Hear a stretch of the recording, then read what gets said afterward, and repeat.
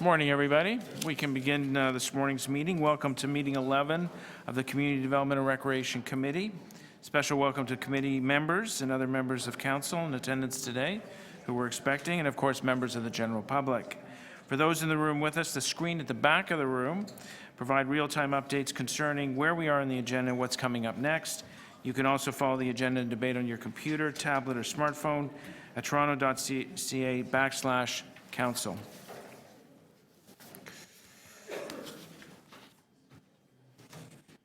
Is that mine? I had mine here a second ago.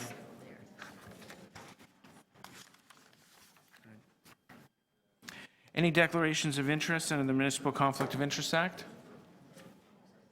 None? Can we have a motion to confirm the minutes of March the 7th, 2016 meeting? Councillor Bailo, all those in favor? Carried. So we have speakers and presentations. We can now work through the agenda.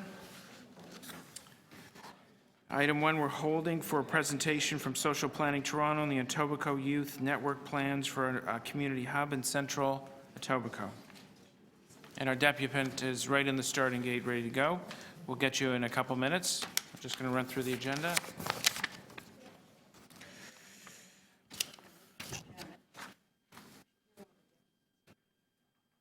We're going to reorder. We're going to clump 3, 4, and 12 together. Item number 2, the 2013-2017 Recreation Service Plan Implementation Update. That's a hold for Councillor Mihevc. Number 3, Childcare Capital Expansion Update. We're holding that for, we're clumping that with no deputants, but we are clumping that with the other 2 childcare issues on the agenda. So we'll do them at once? Consecutively. So you're holding it? I'll hold it.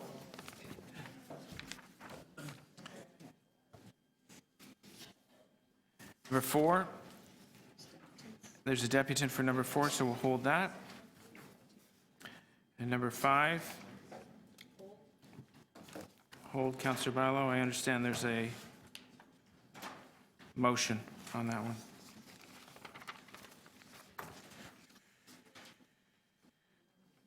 Number 6, Housing Support Assessment Tool Evaluation Funding Allocation. Move approval? Councillor Mihevc, move adoption of the recommendations. All those in favor? It's carried. Number 7, update on shelter system and hostels to homes pilot. Can I hold 6 and 7 together? Not sure. Sorry, 7 and 8. 7 and 8. Are you holding that, Councillor? Mihevc? Okay. So items 7 and 8 are held by Councillor Mihevc? Yes. Item 9, improve management of the 1652 Keele Street Community Hub.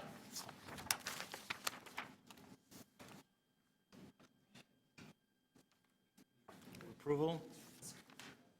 Yeah, all those in favor? Opposed? It's carried. Item number 10, there's a deputant, so we will hold that one.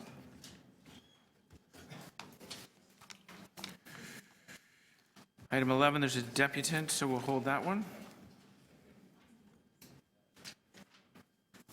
Number 12, there's also deputants, so we will hold that one.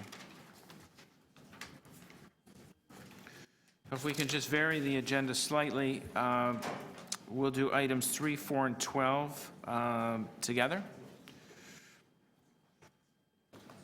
It's been requested that we do items 3, 4, and 12 together because they are on the childcare theme. So we'll do. Mr. Chair, to reorder the agenda to All right. So we're really moving number 12. 12 up. We're really moving after 12 number up. 4. So it comes after 4. And that gives the deputants an option if they That's right. to combine their deputations. The other thing I would request from the committee is if we can adjourn for lunch at 12:20. A few of us have to be up in the members' lounge for community service awards by 12:30, and having that extra few minutes would be appreciated. We can reconvene at 1:20. All those in favor? Don't tell me I'm going to lose this vote, too. Thank you very much. I appreciate that one. Gosh.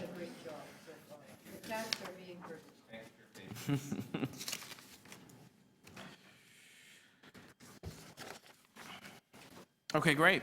So we have a presenter here from Social Planning Toronto on the Etobicoke Youth Network Plans for Community Hub in Central Etobicoke. Most of our deputations are 5 minutes. If you need a couple of extra minutes.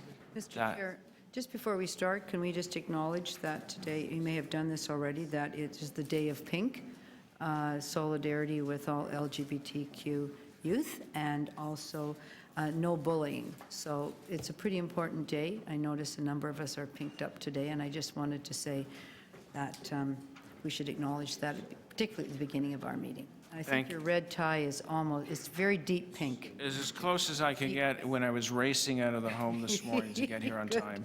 Thank you. Thank you, Councillor Fletcher. Please proceed. Thank you, Councillor Pasternak and councillors on the committee. Good morning. My name's Richard DiGaetano. I'm the co-chair of the Etobicoke Youth Network, and I'm the community planner for Etobicoke for Social Planning Toronto. Today I want to address city investments in Central Etobicoke, wards 3 and 4. In November 2015, the City Council voted unanimously to adopt a poverty reduction strategy. While we know that eliminating poverty is going to require lots of federal and provincial cash and resources, the city can act to improve the quality of life for residents out of its own resources. Of course, a strategy by itself, as we've seen before, does not guarantee success. That requires allocating resources to it. For example, Toronto Youth Equity Strategy says the City of Toronto strives to ensure all youth can equally pursue their hopes, dreams, and aspirations, free of barriers based on race, gender, economic status, and geography, and so on.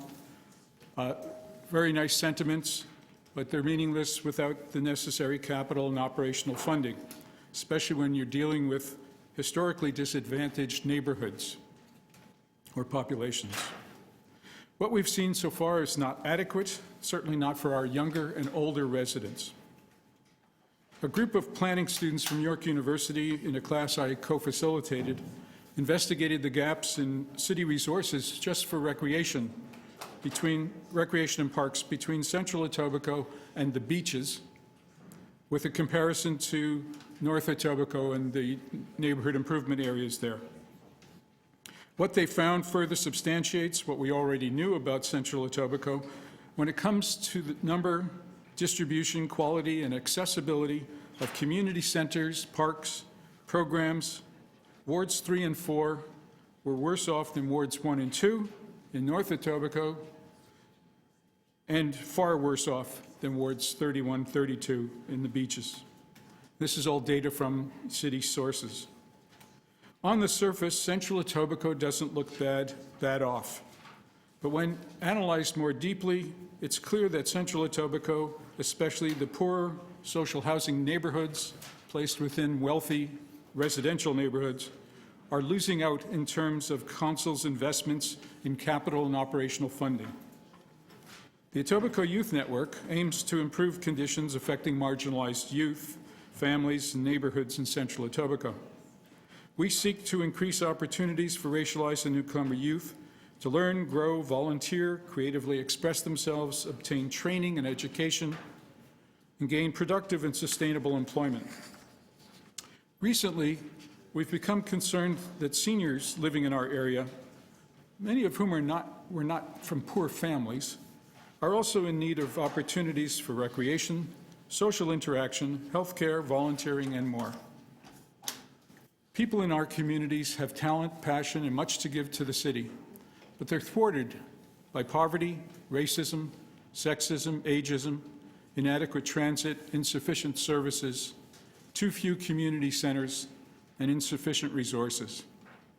Our network has a goal of creating at least one community hub for services and programs for youth and seniors, families and singles living in Central Etobicoke.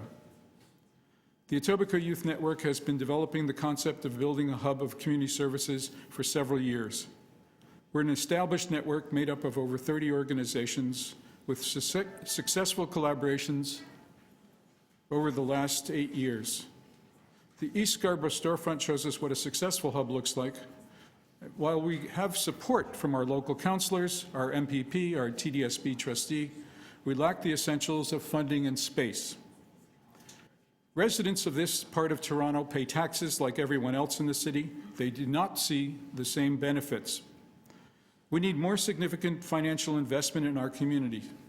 Community networks cannot make up for the lack of community hubs or community recreation centers, accessible parks, or playing fields. That requires more than we have. The city needs to finance or provide space for community hubs in Central Etobicoke. We need community spaces for meetings, cultural events, celebrations, and social inclusion. We need more recreation centers, more libraries, more health facilities, more arts spaces. These could all be combined in community hubs. We cannot let years go by doing the bare minimum while young people grow up in scarcity, poverty, and hopelessness. Seniors get more frail with all the passing years and require more supports. To do nothing will destroy the city we want Toronto to be. It's up to City Council to make the investments required. Time is fleeting. Lives pass quickly. The time to act is now. Thank you. Great, thank you very much for coming in. Are there any questions for the deputant? Visiting councillors, Councillor Campbell? Thank you, Richard. Hi, good morning. Good morning. Do you think that certain neighborhoods, lower income, you might call them disadvantaged neighborhoods, are adversely impacted by the neighborhood improvements area strategy? In my experience, the neighborhood improvement strategy has provided a lot of resources, not enough, but a lot of resources for those areas that were so identified. However, if you aggregate the demographic information about Central Etobicoke, we have pockets of high unemployment and low-income families in social housing, which, when they're put together with the wealthier neighborhoods, do not show up. And so the NIAs had to be based on a numerical urban heart measures, and they didn't fall into that, under the line that was set by the city. So it doesn't help us if we're not an NIA. It does help NIA areas. And so what would you propose to, because obviously if you have a pocket of high income and you have a pocket of low income that's not being served because of poverty by postal code or what have you, what's the solution? How is that addressed? I think the first thing that we need to do is utilize some of the city lands or buildings and create community spaces that can be used for recreation, for social interaction, to break down the social exclusion and isolation of seniors and youth. We need safe spaces in areas where the youth feel they can come together from different parts, different neighborhoods, where sometimes you can't build in the neighborhood. You have to build it in more central locations, like Burnham Thorpe Collegiate Institute or the Etobicoke Civic Center. Those are perfect spaces where we can bring 5 or 6 different neighborhoods of youth and seniors from all the local area together. Could you just for the edification of the committee, just talk a little bit about the neighborhoods in Ward 3, which is Councillor Holliday's ward, which is East Mall, West Mall, as well as Willow Ridge and Dixon, and some of the challenges that are faced in those neighborhoods? We've identified a number of neighborhoods for the focus of our services and programs. And that includes Willow Ridge to the north, which is mostly social housing, but there's some poor private housing there. Maybell to the south at Bloor Street. We have West Mall and East Mall townhouses, and Capri. We also are concerned about areas further north around Dixon and Scarlet Heights. And Dixon, that whole stretch along Dixon, does that fall into a neighborhood improvement area? It does at this point in time, but because the changes have been so slow to arrive there, we've tried to include them in some of the programs and trainings and things that we've been able to offer. Thank you. Thank you, Mr. Chair. Councillor Fletcher? Yes, you're talking there about the youth that are living in housing. Is that really, or low-income pockets, a lot of Toronto community housing? There's also, low-income families in private-run buildings. We have a lot of high-rise buildings on the main thoroughfares. The rest of it's low-rise residential. Yes, so on the main thoroughfares, yes. And are there any shelters of any kind where families would be able to take advantage of these services? Shelters, Shelters. like shelters for abused women or shelters for youth Shelters or for abused homelessness. women, shelters for families, shelters for people requiring emergency care. In central Etobicoke, I'm not aware of any shelters. We have food banks. We have one large food bank not far from my office at Burnham Thorpe in the West Mall, but that's St. James United Church. We have out of the cold programs in some of the churches. Our network has about 5 different churches involved in it, along with almost all the arts groups in central and south Etobicoke. And I have never heard of any shelters in central Etobicoke. It's a fairly wealthy neighborhood when you look at the demographics of the city and city profiles. So I wouldn't expect there, or nor would I expect anyone to accept putting shelters in that area. What did you say you wouldn't expect anyone to accept? Well, I think that it's one thing for people to do an out of the cold program inside their church, but to have transitional housing or shelters located in residential neighborhoods that have no transit, really poor transit access, we're considered a transit desert, that people would think that all these poor people are going to be around their houses. And, there's still NIMBYism going on in this city, so. So there's no, sorry, this is a little straying, but there's no transit on the main avenues? Oh, no, there's transit on the main avenues, for sure. There's transit on Burnham Thorpe. There's even, transit not frequent on the West Mall and the East Mall. They're just inadequate, and they take you only to the subway and to maybe 1 or 2 shopping areas, if you're lucky, but quite a drive from there. Yes. But There's nothing, so that- nothing in the walkable areas, and not the kind of access to transit that downtown, or even in my neighborhood. I live in Jane Finch, and I live near the university, and I have tremendous transit out there.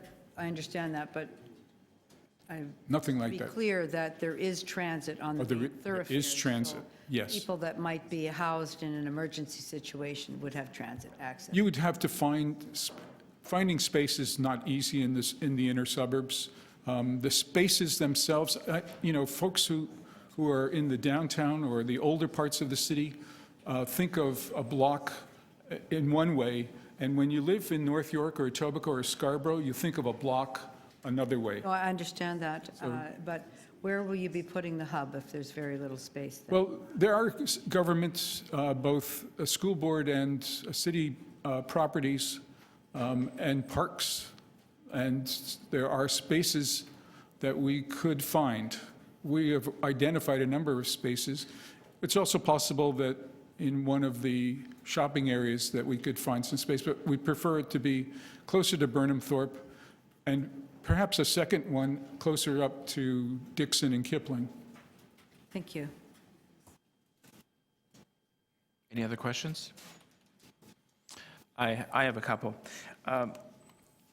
When you look at expanding resources in a high needs neighborhood, you look at you start from what you've got and then try and leverage it, whether it's libraries or swimming pools or civic centers. Have you looked at building capacity within the envelopes of what you have, what's already there, rather than looking at new bricks and mortar? We've looked, and we've got, on our network is the school board trustee for the area, Chris Glover. And we have meetings, infrequent meetings with our political elected officials. And we are certainly looking for space. It would be nice if we could do it right on the land of Burnham Thorpe Collegiate Institute Adult Learning Center. It would be really good if the Etobicoke Civic Center space could be freed up and renovated. It would be good if the school board space at Burnham Thorpe and the West Mall could be freed up. There are fields and rinks, skating rinks that don't get a lot of attention, a lot of usage, that right in that area that could be used. We know there's a number of sites where we could either build on, build up. Even the library could be built up. They just did a renovation of the Eatonville Library. Perfect location. If we could build above that, you know, that would be great. We're willing to work with any government and any body that has the willingness and the funding to help us to build this type of community service center.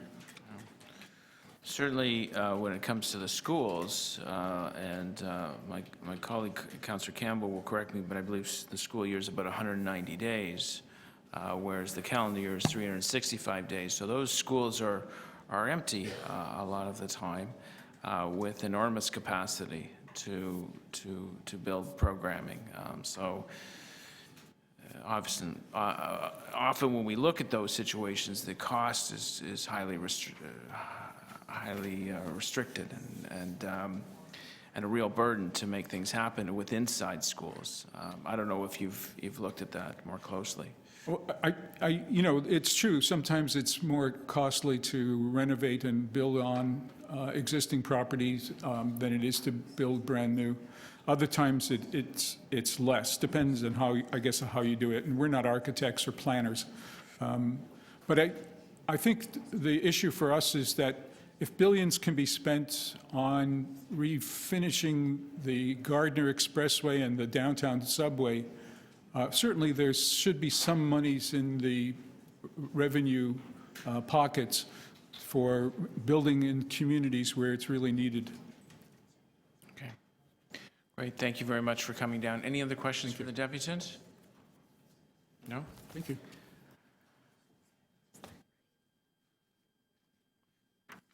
I'm taking carriage of a motion from Councillor Campbell. If we could put that on the screen and... What about staff questions? Well, it was just a presentation.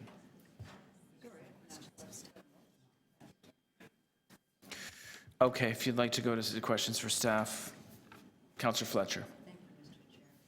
I just wanted to follow up on some of those questions that I was asking. This is a new service that's being asked for, and is there support from staff for introducing this type of service into what we'd call a service desert for low income? Through the chair, we're aware of some of the issues that the deputant touched on, some of the isolated communities in the central Etobicoke area. We work with them through the crisis response program and attempt to link where we can with the neighborhood improvement area work. Staff would welcome direction to take a further look at the needs in this community and report back. The other comment I would make is that in our review of the surplus schools that we will be reporting on in June, there are surplus schools in this area, so we would look to address it through that report as well. And through the chair, and Mr. Dayton's going to respond on the new enhanced youth area that's being planned as well. Through the chair, we are working on the enhanced youth space with a partnership with the LAMP and Ray sites, the Ray location being in the vicinity of the communities that the deputant spoke of. So we look forward to getting that location up and running in 2016 now that the budget's been approved to do so, as well as working with our youth outreach workers that are providing services in the community to better understand what some of the local needs are and make sure that we're responsive. We do have staff working with the Etobicoke Youth Network and sitting at the table, and we'll continue to work with them through these challenges and opportunities. So in just looking at the types of services that are required, have you ever looked at the needs of people who are coming to shelters from these areas? I don't know who's going to answer that. I don't believe there's been a specific review of shelter users who originate from this part of town. And I'd look to my colleagues from SSJJ to know if we have that data.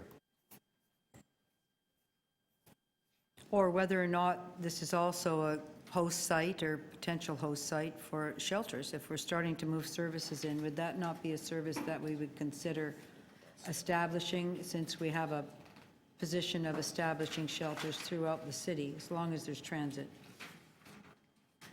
Through the chair, sure, absolutely, we'd be interested in looking at that. Sorry, I can't hear you. Through the chair, we would be interested in looking at that. We're actually interested in looking at any potential site. So that is part of your review? It certainly can be part of our review. Good, thank you. Thank you. Thank you, Councillor Fletcher. Any other questions for staff? No? Go to speakers. There was a motion from Councillor Campbell, but would anyone else like to speak? Councillor Campbell. Thank you. Well, I was pleased to see the presentation today from Mr. Gaetano. The problem in Central Etobicoke was... Thank you, yes. All in favor? Good, perfect, unanimous. The problems in Central Etobicoke were, the motion asks for staff to report back. There it is right there, Councillor Fletcher. So I'll let you read that. The problem in Central Etobicoke was best articulated to me when I was a trustee by the principal at Kipling Collegiate, who pointed out that we had no city services, no drop-in center for all of the students and youth who live in the Dixon Road and Willow Ridge area. Rathburn area youth does work out of the Burnham Thorpe Adult Center. I actually helped get them set up there when I was a trustee and get the space. But that is more in the south part of Councillor Holliday's ward.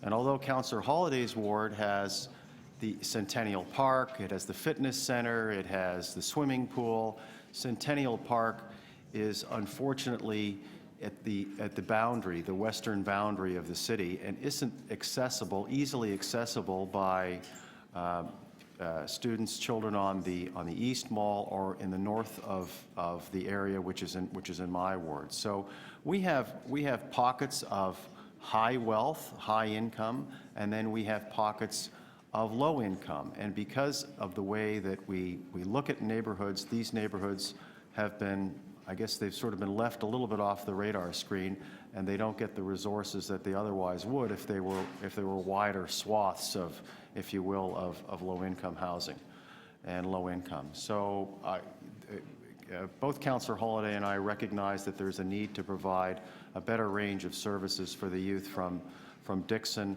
on down to Burnham Thorpe. When you go north of Dixon and you go north of the 401, that's that's Ward 2 and Councillor Casanti's ward. There's lots of services up there for youth in Rexdale and neighborhoods up there. But the central part, again, because of the, I guess, the curious mix of incomes, has been more or less, I will say, underserved. Thank you, Mr. Chair. Thank you, Councillor Campbell. Any other speakers? I'll just speak for a couple of minutes so I can move the motion. I believe, as a Budget Committee member, we have heard from the residents of Central Etobicoke for the last 2 budgets, coming to us for the resources to ensure that youth and seniors in lower income pockets receive their fair share of city resources, whether it's on the recreation side, whether it's in early interventions. And when we talk about kind of putting that all under one umbrella, we say community hub. And as most of us know, trying to get a standalone bricks and mortar state-of-the-art hub these days through the council is very difficult.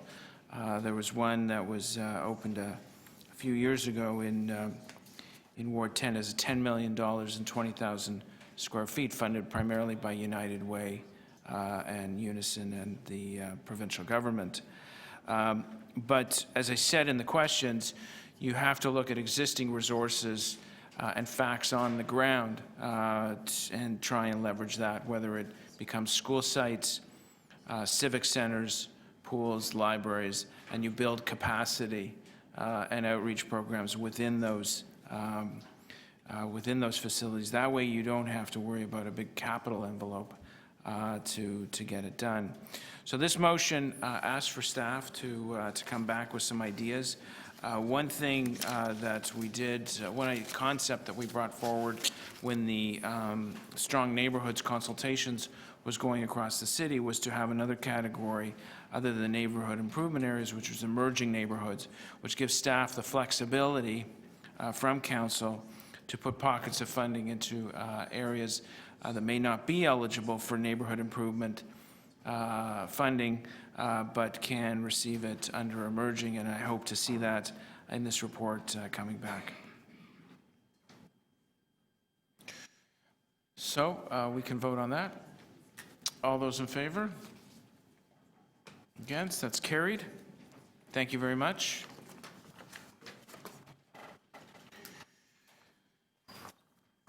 Item number 2, Recreation Service Plan Implementation. It's held by Councillor Mihevc.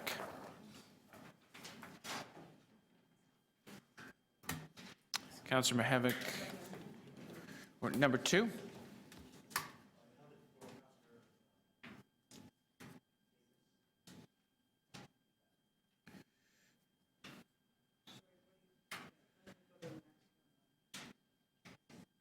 Well, why don't we just move it then? Oh, you have questions for staff? Okay. All right, let's do the questions for staff then. So, Councillor Mihevc, you held the item. You don't have any questions for staff? Chair, a councillor's asked that, it's a courtesy Okay. hold, so why wouldn't we be Okay. courteous and wait till she can be here and deal with another item? All right, well, I've asked, there's a visiting councillor who is here, and he has questions for staff. I don't think we should hold up the meeting. Councillor Campbell, questions for staff? It refers to the provision of free programs, equitable distribution of free programs on page 5 of the report, and indicates that the free programs are provided where at least 30% of the families had low income or fell below the low income cutoff. How was I just would like to know, how was the 30% level selected as the criteria? Through the chair, so the 30% was determined through the standards that the city uses to determine low-income status, and the report goes on to indicate how that's done. And when we did it for the purposes of planning for the new community centers where programs are free, we drew the information from census tracts surrounding that community center, which actually has the income data. So if 30% were to be the cutoff, that means that 70% of those accessing the services, the free services, would otherwise have the means to pay for those services. That's correct. All right. And it talks about, again, on page 5, 15 of these centers, they have a 38% increase in program registration, 20% increase in drop-in programs. I'd be curious to know what the actual numbers were. Is that, I'm sure that data is available. Through the chair, that data is available. It's not indicated in the report, but I can follow up with you independently with that data. So there's an increase in registrations. Anecdotally, I've heard that people register, but they don't necessarily follow through, and the participation rate isn't quite as high. Could you just comment on that, please? Through the chair, we are monitoring attendance at our centers where programs are free, and have just instituted a policy around attendance, so that in the past, our approach was to be coaching folks who weren't coming out to please let us know if you couldn't attend the program so we could draw off the waiting list. Now we have a policy that will allow us to withdraw participants if they don't attend the first 2 classes. We give them a contact after the first miss, but after the second miss, we'd have the ability to withdraw them and draw off the waiting list. And in looking at the welcome, so I guess the welcome policy is the policy that's in place in the other centers, is that correct? Through the chair, so through the service plan, there was a number of different equity measures that we went forward with, and the welcome policy is available to all residents across the city if they meet the minimum criteria income requirements. Right, and so obviously in the centers where we're giving the free services there, the welcome policy is redundant, it doesn't apply.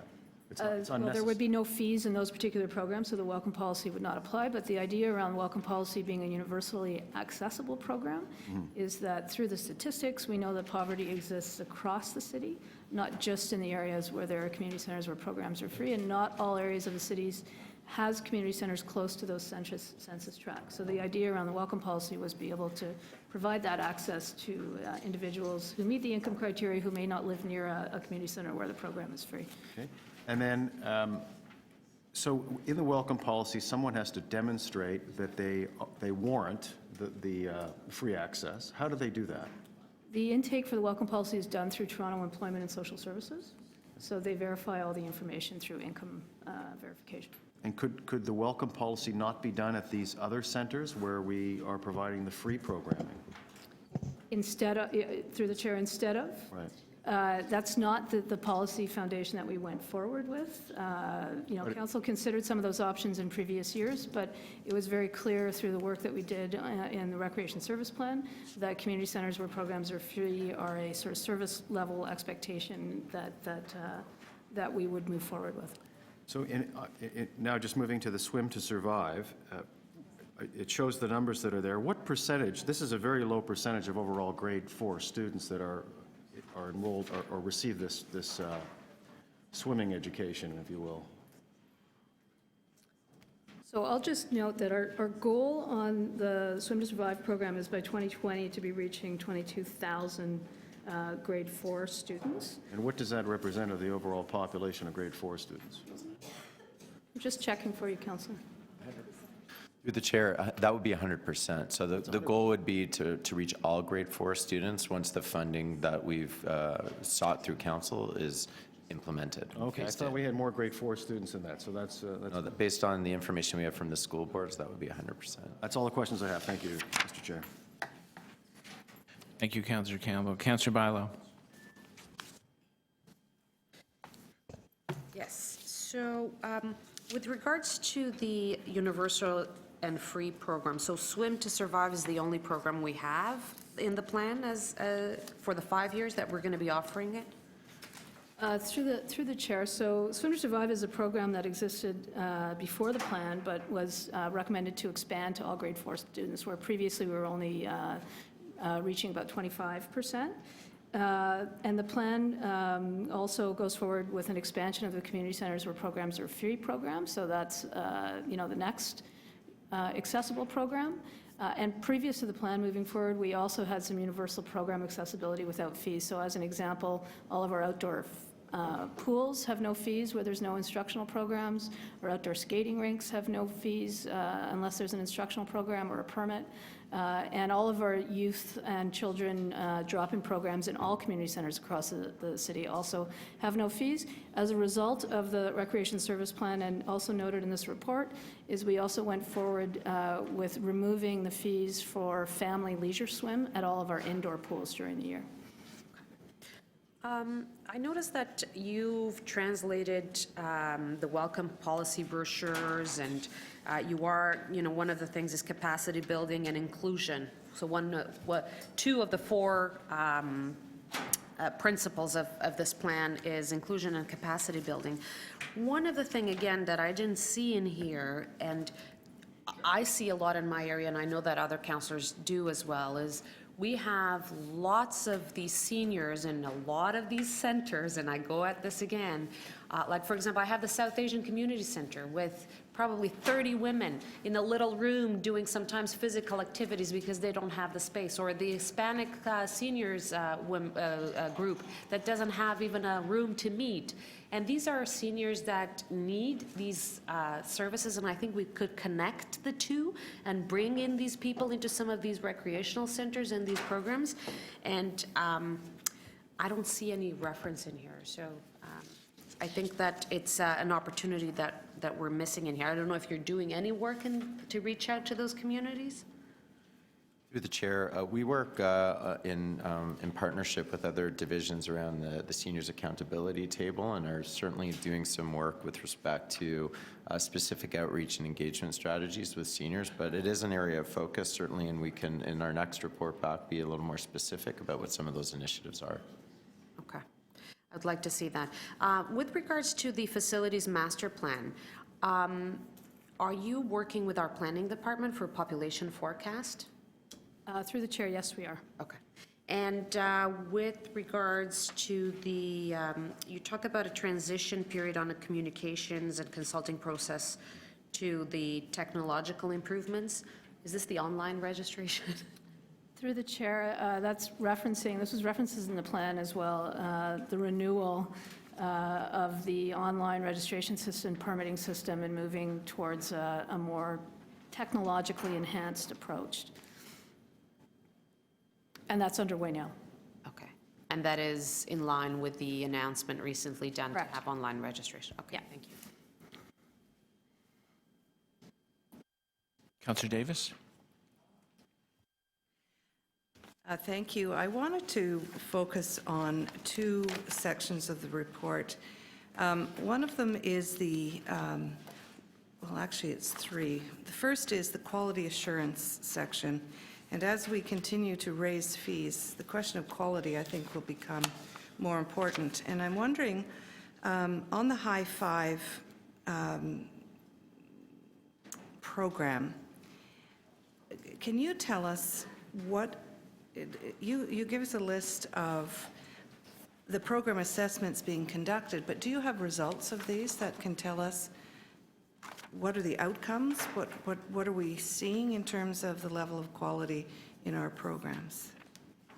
Through the chair, we do share with staff what the rate is, the roll-ups of ratings, and part of the High Five process is more about a debrief with the program instructors in terms of what some of the observations are that the assessor is seeing when they visit the program. So it's through a coaching strategy that we help staff improve using a child-first focus, but we then roll up and do report outs in terms of how we're improving within the 5 principles and the design guidelines of. But there's nothing here that tells us anything about that.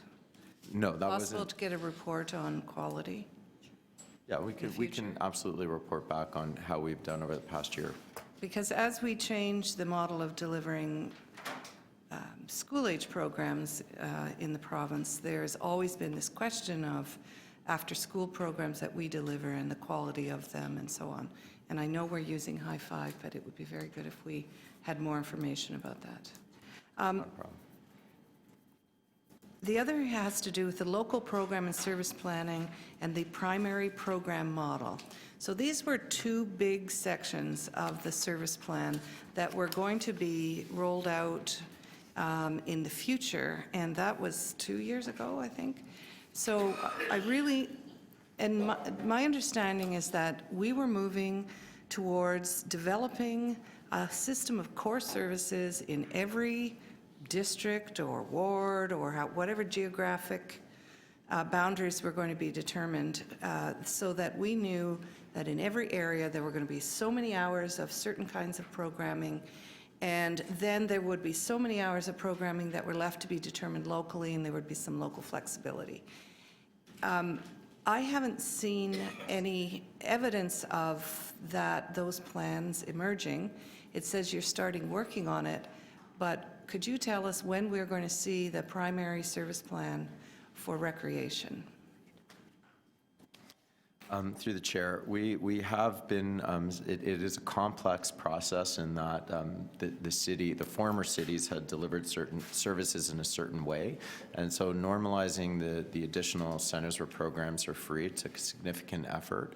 And now going out and understanding all the various iterations of courses, course sessions, course hours, has been a complex process using the data that we have. So I'd say staff have done a great job of making strides, and over the course of 2017, we will be looking at ways to create consistent course titles, course levels, service hours, and that can absolutely be something we report back on next year. 2017. So my question has always been, how do we know what facilities we need if we don't know what services we are going to be providing? And where? Through the chair, I mean, there's a number of different influences around how you identify what kind of facilities are needed. Part of it is population-based, part of it is facility provision-based, based on, you know, equity and analysis across the city. You know, so program provision and those standard types of provision happen once we identify where those facilities are. So as an example, we have identified a standard type of facility when we build community centers moving forward. So if you look as an example at the York Community Center, which includes a pool and a number of program rooms, if we're looking at a multi-service community center, that's the model that we would move to and ensure that the demand for those kinds of programs exists in that particular community. So there's a number of different drivers that determine what kind of programs you know, would be delivered. Growth being one of those things as well. Well, growth is one. If you come from a community that still wants to have lots of drop-in programs for adults playing volleyball, which is a good example, that I heard, because I had a consultation locally on the recreation facilities plan. There were very different approaches to how you did adult drop-in volleyball, and there are huge waiting lists. So my other question, the theme of the day is going to be waiting lists. There are huge demand, but no waiting lists is the other thing.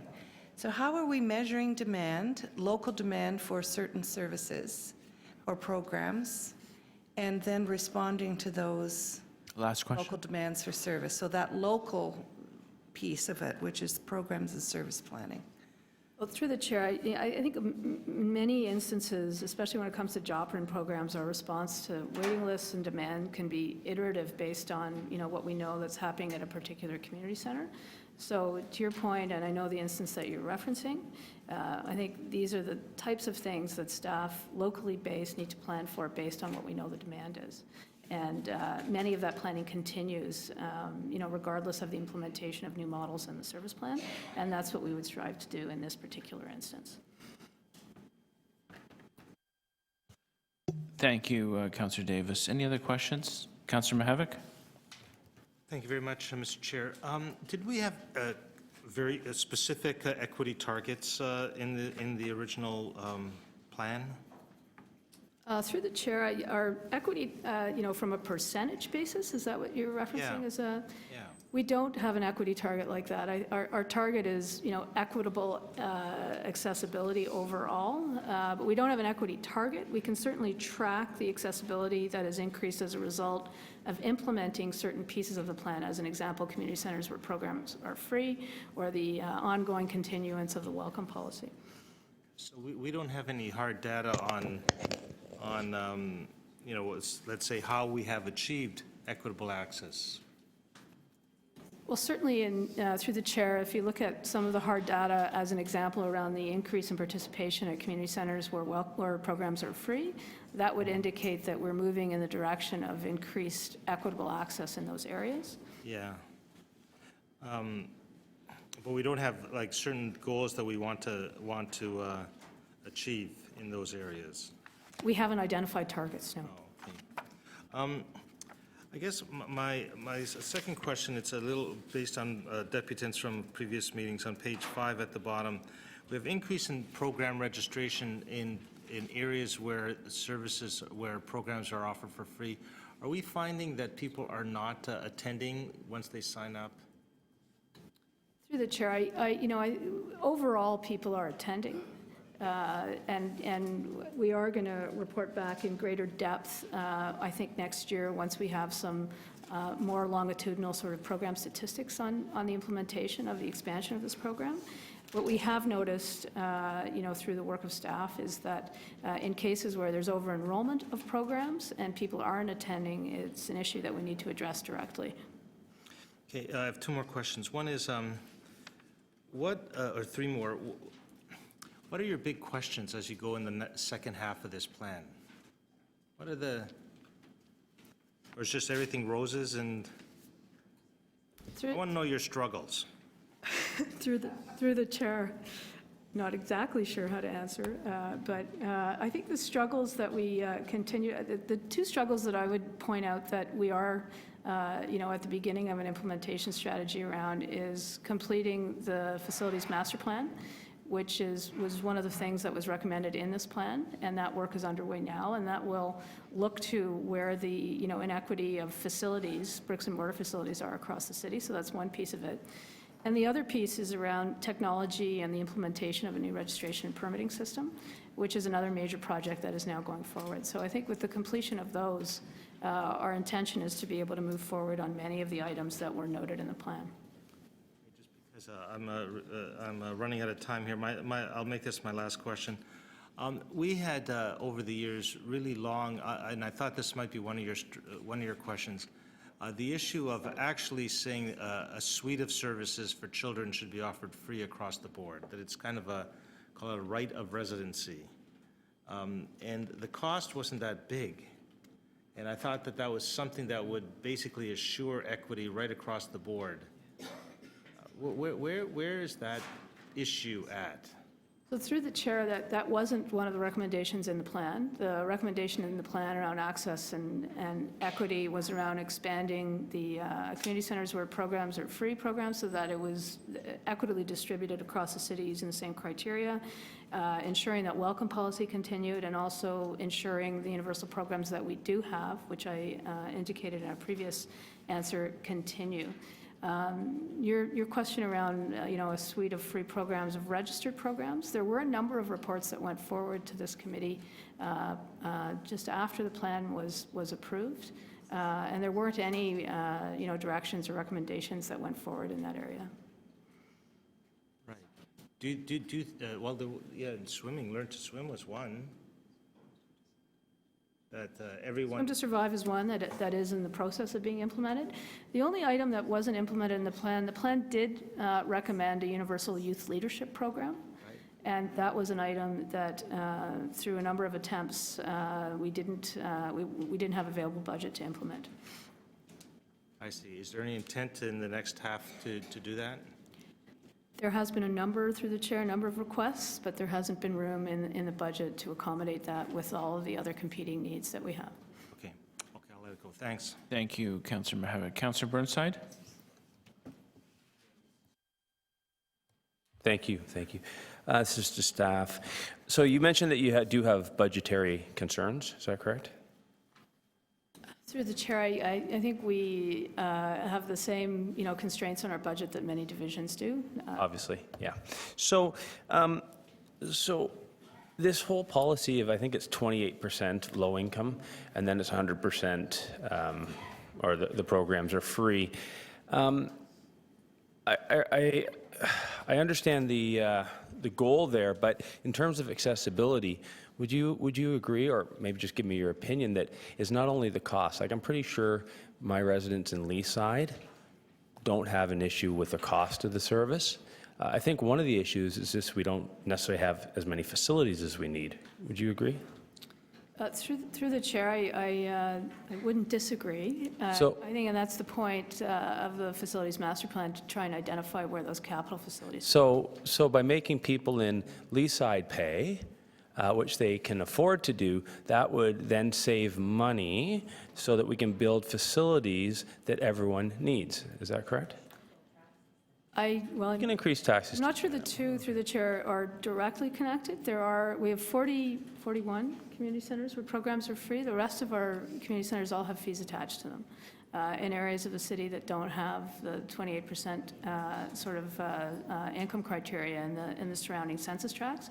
So there are, the majority of our facilities actually do have fees attached to them. No, but I was actually asking a question in response to Councillor Mahevich's question about this sort of universal access and the potential issues that would surround that. We, through the chair, as I indicated, the universal access around more programs universally without any fees hasn't been something that's been supported by council through, various reports that have come through committee and council. Okay, thank you. Thank you, Councillor Bernstein. I just have a couple of any other questions from committee members? No?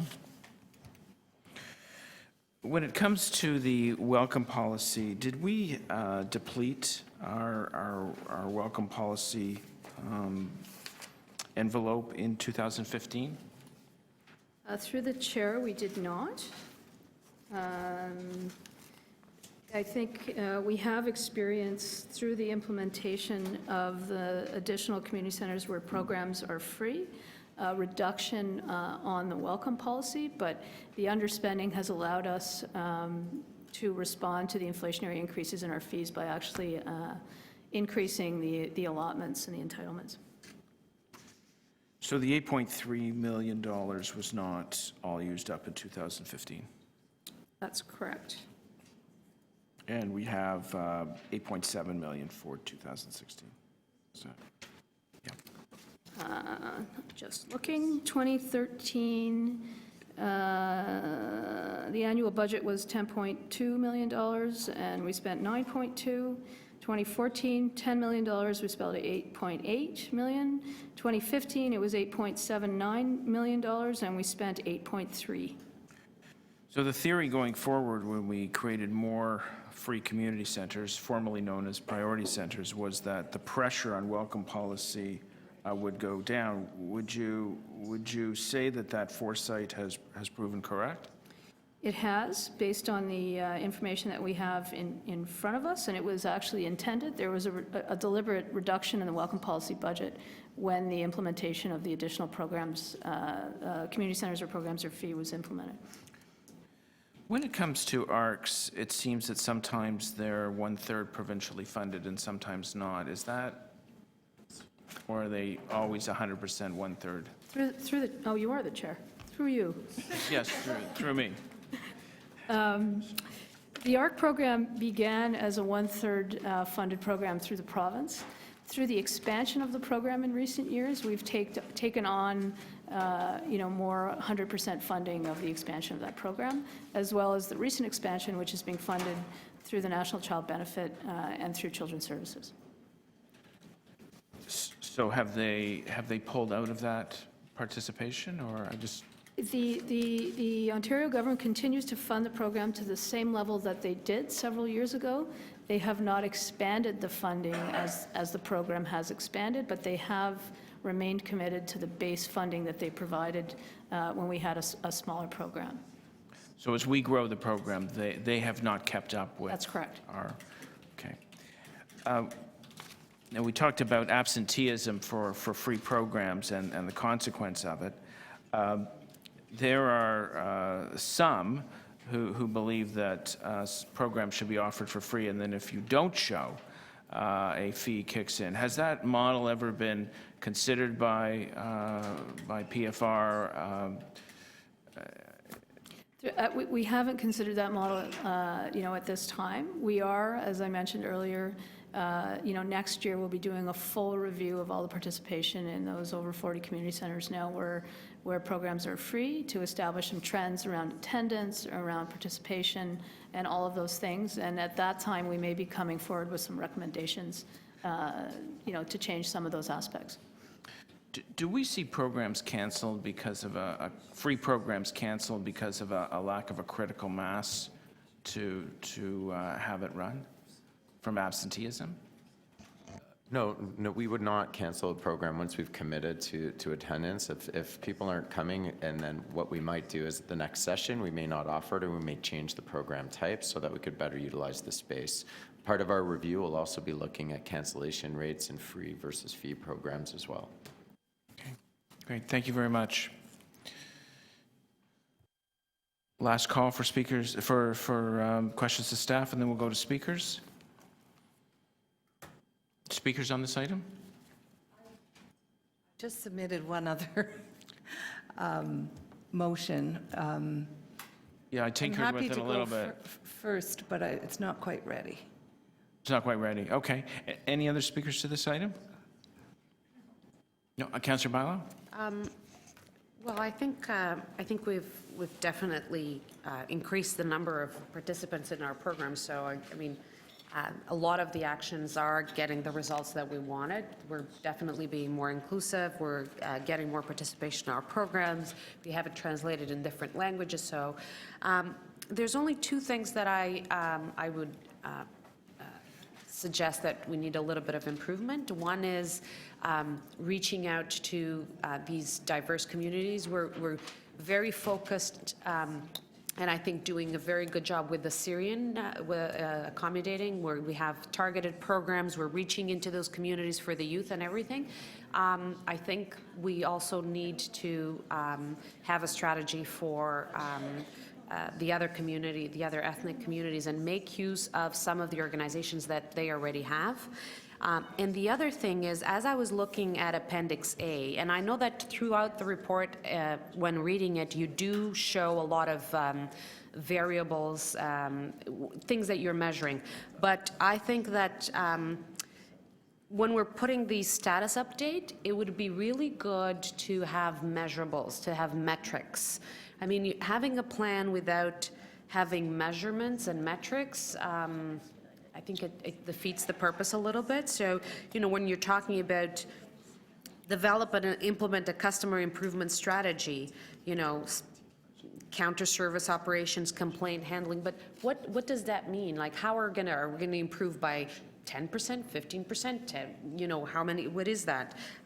Monitor consistent facility cleaning and maintenance standards. I mean, how are we measuring that? Do we know that if the people that are going there are happy with this? Like, I think we have to do a little bit more of that, of measuring ourselves to make sure that the people that are using it are seeing, you know, are seeing the effects and the results. So I would have liked to see the status update with a little bit more focus on the metrics and the measurements. Sorry. Thank you, Councillor Bailão. Any other speakers? Yes, I Councillor Davis? I have two motions. I hope someone will move them on my behalf. The first one is to request the general manager to expedite the primary program model development and implementation and include any necessary resources to implement the changes for consideration in the 2017 budget. The second is to ask for a report at a future meeting on the quality assurance standards that we are using to improve quality and any of the outcomes of our recreation programs. And I do want to commend staff. We, during the recreation service plan debate and implementation, it took a long time to come out the other end with a strategy. But one of the key pieces of it is this piece, which is the primary service model that would establish service targets. Right now, we have no service levels. Almost every single other division is working on achieving service levels in a service plan. This, right now, I don't know in my ward, or I'm sure no one else does, how does your access to services for your residents compare to other areas of the city? I don't know. I don't know how many hours of recreation programming should be available and what those services are in every ward or in every district or whatever geographic area we are going to look at in terms of equity of access and service levels. But this is taking a long time, and I really do think we need to get at this. We hear constantly about waiting lists, but we don't have wait lists because we don't have the capacity for wait lists. So this, I don't have a sense of demand.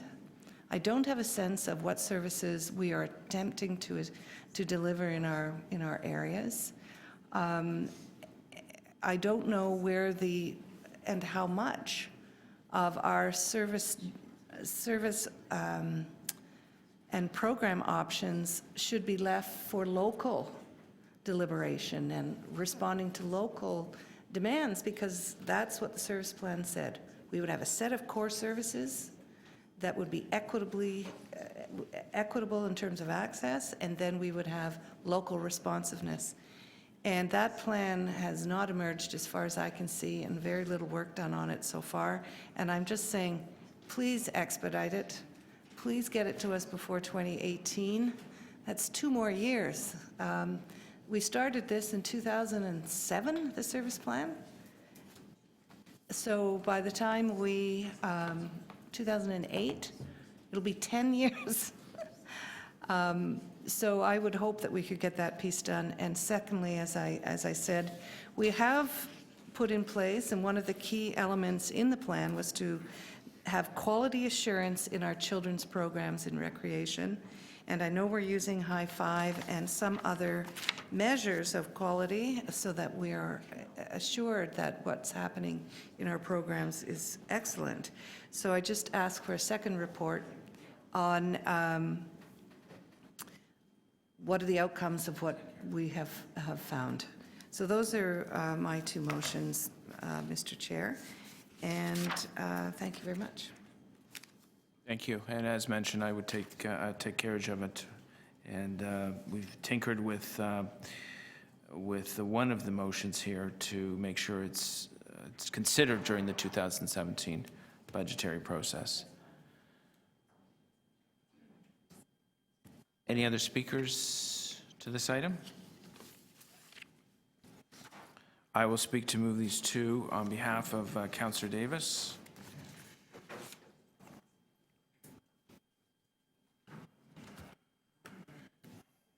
I would just simply comment that when it comes to Ward 10, recreation is one of those vital city assets that have made a great difference in our growing newcomer communities, where the Filipino and Russian communities in Ward 10 are 2 of the fastest growing in the city of Toronto.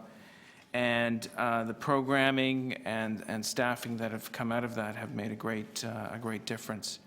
And I can see across the city it is making a difference in other neighborhoods as well. And budgetary pressures are always there, but when it comes to recreation, often cities are defined by their recreation programs to keep seniors or young people active in their local communities, to get them off the couch or away from the computer and into their community center. We've brought the mayor up to Tibby's Community Center on a couple of occasions, and he is particularly impressed by the capacity building there and the programs that are running. So thanks to our PFR senior management who continue to build a strong portfolio of programs. There are parts of the city that obviously may feel left out, and they certainly deserve attention and resources, and we have to work on that. So I would put these 2 motions before you. Taking carriage for Councillor Davis. First one is on the screen regarding primary program model development. All those in favor? It's carried. And the second one is quality assurance standards and outcomes in recreation programs. All those in favor? It's carried. The item is amended. Those in favor? It's carried.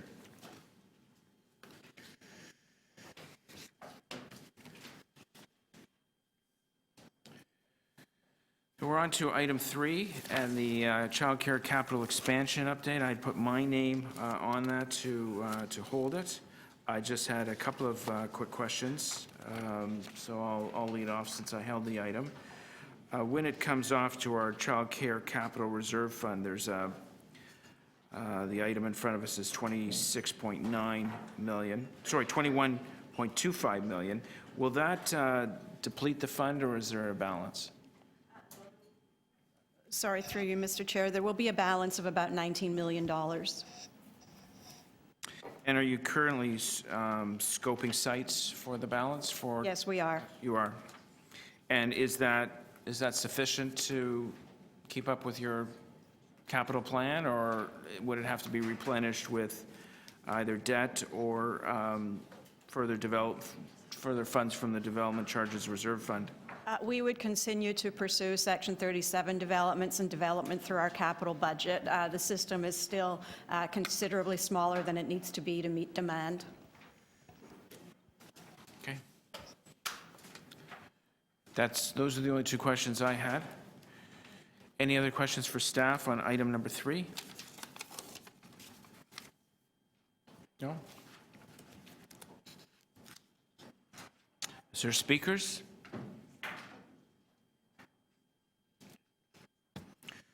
Well, can we move the item? Councillor Cole? All those in favor? It's carried.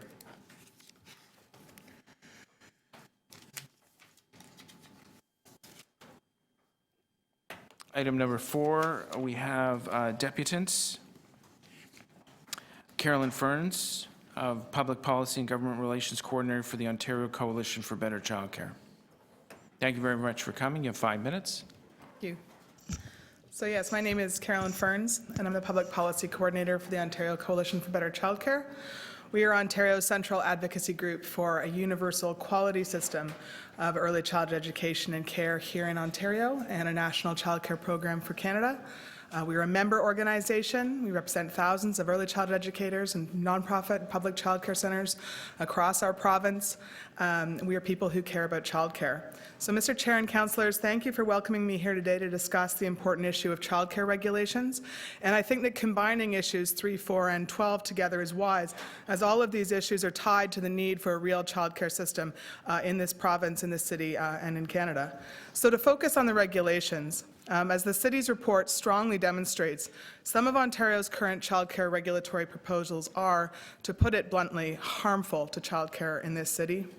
The city's report explains that these proposals could decrease spaces in the City of Toronto on the order of 2,000 or more by conservative estimate. They could also lead to an increase in parent fees in Toronto, a city that already has the highest childcare fees in the country, a second mortgage for families, and that is if they can afford a first mortgage, right? Many researchers and childcare experts have also warned that the province's proposals are a threat to childcare quality, and we'll hear more about that from Martha Friendly from the Childcare Resource and Research Unit. And it increases the burden on the workforce, as my colleague Victoria Beto, who is an early childhood educator, will outline. And although we are a small but mighty group here today to speak with you, thousands of Ontarians have signed petitions written to the ministry on this issue of childcare regulations. Ontario's proposed redefinition of age groups for infant, toddler, and preschool programs would result in some younger children being placed into larger groups with fewer staff per child. This is a proposal that we feel is indefensible by a government whose own legislation commits all of us to a system of responsive, safe, high-quality, and accessible childcare and early years programs. Now, the ministry has argued that the proposed changes would increase accessibility, especially for those over the age of 1 year. The minister herself was quoted in the media as saying that it's due to maternity and parental leave provisions. It's at the age of 1 year when demand for childcare takes off. But many centres that we've spoken to, and the city's report outlines this as well, warned that the closure of infant rooms, due to the limited age range and high cost of those programs under these proposals, would make them unviable. And the province's assumption that the current provisions of maternity and parental leave are sufficient to meet the needs of Ontario parents is extremely biased. Student parents, self-employed, part-time workers, low-wage workers, and those that simply need infant childcare deserve just as much thought and consideration from their government as those searching for childcare after a year of maternity leave. And these regulations leave those families behind. Given the overall shortage of spaces in Ontario, with licensed childcare for only 23% of children 0 to 5 years, it seems rather perverse for the province to suggest that a shortage of spaces for one age group could best be remedied by taking spaces away from another age group. But what is before us today is the city's analysis that shows that the province's proposals actually fail to meet even their own stated objectives of increasing spaces overall, and that actually spaces and access would be threatened by these proposals for both infant and toddler groups. So we strongly support the city's recommendation to the province on this matter. And we also go further. We urge the provincial government to undertake a broader policy process. The challenges such as accessibility that the ministry's regulatory proposals are attempting to address through regulations alone cannot be divorced from issues of funding, of system building, of workforce development, or of planning. And we reiterate our call that the province of Ontario moved forward toward a clear goal of developing over time a quality universal early childhood education and care system. With the federal government's recent commitment to a national childcare framework, there's really no better time to begin this work. And we know that the City of Toronto has always been a leader on childcare, going back to Canada's very first day nurseries, right? And we need Toronto to be a leader again on this issue today to help push both the province and the federal government to finally begin to take real action on childcare. So thank you very much for having me today, and I'm happy to answer any questions.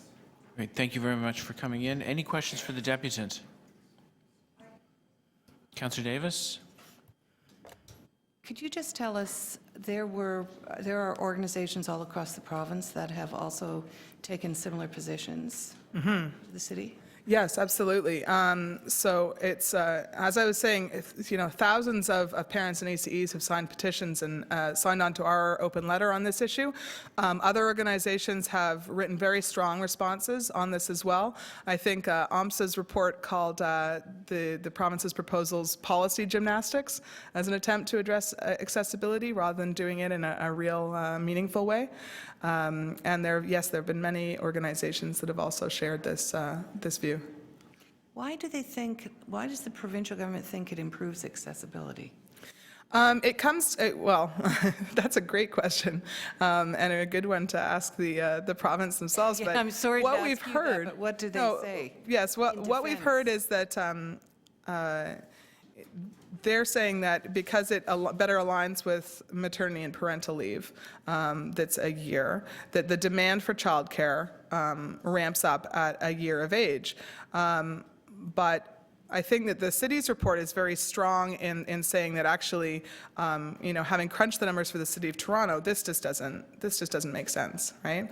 Because even putting aside for a second the idea that centers might close their infant rooms, just the change to the toddler age grouping alone would mean a loss of spaces there.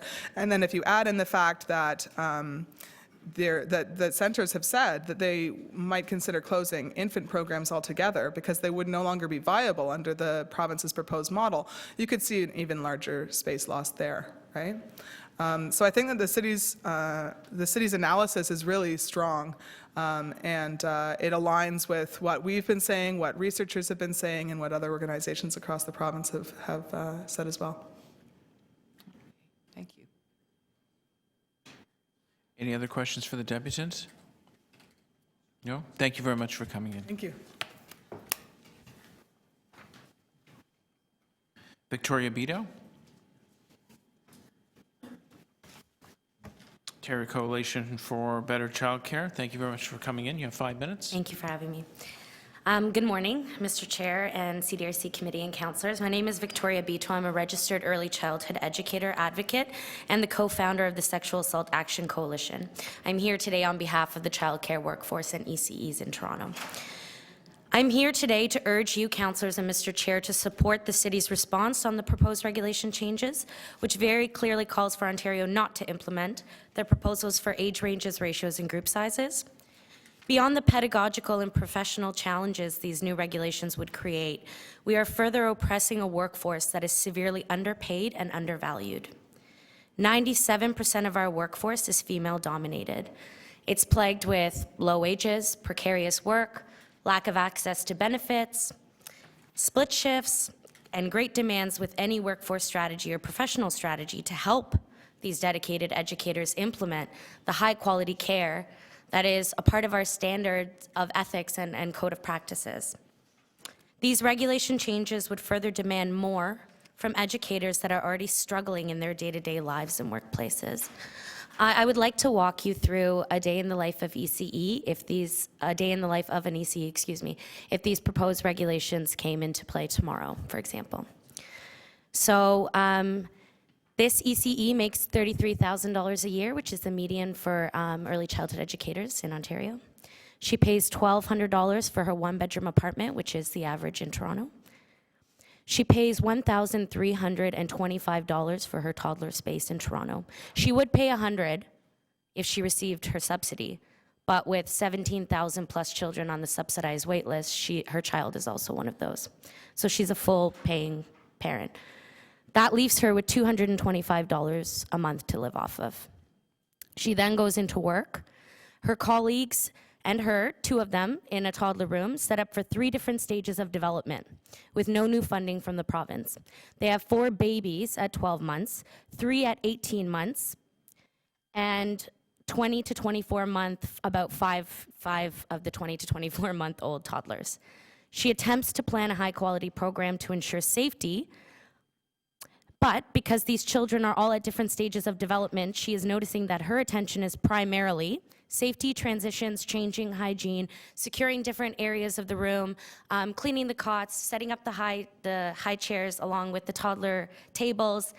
And you can see that it leaves us with very limited time to implement high quality programming or to reach out to our communities or build professional development. A large part of our work is not only ensuring that children are getting the best start to life, and that these programs are culturally competent and high quality. But a large part of our jobs, the biggest part I think that a lot of us value the most, is the outreach and the impact that we have on our families and our communities. So after this ECE has done all this work to ensure the safety of these babies, a mother comes in and asks her, can you take 5 minutes out of your day to talk to me and help me? I need some supports. I'm going through a situation at home. She won't have the time to do that. She wouldn't have had the opportunity to build the education about the resources that are available for those families. And it leaves us defeated at the end of the day. So, with these new proposed regulation changes, we're creating an environment where these educators are compromising their ethics and values. We're creating an environment of severe oppression and high burnout, an environment that shows our lack of understanding in child development and that devalues early childhood education and care. An environment that says we don't value families and their complex needs, and an environment that says that women don't deserve to be honored and valued for this type of work. I know, Mr. Chair and members of the CDRC committee, that you all know these regulation ripples go beyond just affecting childcare workers and families.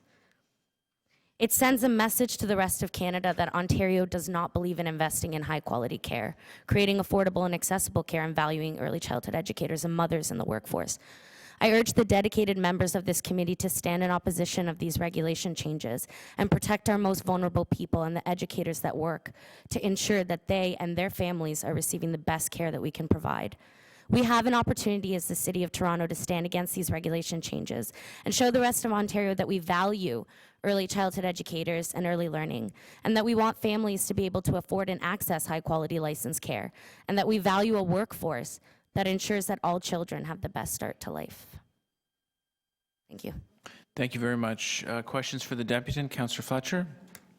Yes, thank you for your deputation. Thank you. It's very enlightening. What you've just told me is that the ECE can't afford to put her own children Correct. in childcare. Correct. You're confirming that Absolutely. looking after other people's children, but unable to put your own in.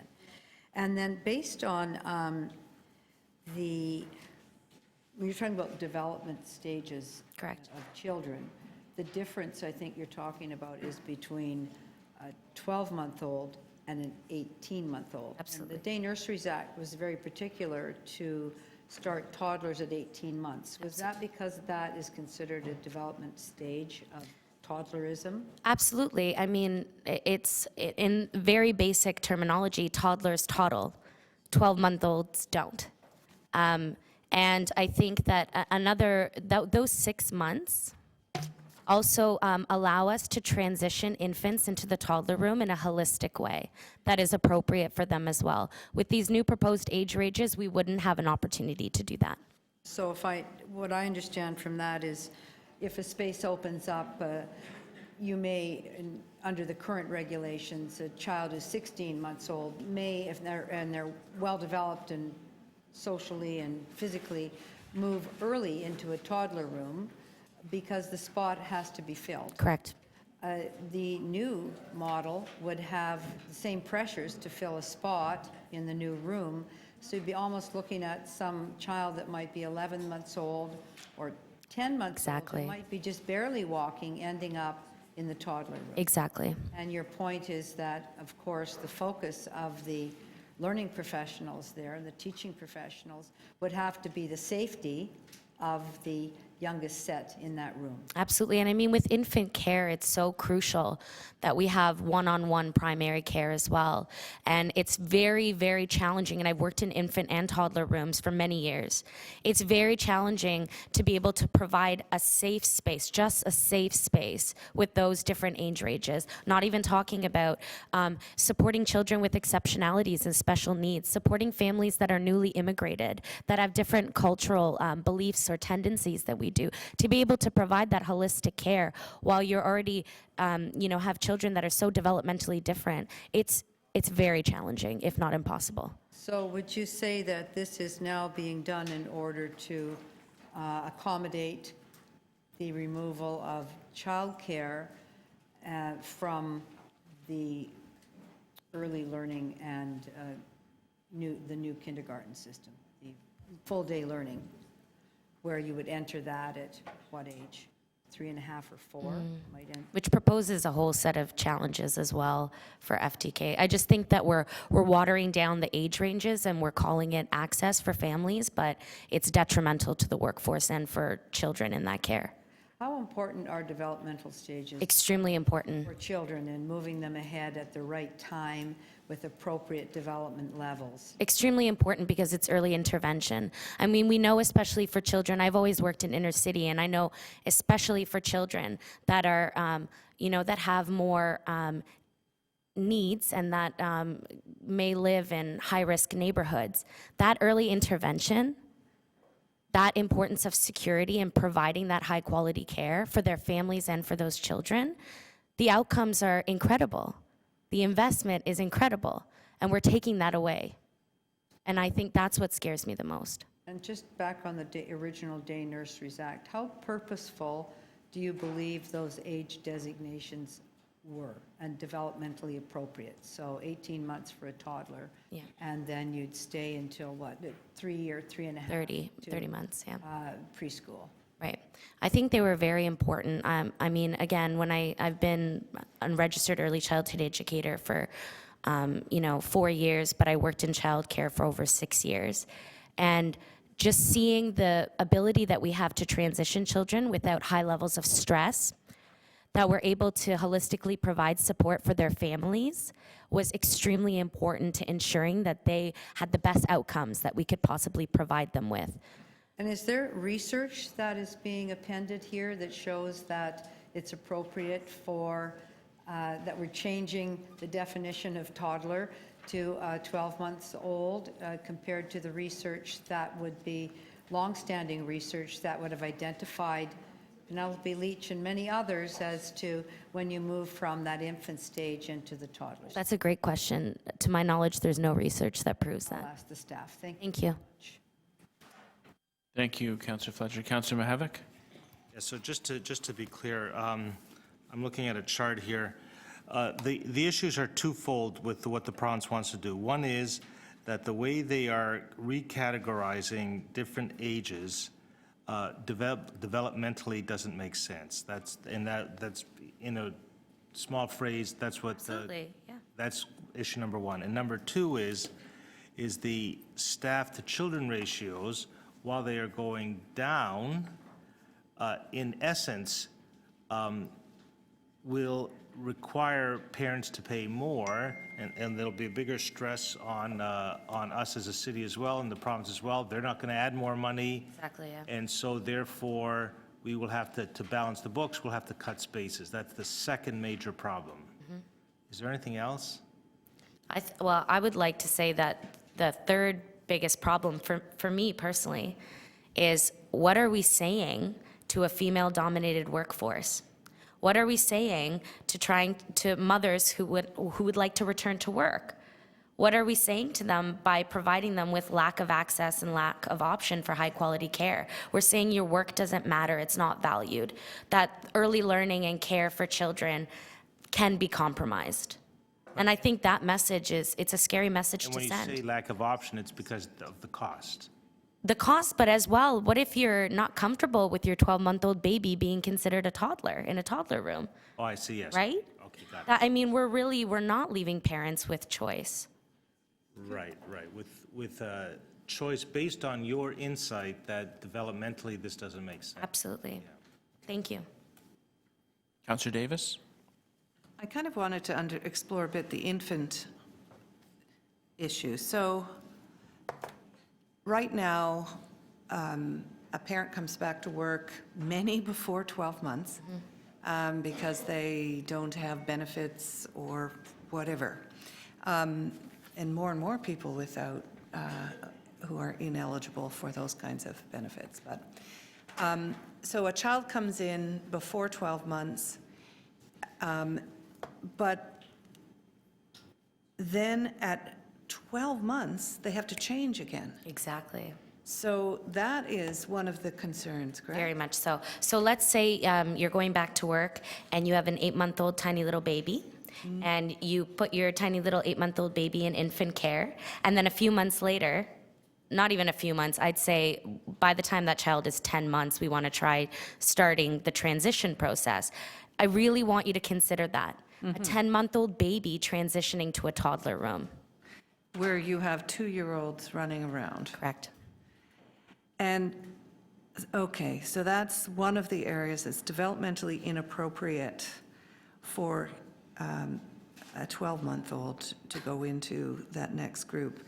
But also, it's the question of stability and relationship building. Absolutely. And lack of trying to maintain continuity. Absolutely. So those infants will not really have settled in yet before they have to Correct. transition to another group of adults and develop new relationships. And we know how detrimental stress is to children. So Their neurological development, their emotional development, it's extremely detrimental, and we're putting them in a situation that is high stress. So right now, a 24-month child, or up to 30 months, they are in a group size of 15. So a child who is a toddler, and we all know what toddlers do, they dump things, they throw things, they bite. They hug you, Yes, but they are They also bite, you're right. They bite. They're challenging at 2. So now we are saying we're going to take those 2-year-olds Those monsters. Finish describing. and put them into a group, instead of a group of 15, they're going to go into a big group of 24 with kids up to kindergarten age. Correct. Virtually. As a registered early childhood educator, and as someone that I feel like I dedicate myself to this work, I would never work in that environment, I can tell you right now. I wouldn't. Okay, thank you. Yeah. Any other questions for the deputants? It seems to me that in an effort to make the system safer, they've hyper-regulated to the point where it's making it dysfunctional. How do you think, well, why do you think the ministry got it so wrong? Do we have half an afternoon to sit here? I'm not sure. Again, I think it's how we approach and how we value early learning and care. I think that really needs to be considered. How are we really interested in ensuring that every child has the best start to life? And what are we willing to compromise at that point? And how does that affect those children and those families? I don't think that that's ever been considered in a holistic way, because these proposed regulations, it wouldn't have happened then. It just wouldn't have. And we've heard this from the community. This isn't just me as an ECE here. This is a lot of ECEs that are terrified.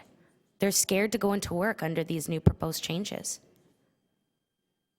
Has the province dug in its heels on this, or to the best of your knowledge, is there some wiggle room to get them to pull off some of the more draconian regulations? I would hope that they would respect and value the research, the advocates, the early childhood educators, and the community that has stood against these proposed changes, with petitions with over 6,000 signatures, with lots of open letters stating that this isn't what the people of Ontario want for their children. They're most vulnerable. And you've seen the City of Toronto's response? I have. Yeah, and you're in concurrence? Absolutely. Okay, great. Thank you very much. Thank you kindly for your time.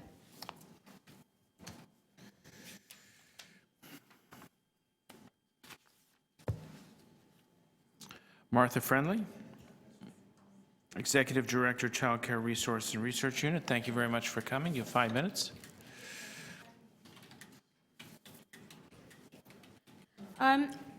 My mandate is to do research to further early childhood education and care in Canada, and as part of that, we've already produced a summary of the research on these ratios and group sizes and some of the other proposed regulations, and a response to the Government of Ontario, and my remarks today are based on these documents.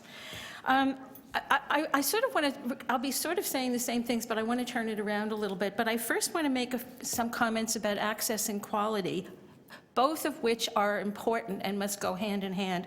And then I really want to talk about the policy process.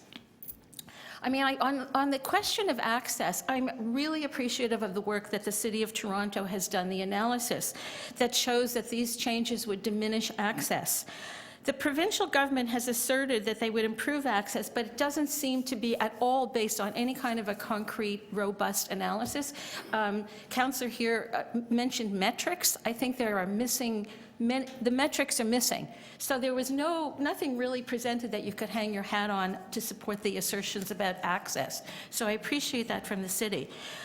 I want to talk about quality, and the thing is that one of my concerns, and in the policy process, is that much of this is not based on research. So I'm going to summarize some of the points about quality and what these proposed changes would do that are already in our briefing note, which is available online. So let me just summarize this quickly. High quality is what makes childcare educational rather than institutional. Both ratios and group sizes are important in quality, especially for younger children. ECE training at post-secondary level is also key, so the proposed improvements to that are welcome, but it's not a trade-off. It is not a trade-off to have more trained staff so you can have more kids. We already heard that ratios and group sizes have an impact on staff in every way, but this in turn has an impact on quality if the staff are being stretched way too far. The ratios and group sizes proposed would make Ontario one of the worst jurisdictions in Canada, and I've included a table that actually shows this, if in case anybody's interested. And finally, the proposed ratios and group sizes exceed expert recommendations from, for example, from the Canadian Pediatric Society about these things. I also want to add that we and others spoke out against cuts very much like these, both in 2014 and 2010. Already, we've had a whole community process about this, and they were withdrawn from the provincial government. There were some tweaks in the 2016 version, but these are not sufficient to contribute to high quality. I really want to talk about, though, mostly my concerns about the policy development and consultation processes that produce these changes. I have to say that I'm really disappointed that rather than building the high-quality system that would make Ontario a leader in Canada again, the community has had to expend already limited resources to defending basic quality and access against the province. And childcare is in considerably worse shape across the province than it was when the move to full-day early learning began. We would have hoped that by 2016 the conversation would have been different. So, here I'm urging you, of course, to support the report's recommendations about abandoning these proposed changes. But I really want to go much further.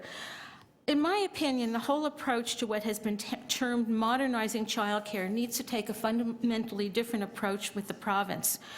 I would argue that the childcare situation is well beyond tweaking, that it has too many weak points to be tweakable.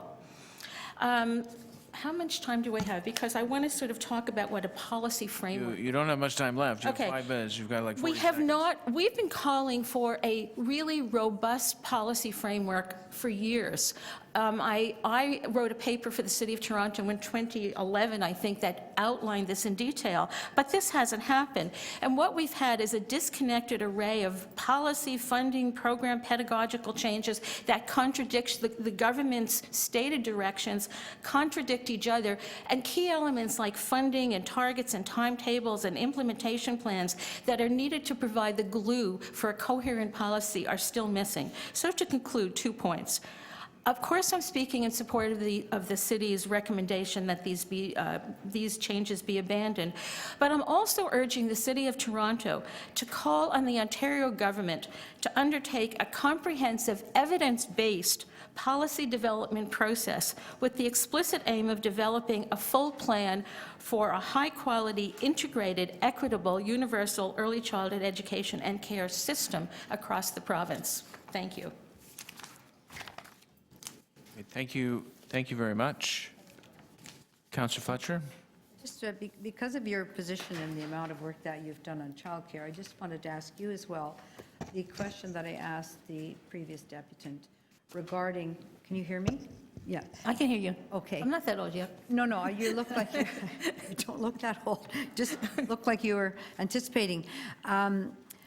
The issue around developmental stages in children that have been pretty well recognized in research, that there's a certain point where children reach different stages. Is that something that you would agree with? Yeah, it's not bound by an age.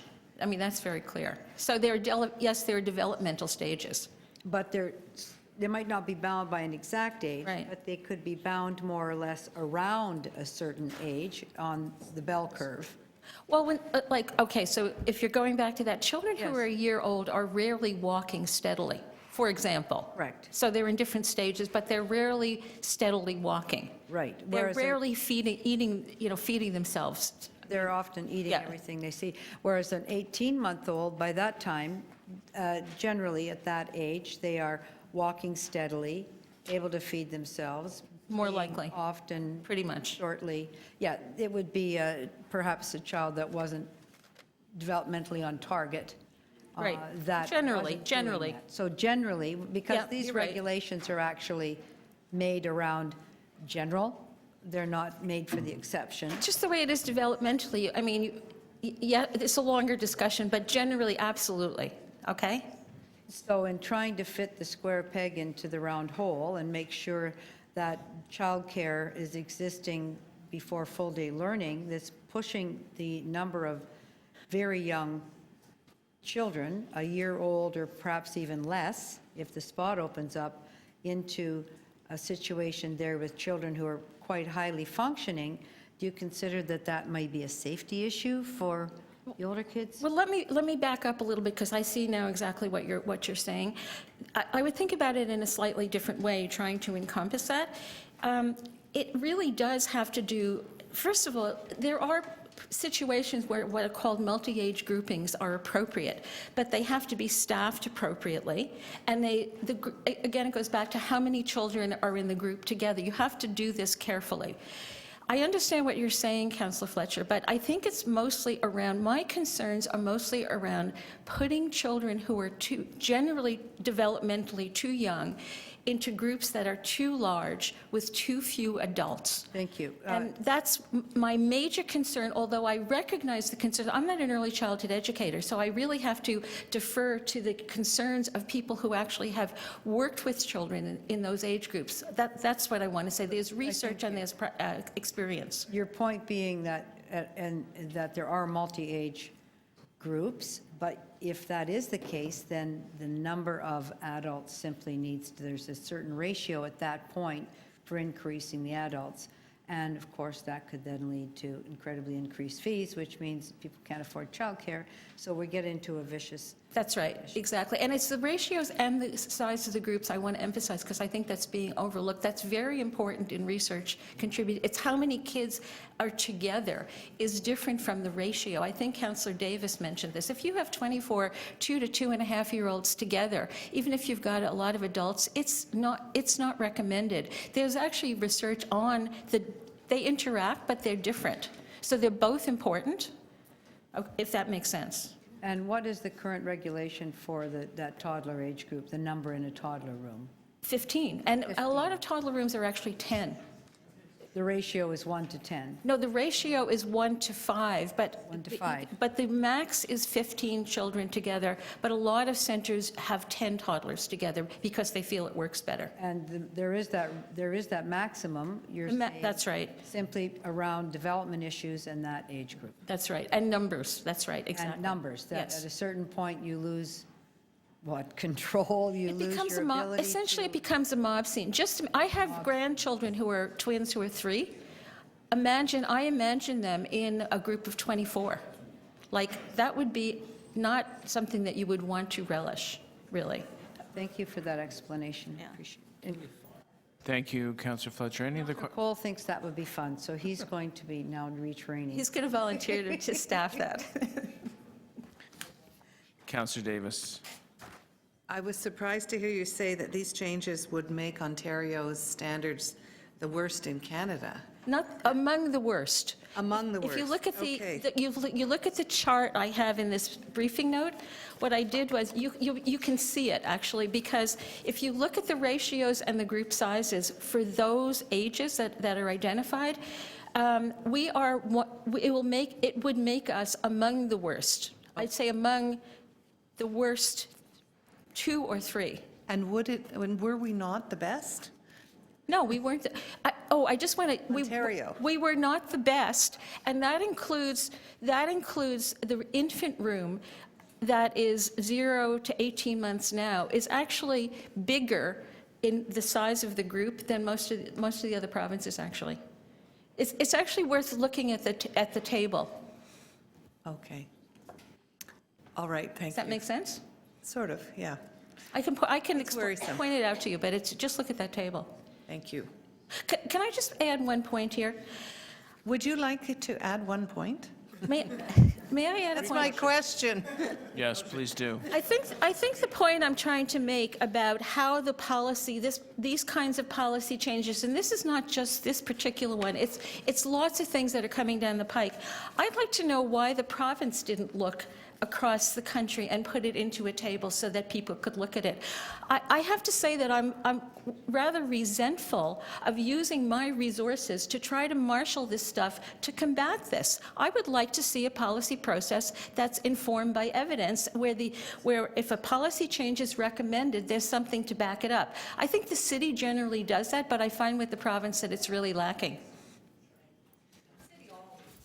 City does it. Great. Thank you very much for coming in. Okay. Any other? Nope, that was it. Okay, great. Questions for staff? Councillor Fletcher? I'm just interested in the new proposal that would eliminate our ability to run our after-school, the ARCs, which were new, I think, a number of years ago, very popular, an ability to have, particularly for the older kids. Tell me about that, please. Maybe I'll start and turn it over to my colleagues in Parks, Forestry, and Recreation. There will not be an inability to deliver the ARC program. There will be pressure on space for ARC programs within schools as the school age before and after school is encouraged to be delivered within the schools. And the ARC programs and other recreation programs are not permitted to deliver before and after care during the school year. They're limited to 3 hours a day. So in the best scenario, if there is no space in the school, the program would have to move to an adjacent community center or other public building. Can I ask how many there are currently that are running after school, and how many are running before and after school? Please, thank you. Through the chair, we have no ARC programs running before school currently, and we have 37 ARC programs in school sites currently, 14 ARC programs located in community center sites, and we also have 13 non-ARC community center programs that run 5 days per week that would be guided by the legislation and changes to guidelines. Sorry, what was the last one? 13 after-school programs that are not considered ARC but run 5 days a week that would be impacted by any changes to the guidelines. Oh, they would be impacted, okay. And just back to the childcare, so on the 37 schools, and where would those be generally? Are there a geographic location that you could, in general, tell me? I mean, I don't think they're downtown. They're distributed throughout the city. We'd have to. We could give you a map of where all of the locations are, but there are locations in the downtown area. I could maybe add to that. We do work together when we are scouting location for ARC programs, and we do try to focus them in underserved, higher need areas. So that was that not one of the reasons for establishing the ARC in the first place, was for after-school programs in high-needs area that don't have childcare? So many of those 37 schools may not actually have a childcare in those schools? I'd have to look at the data, but that is likely true. And they also are tied to a youth development program, given the way that the ARCs are delivered. It was definitely a much more affordable program for families, and for some children, much more age-appropriate programming. So is there, and that's 37 schools, it'd be good to know where those were. I'd certainly want to have something of that nature. And it's also the 13 after schools that are off-site in our community centers. So we're running 50 programs, and are they pretty well full? The families and kids are attending? Through the, no, you go ahead. We are. See if the rec service plan, if we have. We're at capacity. We could put more in, but at this point, that would be difficult. Over almost 3,000 kids are using these programs.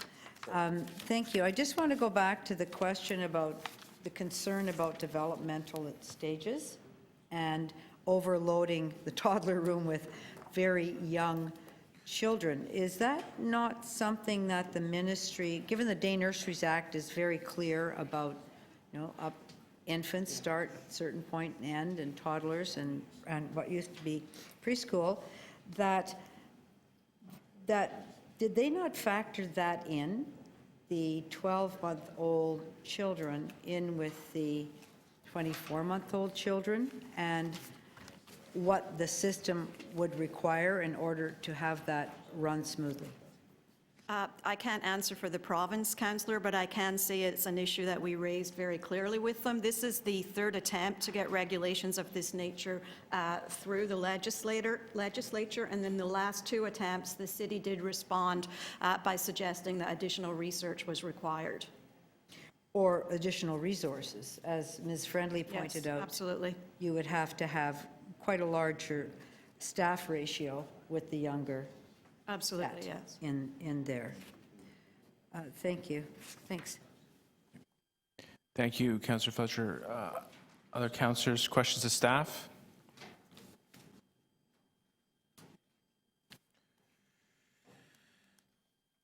I have a couple. It's sort of following up on some of the questions regarding ARCs. I understand under the proposals, the city would have to have a qualified staff person who is a graduate of a post-secondary institution in child youth field.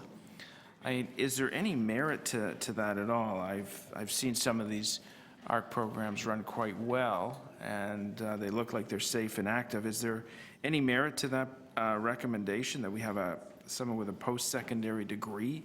Well, I'll just start, Mr. Chair, and then Elaine can add to it. But there is actually a very extensive training program for the ARC program that's in addition to the regular training program of recreation staff. And it's a training program that's coordinated with children's services staff, as well as, a quality assurance program that includes children's services supervisors actually doing quality checks on the site. So the ARC program is intended to work in collaboration with childcare and children's services and the level of quality of service of both the program and the staff that are involved in it. Around the specific qualifications, I'll ask Elaine to comment on that.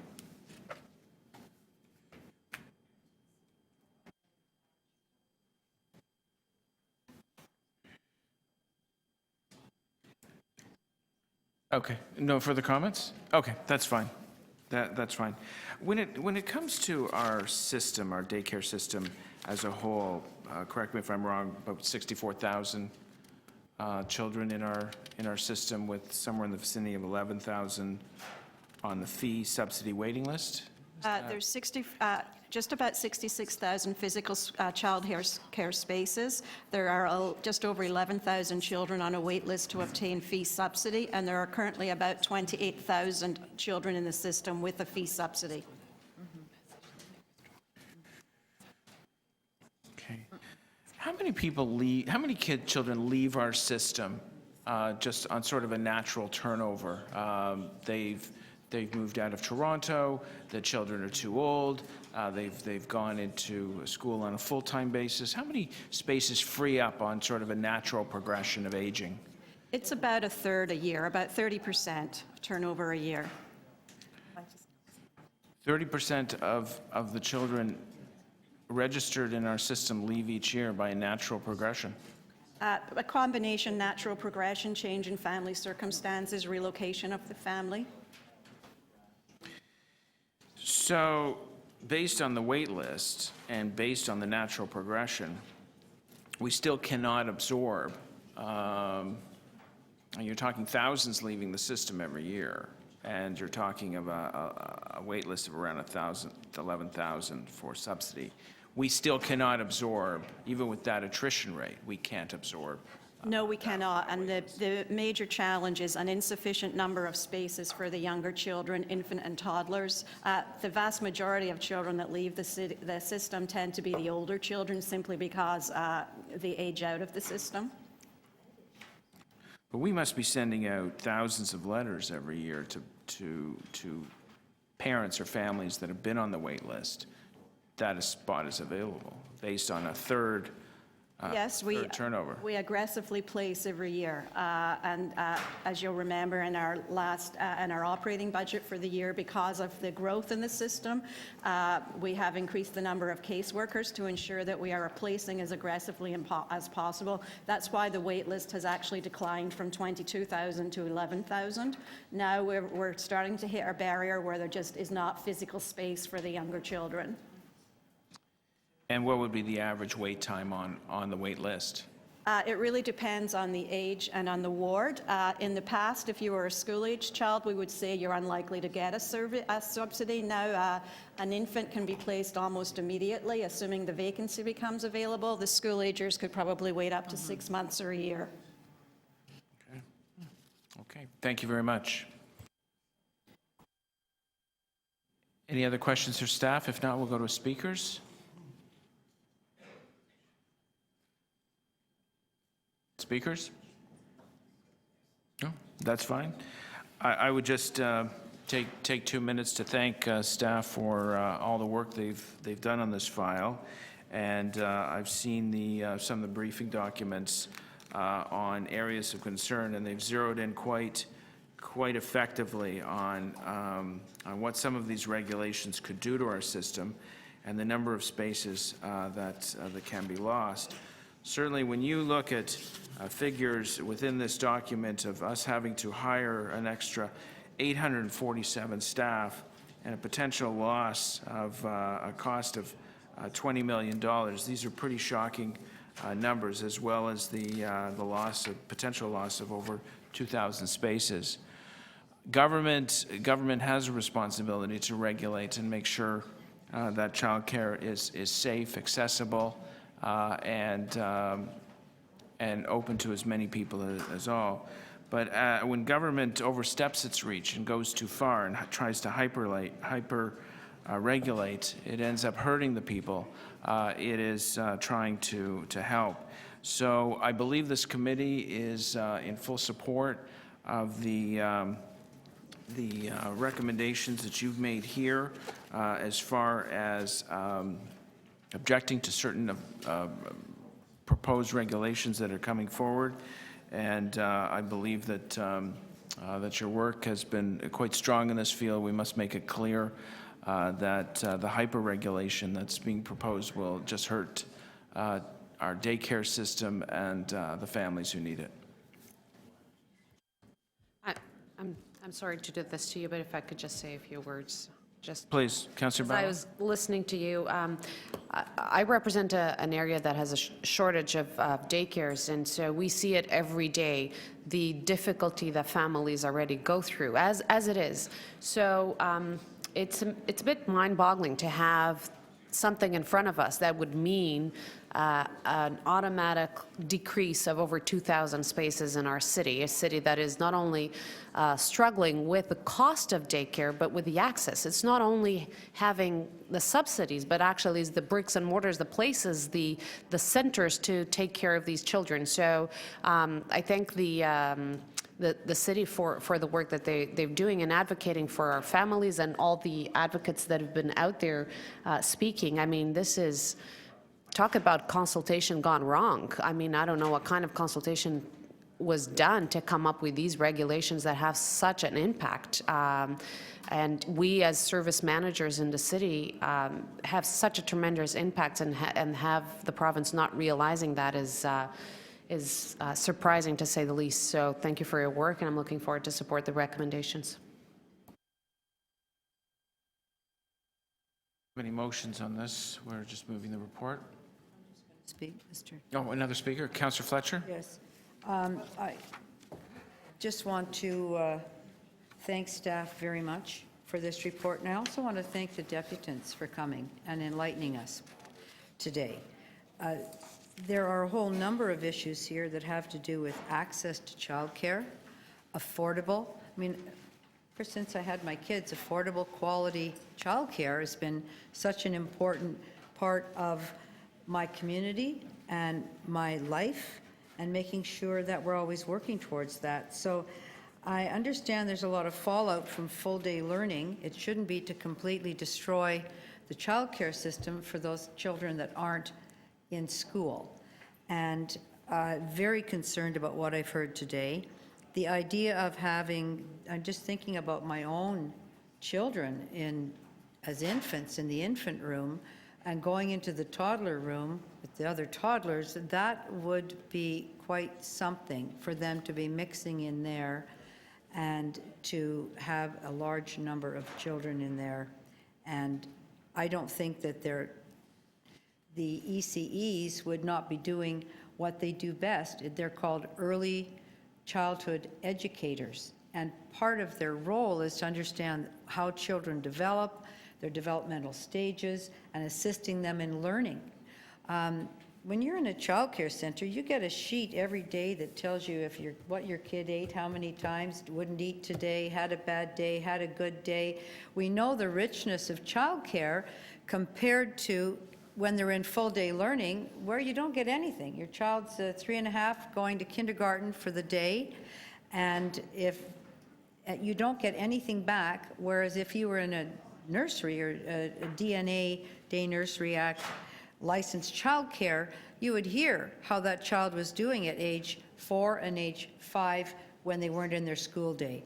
So while full-day learning was a great step forward, didn't carry forward the developmental parts of a child's life. So I really support our staff in outlining to us the things we should be saying to the province, the importance of this not moving forward the way it is, and of taking a very taking the time to understand that our children are very precious. That's why we want them in quality licensed childcare, and we don't want them just stuffed in there in a ratio so we can support full-day learning. We want them there for their development. Early childhood education is about child development as well as childcare and supporting families when they go to work. So let's get on with letting the province know this isn't going to work. I'm also concerned about our ARC programs.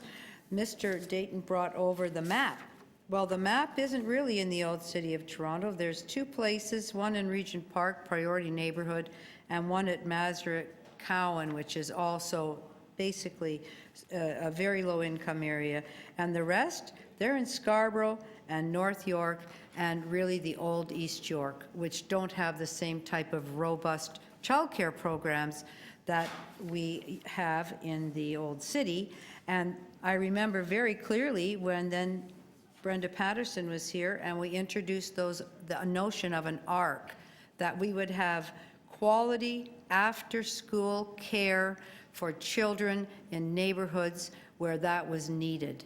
And it's really been woven into the fabric of those neighborhoods, and very important that we don't eliminate it, that we continue to develop it and make it possible for kids, particularly when they're 8 and 9.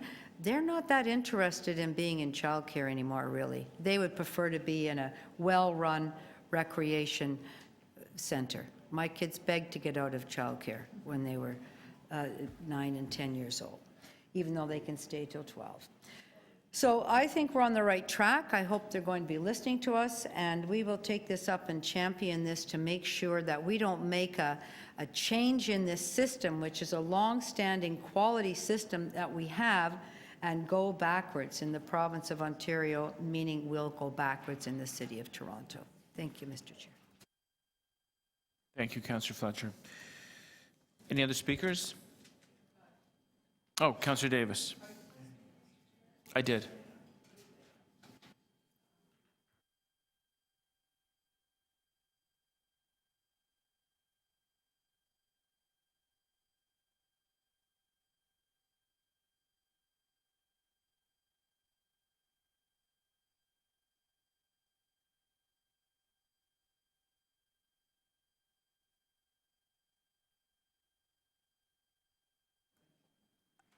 I wanted to say, I think maybe 3 things. One of them, I understand the minister's made some announcement and they are going to withdraw it.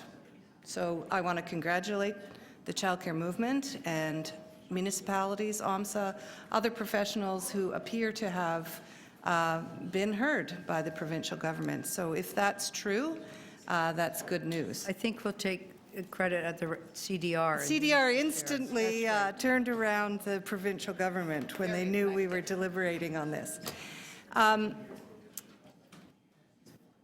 But secondly, I want to say, even though they are withdrawing, it sounds as though they are going to withdraw these recommendations. I think that Martha Friendly's point is absolutely right on, that we need a policy in the city of Toronto, in the province of Ontario, around childcare.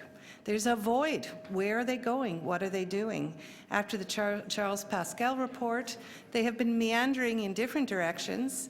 All-day kindergarten got implemented as a result of an election announcement, and we've been trying to accommodate that change over the last few years, and it's been very challenging.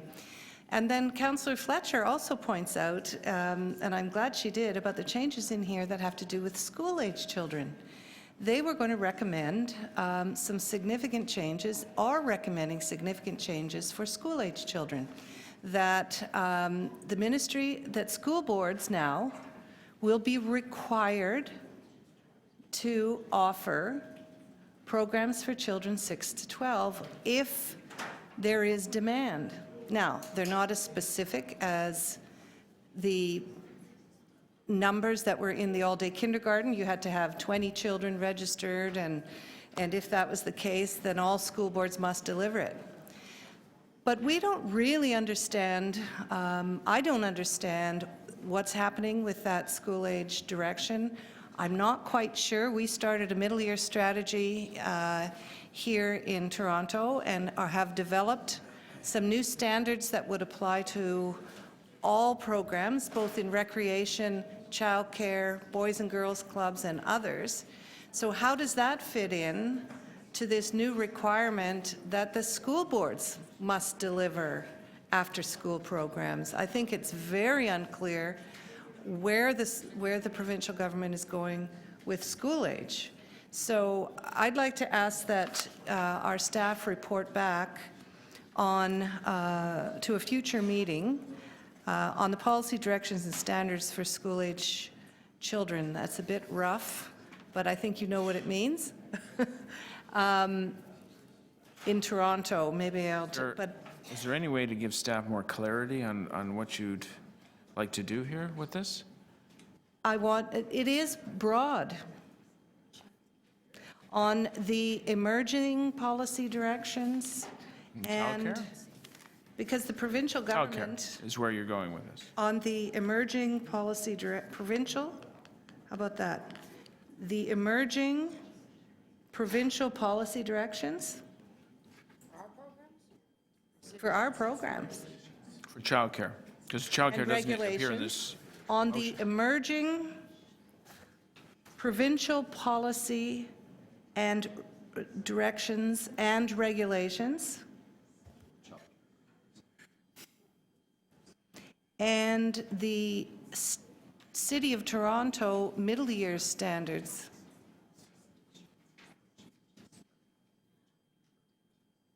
Councillor Davis, I think this needs a rework over And here. I think they're doing fine. We'll take 1 second, and I'm sorry, I should have had it prepared. There is a real lack of clarity about what we're doing with school-age children right now. There's a new set of provincial directions and regulations, and we at the City of Toronto have developed the middle years standards for school-age children. I don't understand how they apply. I don't understand how they're going to relate to each other. I don't understand which direction we're going with school-age children. So it would say on the emerging policy directions, provincial policy directions,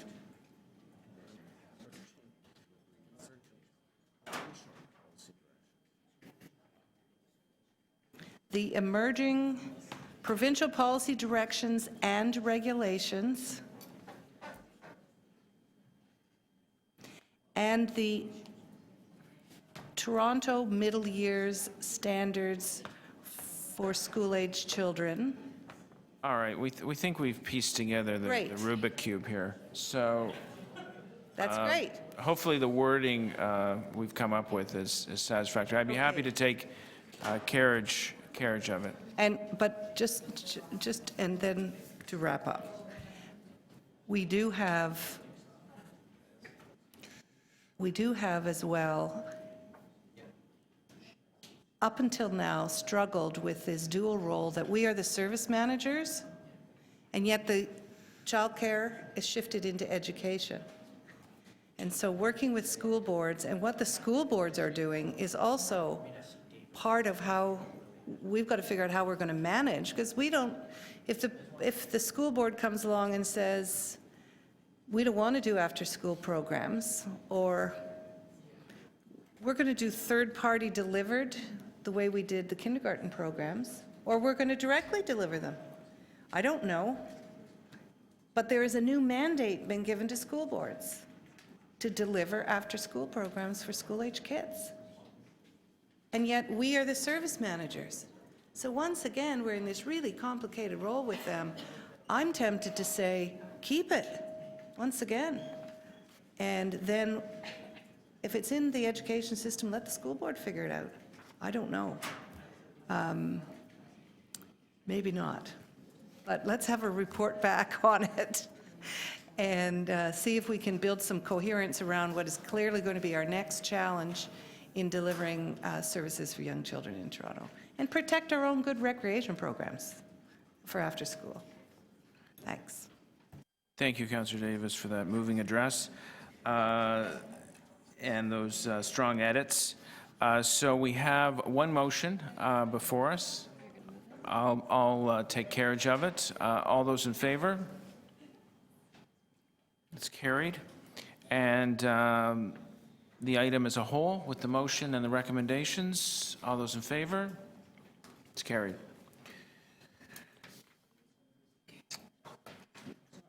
Yeah, so we wanted to vary the, as mentioned at the front end, we wanted to vary the agenda slightly to have item 12, which is the childcare waitlist fees and admissions policies, to be dealt with now, as we've bundled it. We do have deputants, Clifford McCartan, Kelly Doctor.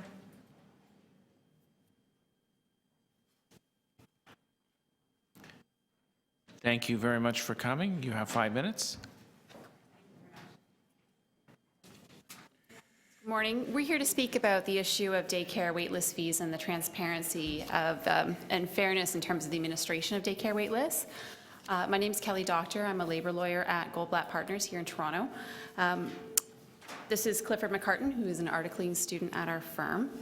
So along with my colleague Nadine Bloom, I've been working on a petition at the provincial level to ban non-refundable daycare waitlist fees and to make waitlists more accessible and transparent. And so we've managed to get hundreds of signatures and to have the petition read into the legislature this past Monday. But I thought it'd be most effective for you to hear from a parent in terms of his experience with waitlists in the City of Toronto. So I'll turn the remarks over to my colleague, Clifford. So when my daughter was born in 2014, my wife and I knew that sorting out daycare would be a challenge, but we really had no idea. We were both recent graduates of professional programs and needed daycare in order to start our careers. When we sat down to actually find childcare, we were floored to discover how complicated, expensive, and time-consuming it was. All told, we contacted 24 daycares when our daughter was born. We got on the wait list at 12 of them. The remaining 12 told us not to bother because their wait lists were too long.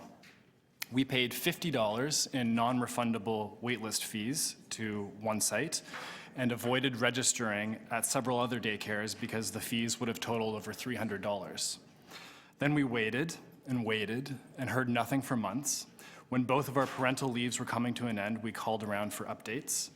The daycare that would have been most convenient for us, after 9 months of waiting, we learned that we had made it to 94th place on the wait list. None of the others said where we were. We were just told to call periodically back to find out where we might be and to keep our spots active. We made more calls and began to panic as daycare after daycare told us that we had no chance for a spot. Some seemed to have lost track of our applications entirely. I was about to call my employer to delay starting my job when finally one of the 12 daycares offered us a spot. We quickly accepted it, and note that today, over a year and a half since putting our name on all these lists, including where we paid a fee, we have never been offered any other spot, and we have not received any updates about our place on any lists. It was a grueling, stressful, and expensive experience. The process seemed designed to push out people who had less resources or sophistication to navigate its complexity.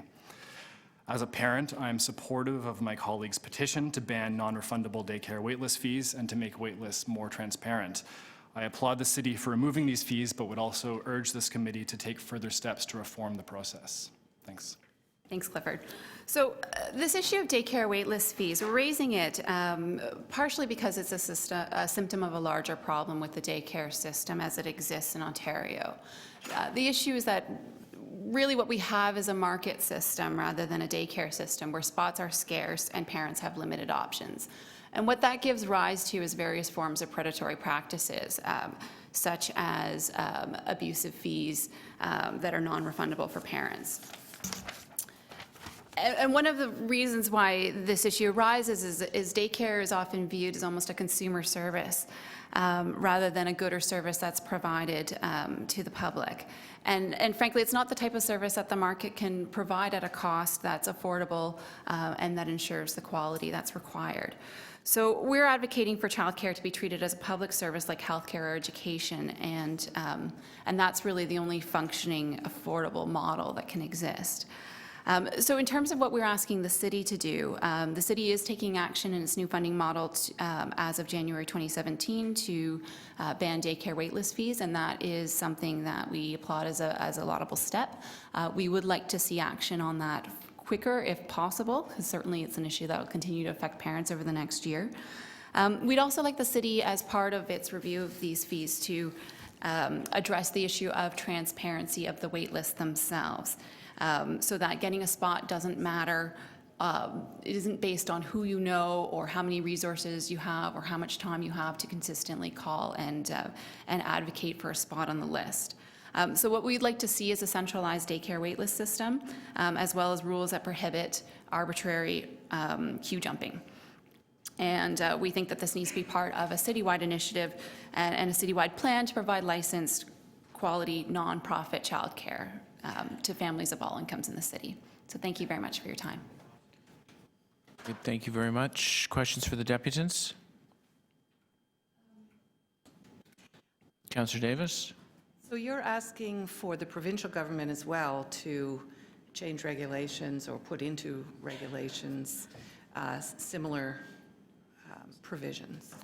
Yeah, that's correct. I think this is a matter that needs to be attacked both at the city level and provincially, so that there's not a patchwork system across the province. Okay. You also, though, talked about it being part of the broader problems of a market-based system and of childcare. So we definitely need to have more spaces and preferably no wait lists, so that we don't have this kind of desperation and competition for the few that there are. Right, certainly that would be ideal. I think the problem arises it's a symptom of the scarcity that's out there in terms of spots. That's why these types of practices are so problematic. I mean, it wouldn't be a large issue to pay $10 for a fee if you knew, you only had to put your name on one list. But with the combination of scarcity of spots and then these fees, the result is that people have to pay hundreds of dollars potentially just for the chance of getting a spot with no guarantee. And that's what's really problematic. Okay, thank you. Councillor Fletcher? Thank you for coming today, telling your stories. We have our war stories from trying to get into childcare. But you said it was $50. Technically, if they were all having wait list fees, and you put your name in at how many, did you say? I put my name into 12 daycares, and we spoke with 24, but the 12 on top of the 12 that we actually signed up for told us basically not to bother. So there's the not to bother, and then there's the cost to bother, which technically could run you Yeah, it could have easily been into the $600 hundreds of dollars, yeah. just to have your name on lists, and it's non-refundable. So even though you've never heard back, you still have paid for the honor of having your name on a list for a non-existent A spot. dubious honor at best, yeah. Dubious honor at best. Well, congratulations for getting into one of the 12. But it does seem, when you were speaking to them, did they tell you what your $50 bought for?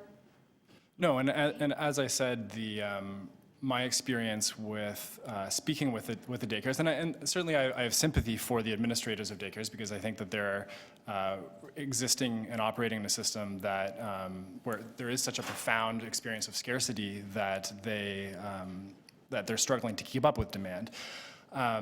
But it became quite clear that the success one might have in accessing a spot from being on a wait list has a lot to do with actively lobbying particular daycares and reminding them that you're still waiting, that you're still looking, and contacting them at specific intervals.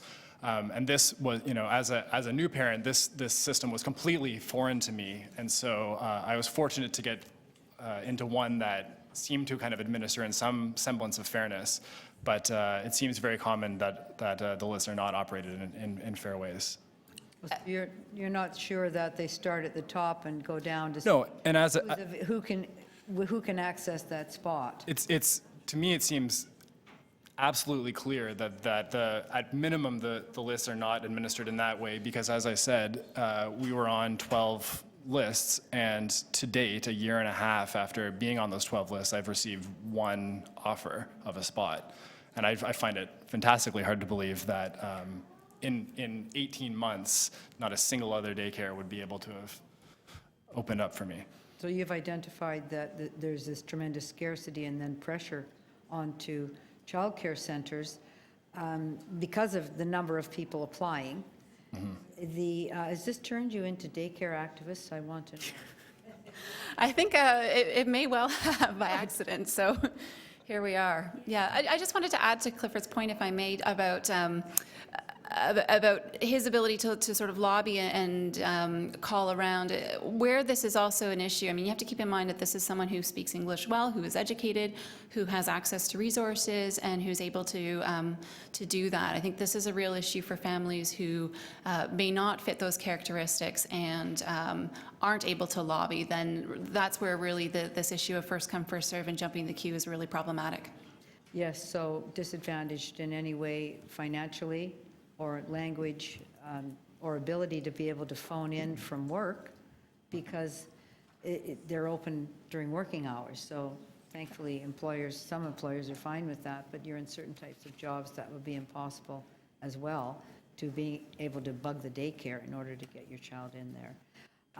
So there are some system fixes that are required, I think you'd agree, around the wait list, but in general, there's larger system fixes that are required for the daycare spots. Now that we have full-day learning, that's different, but those children, and I'm sure I'm not asking about your kids, but they're obviously younger because you're trying to access the 0 to 4 spots for childcare and identifying a number of major issues that are impacting on your lives and your stress levels.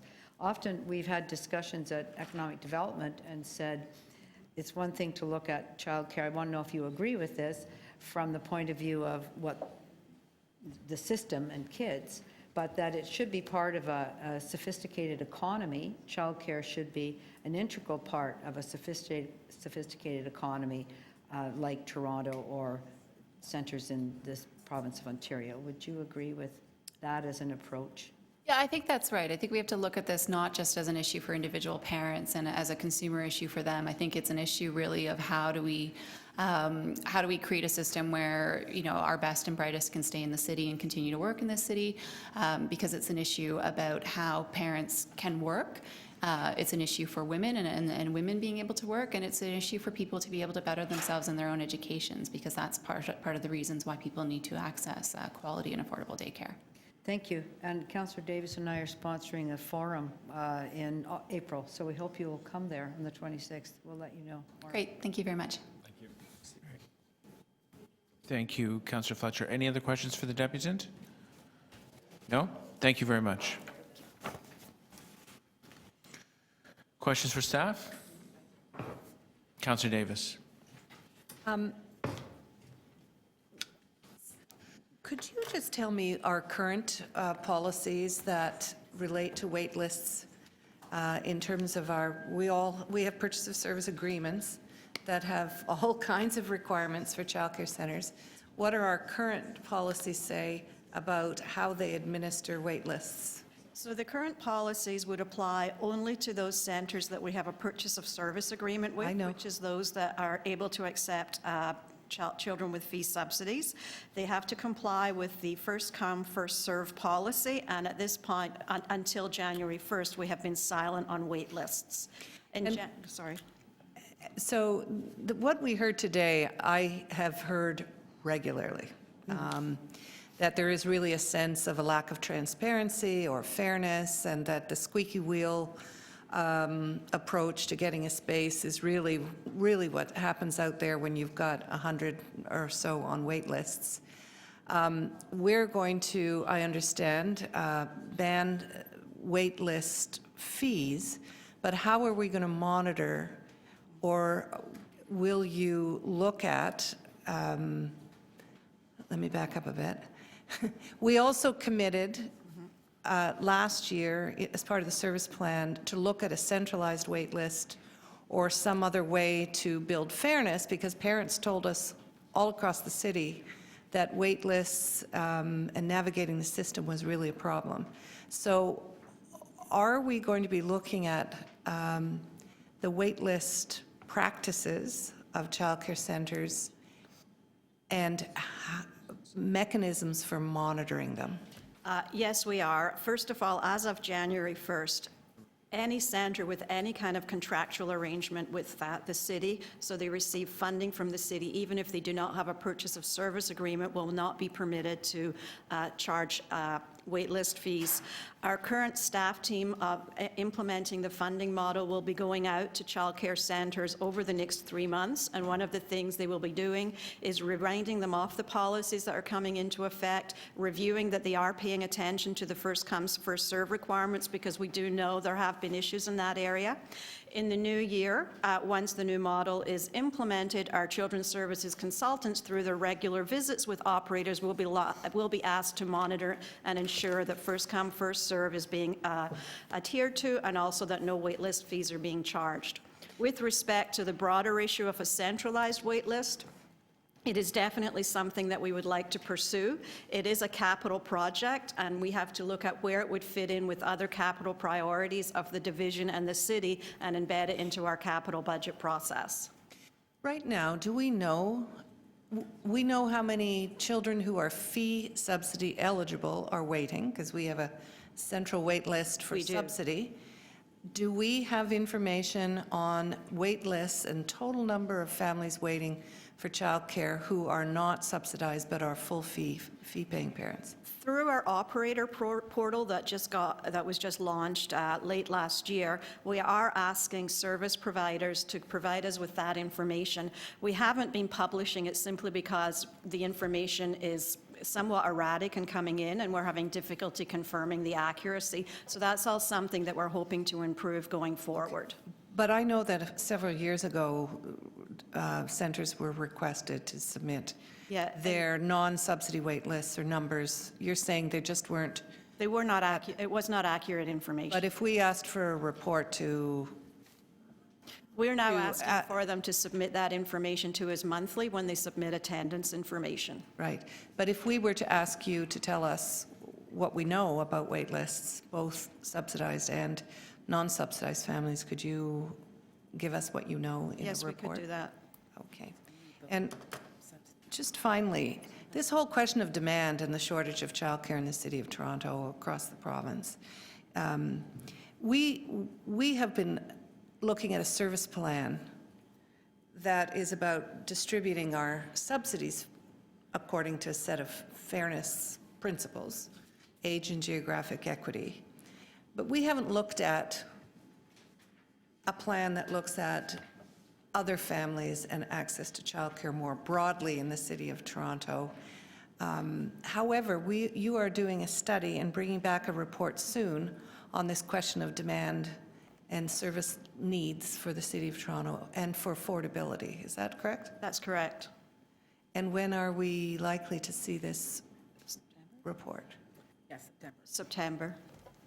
Okay. And at that point, we will be looking more broadly at what are the needs for childcare for all families. It will be very helpful in terms of helping us project future needs and growth requirements. And a potential growth strategy. And a strategy, for the City of Toronto. Okay, great. Thank you. Councillor McConnell? Thank you very much.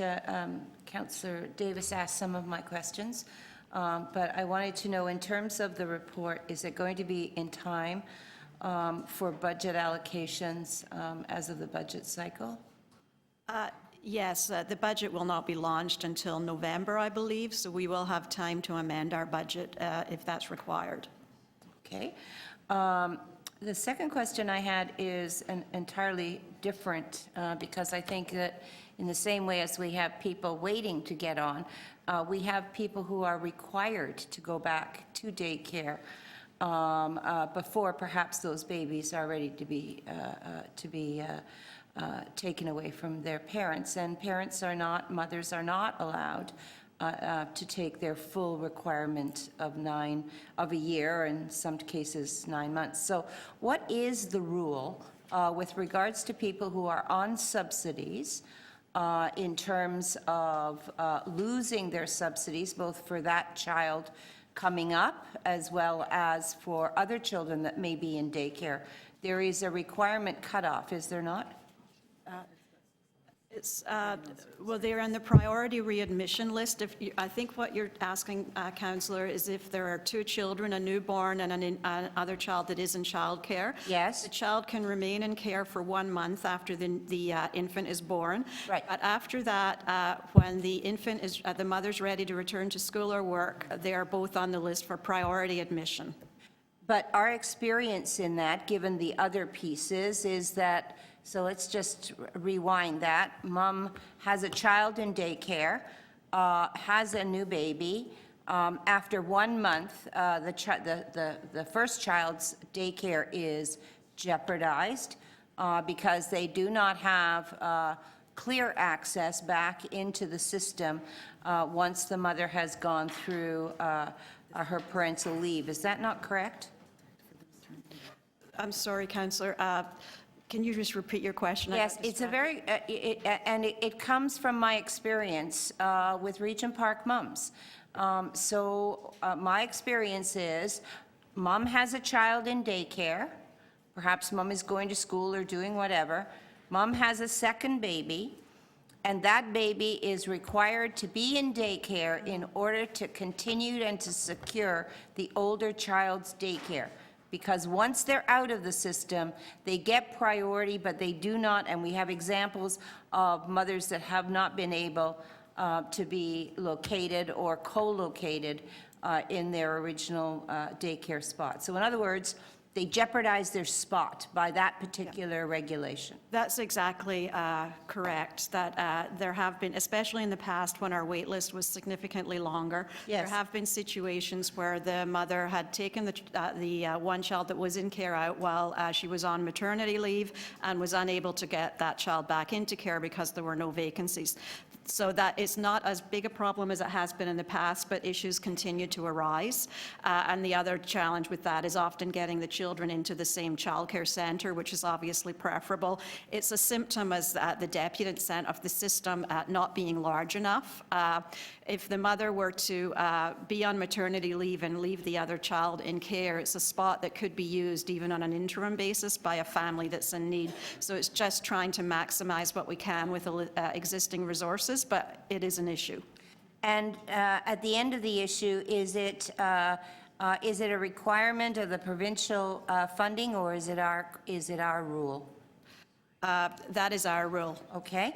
And as a result of that, would you not agree that there are many women who should be staying home with their children and nurturing them in those first 6 or 8 months of the child's, who are sending their children to daycare, to infant spots, in order to secure and keep the continuity of the second child's daycare spot? Are you aware that there's quite a number of those? I'm not aware of the number, to be honest. I do acknowledge the importance of a mother being able to stay home where possible. On the reverse of that, there are other very vulnerable families. If they can access that infant space that is vacated, it enables the family to get a secure income, to secure housing. Yes. So it's a very tricky balance with limited resources. Yes, and I do acknowledge that, but I do think that the rule is hard and fast, and that the rule is jeopardizing the early beginnings of some of these children because they're being brought back to daycare too quickly, and they are taking up infant spots that could be available within the system. So I just simply ask you, would you be prepared to look at that when you're doing your service planning? Yes, we can certainly look at how the priority readmission is working, and if there's anything we can do to improve it. That'd be great. Thank you very much. Thank you, Councillor Connell. Just as a reminder, we moved a motion at the top of the meeting to adjourn at 12:20 and reconvene at 1:20, so that councillors who want to participate in the Community Service Awards in the Members' Lounge can attend. So we have Really, just a few more minutes. Are there any other questions to staff? Just a very quick question, one question. Councillor Barlow? As we're developing this centralized waiting list, and I know that in the housing unit, we're doing exactly the same thing. Are we working collaborative to make sure that we actually have platforms that eventually can talk to each other and can actually assess people on the opportunities to have some of these subsidies and so on? So are we making sure that these systems will be able to talk and avoid the silos that we so often see in here? Yes, that would be part of the Human Services Integration Initiative, where we're looking at an integrated and consolidated intake function. I should just point out, though, that the consolidated wait list for childcare in general is not currently on our budget, on our work plan, because we would have to obtain the necessary capital budget. Okay, but it is part of, It's on as our you're service developing that plan, entire platform is part of that? Yes. Okay. Great, thank you, Councillor Barlow. I too have deep concerns about the centralized childcare wait list because of the shadow of Housing Connections and the $5.6 million annual price tag for that. Are staff really convinced that this is the route to go, and will all our service providers buy in on it? Yes, I am convinced it's the route to go. I know other smaller municipalities, significantly smaller than us, have done it. What would have to be explored is the legalities through which we would enable those centres that we do not have any contractual arrangements with to participate on the central wait list. It will be we have a contract in some way or shape or form with about 75% of service providers. The other 20%, I would have to research legally how we can ensure their participation in the centralized wait list. So there has to be a harmonization of software and data exchange. Oh, yes, and we would take care of that as part of the capital project. It's really what do we do to ensure that all providers participate in the program. And again, we can only bring the kind of lever to those that we have a contractual relationship with. And that's unfunded. There's no capital There's no allocation. capital for it Okay. at this point. That's the good news. Okay, so we do have a motion in front of us. They're part of the letter that accompanied the package. We can put these on the floor, then we can go to a speakers list. So what I'll do is, Councillor Fletcher is, oh, there she is. Councillor Fletcher has a Yeah, so I believe she's moving these motions. They probably should be on the floor before we start speakers. He's moving a couple of amendments first.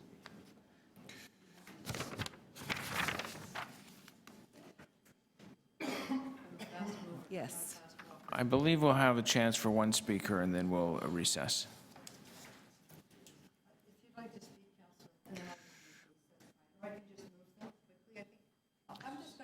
I think that's fine. I don't need to I'm just going to move the amendments, and on behalf of Councillor Davis, and then we can move on to our next event. I think we've had a good conversation here. We're kind of all understanding this is something that needs to be changed. This has been one of the richest conversations about childcare that we've had in a long time at this committee, and a very important one. So this is the... Yeah, I'm sorry. This is to feasibility of expediting the implementation through voluntary or mandatory approaches prior to this date for eliminating the child care list before January 2017. Can we go faster? Tell us.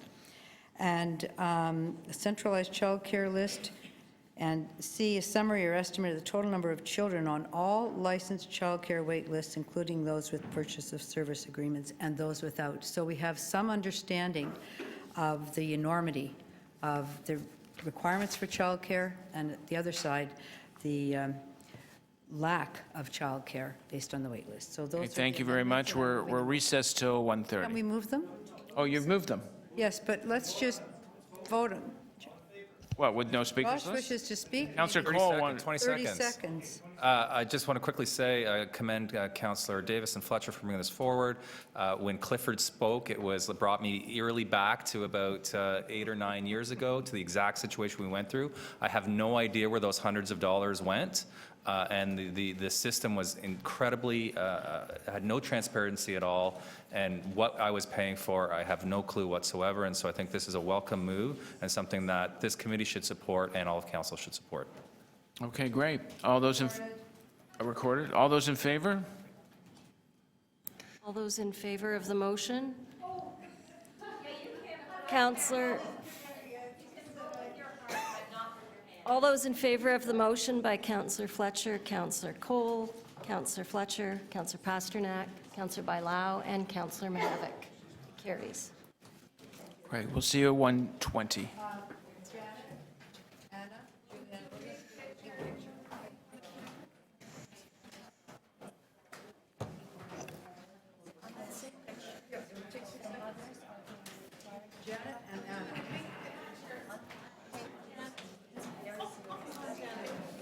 The system, because there's a pink stripe tie.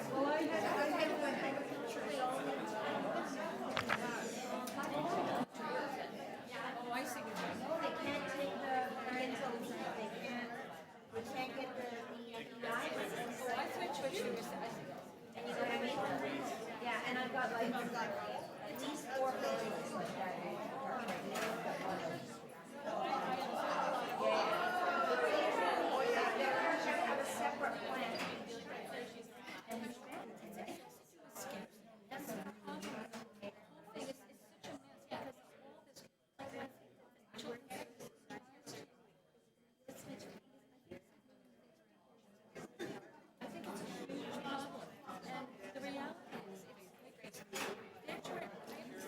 Attention, please. Could everyone leave the room, and we're going to lock it. Security will be locking the room, and the meeting will resume at 1:20. Thank you. Yeah, no, no. Now you know what I'm talking about.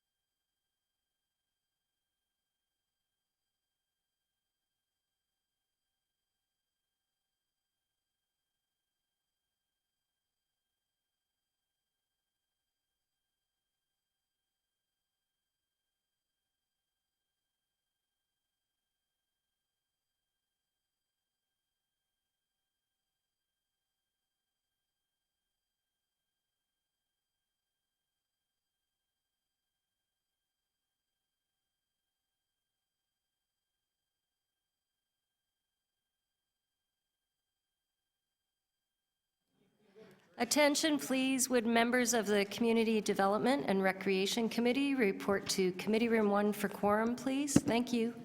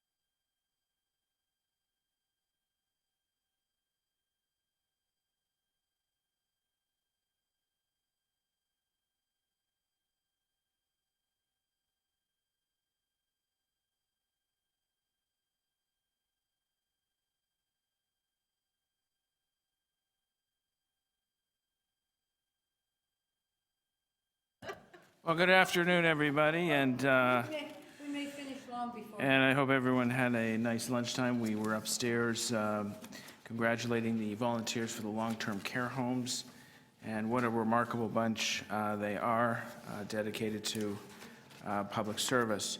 So we are currently on item 12, which is the child care wait list. We do have one motion.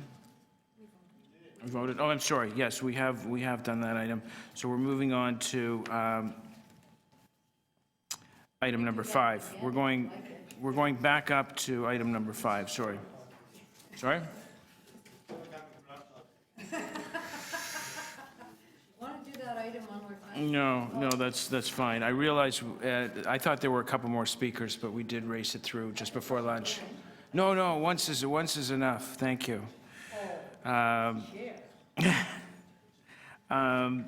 Next item is item 5, and it's held by Councillor Bailo. We have a technical amendment, that's why she was hoping if someone could move. Yeah, there's a technical amendment on that item. She was going to move it, but I'd be happy to move it on her behalf. to keep the meeting flowing.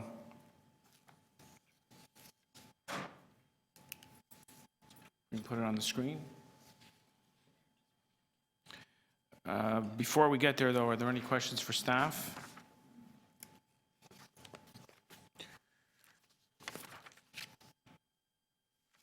Speakers list? We're on item 5.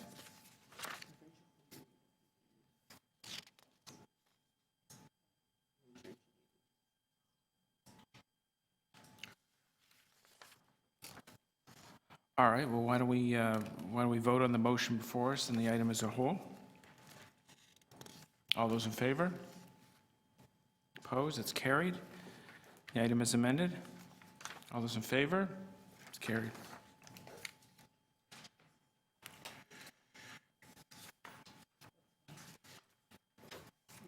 Next is item 7, update on the shelter system and hostels to home pilot.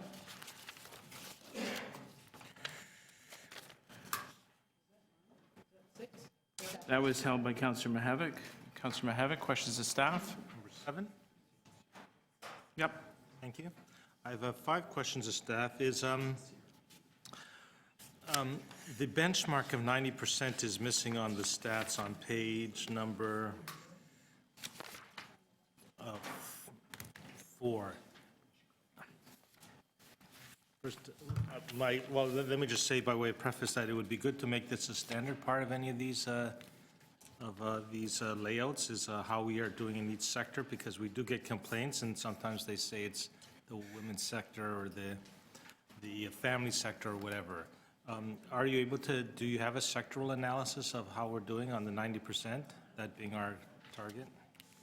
Through the chair, yes, we do. This report, we could have provided in many different formats, but I think through ongoing dialogue, we're determining what's the best way to provide the information. So we can certainly address the 90%, and we can do do an analysis sector by sector. Okay. Is this going to council? Yes, it is. So maybe it could be just forwarded as a communication without at least that part being a motion. As a communication? As a communication.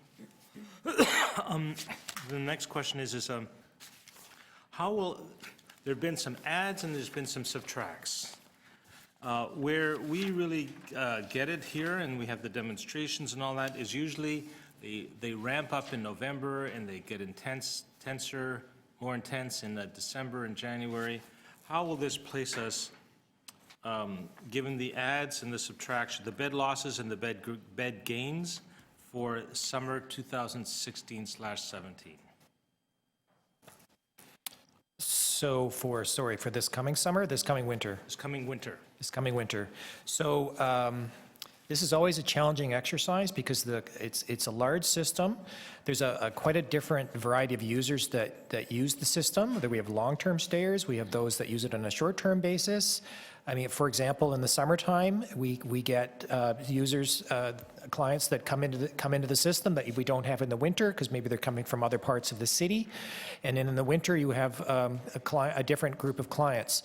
So based on the numbers in terms of what we're expecting to open by late this year and what we've lost to date, if you just simply look at the current number of users in the system, we'll be very close to 90%.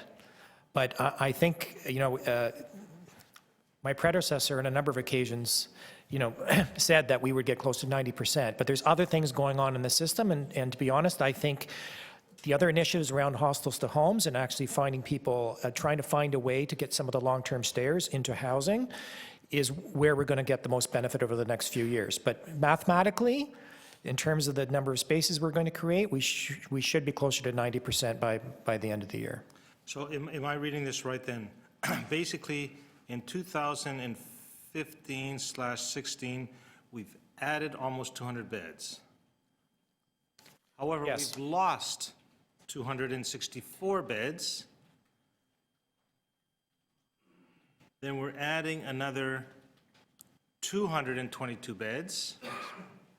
And then we're looking at 200 beds being put really not back into the system, but the pressure being relieved by virtue of the hostels to homes pilot program. Right, and another 25 from the Bridges to Homes for those who who are developmentally handicapped. Right. So at the end, if I do that quick math, we will have almost 500 new beds. Well, the only thing I would caution is, in terms of the hostels to homes and finding people long-term stayers housing, we're never quite sure if there's a direct line between somebody leaving and that bed being freed up for somebody else. It's a complicated system, but roughly speaking, is it exactly 500? No, but it should have a significant impact. That should do us. That should do us. Well, right now, it looks good in terms of the approach. Seton House, where is that at with this? When is the axe going to Seton House? So, by which time we need to make sure that we have alternate spaces, is really what I'm asking. Through the chair, there's a report we're bringing to committee and council to executive in June, which is the overall procurement process for that project, which includes the time frame and the budget.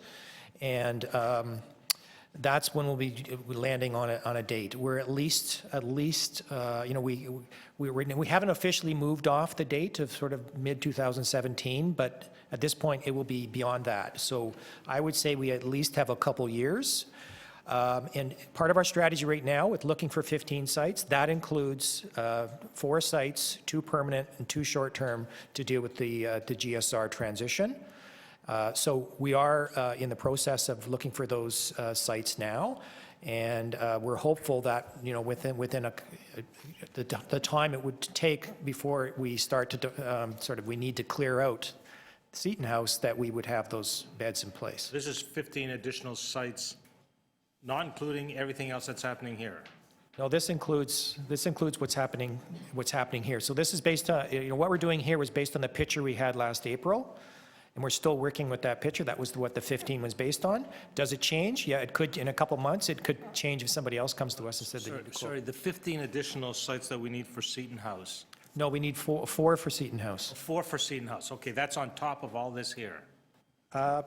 It's included in the 15 sites that we said, last April we said we need 15 sites, 4 of which we need for Seton House. So it's included in the work that we're doing. None of these sites is directly related to, that we're working on now, is directly related to Seton House. We tend not to work that way. We'll assess later this year in terms of where we're at and what we need to do in terms of replacing the beds at Seton House. Okay.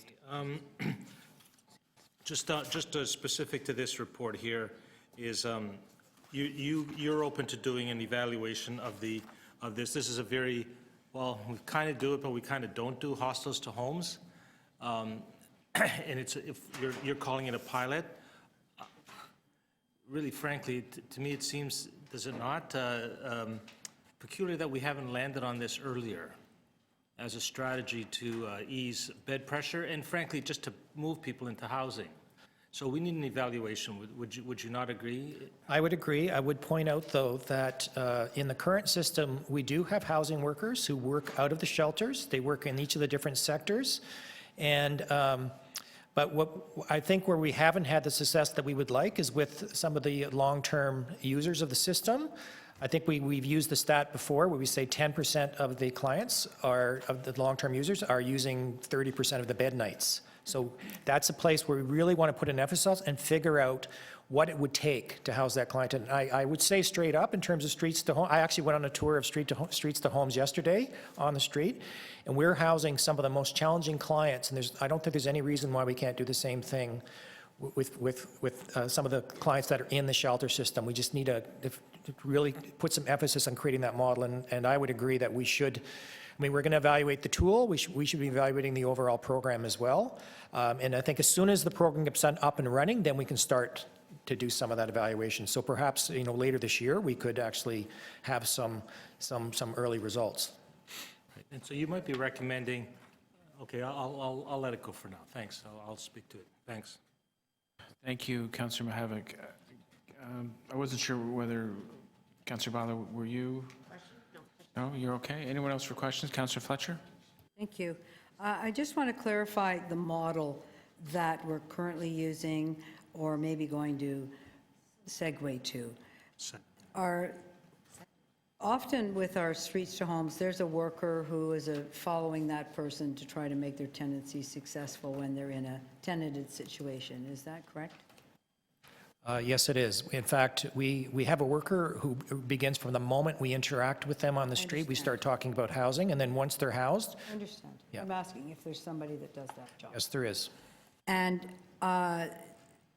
is this a move to have third-party providers assist us with that transition and following up with those people that have moved into permanent housing?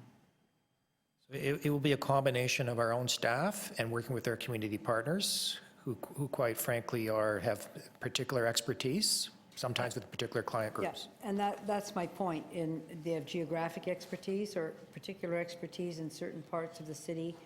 Let's talk about Wood Green as being able to follow up compared to somebody coming in from a city department. Is that something that we're going to add on? Or do you foresee that in any way to be more of a community-based support rather than an institutionally based support to make their tenancy successful?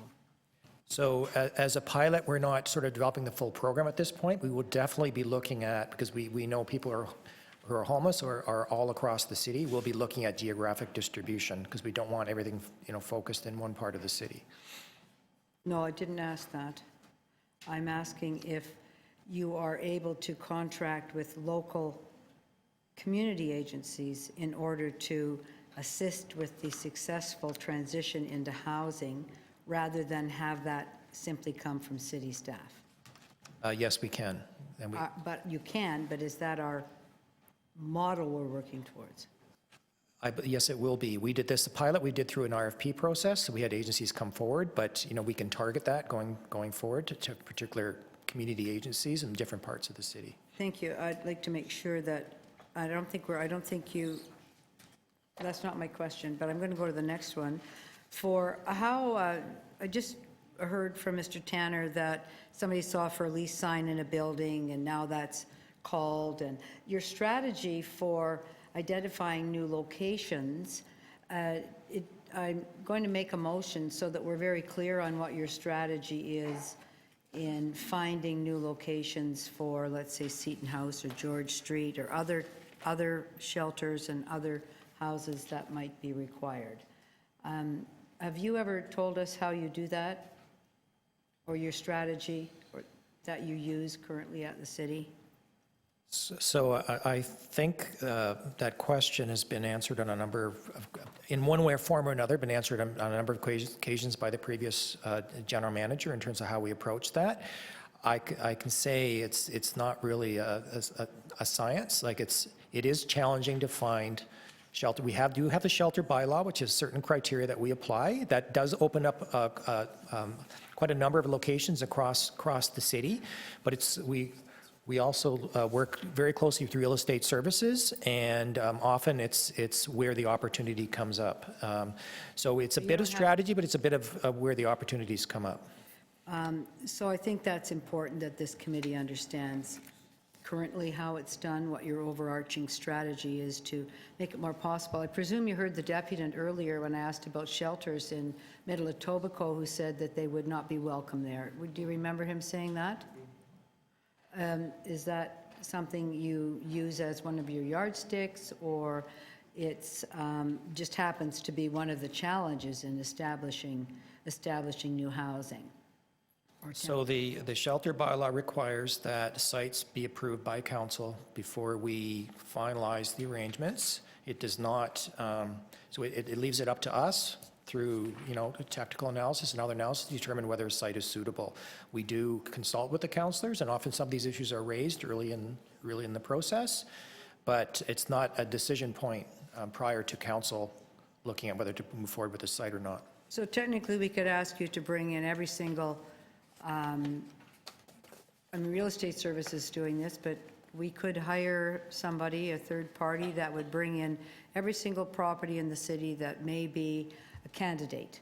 And then that would be public, and we would start from there. Is that one possibility of a different model than we're using? It is, but I want to stress that in order for a shelter to be successful, just the same as affordable housing, you want it to fit within the community. We'd like it to be supported. And I know sometimes it takes time for that to happen, but if we could, to the extent that we can do things with the community before, the clients move in, before things get set up, and we usually have time because there's usually renovations involved or a purchase process or what have you, it's a much better way to do it. What's the overall branding strategy from the division? I'll ask the Deputy City Manager that. What's the overall branding strategy about helping people in need, homelessness being something everybody has to think about and assist, and finding the good spirit that many Torontonians have? Do you have an overall branding strategy or a larger message that's a corporate message from the city or not? So through Mr. Chair, what we try and do very much is work with the community. So if we find, when you refer to opportunities, a lot of it depends on what's coming up in the marketplace that would be available for us to look at. And we try and look at those sites and determine with real estate if they'd be appropriate for shelter use. And if they are appropriate, and if there's a need and it meets the criteria, then we work very much with the community to try and build and help them understand the needs, what can be expected, and to build support for. I'd just like to be a little clearer, because I see Councillor Bailão and Toronto Community Housing has been very successful in establishing in the minds and of all Torontonians that there is a tremendous backlog that's hurting people living in housing. Would you agree that we've not been able to establish that mindset that there's a terrible problem with homelessness and that everybody needs to pitch in somehow in the City of Toronto, from a very strong, not a neighborhood corporate message, but a corporate message from the city itself? There's more work to be done. Would you agree with me? There is more work to be done, and we've initiated things like Open Door. We're working with, reviewing our capital plans and working with planning to understand what's on the city's capital plans and what are their opportunities to try and incorporate some more housing within those projects, and taking more of an integrated approach.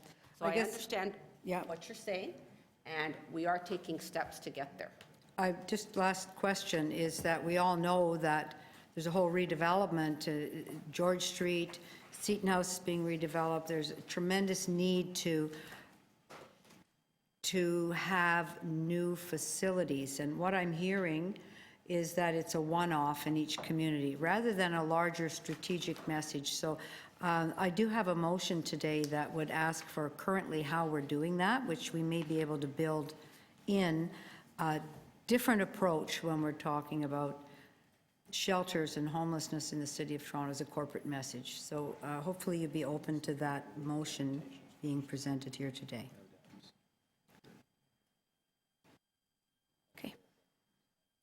Thank you, Councillor Fletcher. Any other, Councillor Bailão? Just a very quick question. With regards to the housing allowance policy framework, are we making sure that the frameworks and the way that we're developing this is going to be tied in with the one, Rob is already saying yes because he knows where I'm going with this, with the one central housing wait list, so that all these things can be on one wait list? Are we taking that in consideration? Through the chair, absolutely we are. And one of the reasons we're focused on creating almost a made in the City of Toronto sort of portable housing benefit that we can adjust for different client groups. That's one of the reasons we're doing that, because we want to make sure that it serves the different clients, but it also works with our approach to the choice-based access system. And the province, through the long-term affordable housing strategy update, is basically giving us permission to do that. Great, thank you.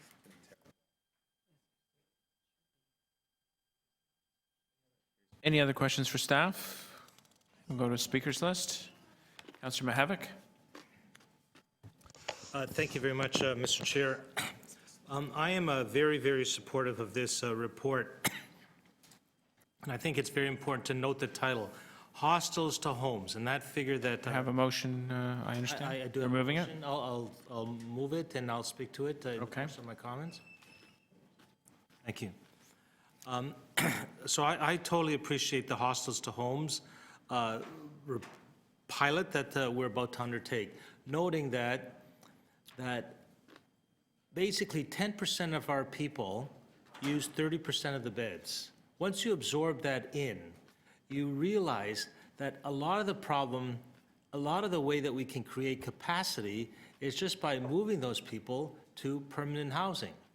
Now, there's going to have to be a lot of good evaluation, and that's what the second part of the motion does, on how to do that, what kind of supports they will need, both to move from the shelter to a more permanent housing, and the supports that they will need while they're in that housing so that it doesn't become a revolving door. But if this works well, I think we can learn a lot. Maybe this is some of the first housing that we get built when some money starts flowing, is precisely for these folks, because it will save us a lot of money, and it will also save us a lot of aggravation, knowing that the people who are perpetually not housed or homeless will have a chance at having a permanent housing situation. You know, I'll never forget once when I was in Scandinavia, they regard the second day of being in a hostel as a failure, the second day. So one day, they evaluate you, they figure out what's going on, and then they move you out to some kind of appropriate housing situation. So we're saying, I think, with this is, if you've been in a shelter, I think it's 54 days, is that the cutoff? I think that was your analysis, 54 days. If you've been in 54 days, we're going to find a way to get you into housing. That's great. The other part of the motion, to look for a report in October, I've been on this committee long enough to know that come November, when it starts to get cold, we have to be ready. I, in fact, think that over the last couple of years, we have a pretty good story to tell. And if we do this hostels to homes, we'll have an even better story to tell. We have increased capacity, notwithstanding that actually last year, if you look at all the cuts and you look at the ads, we went backwards a few steps. But I think this year, all things being equal, we're going to be going forward a number of steps to the point where we should be able to meet our 90% targets. I think one of our problems, frankly, is and I hope that in that October report, that we find a way to tell a good story. We need a good story. We need a good story, if for no other reason than some of the advocates that come here and regularly hammer us. We need not ammunition, but we need evidence that allows us to say, no, this is the way it was, these are the ins, these are the outs, so that it's in an easy to understand chart that we can show to folks, to show them, frankly, that we are making progress, that we are increasing the number of beds, and we're also increasing the number of folks going from hostels to homes to make it even more available. So if 2016, I hope, really is a turning point, both in us achieving that 90% number and also in us telling a better story. I think we have to figure out a way to tell a better story in this area. Those are my comments. Thank you, Mr. Chair. Thank you, Councillor Mihevc. Councillor Fletcher? I've got a motion. The Acting General Manager supports Shelter and Housing and BIN report to June 23rd and Development Recreation Committee on the current divisional strategy to identify new and replacement services to ensure that services are available and accessible to all residents in all parts of the city. So I'm not sure how we're doing that, and I think that we have a big job to do, and that would also include some of the issues that I was speaking about with the General Manager, and that's kind of branding our services as important lifelines. Torontonians are very generous people. You look how everyone has opened the door for Syrian refugees. Councillor Mihevc and others have had dinners, they've welcomed them, they've found space, they've assisted. We also have another crisis in our city. It's the crisis of homelessness and people not having a home or being underhoused or being mentally ill and not having a house. the generosity of spirit that we find for people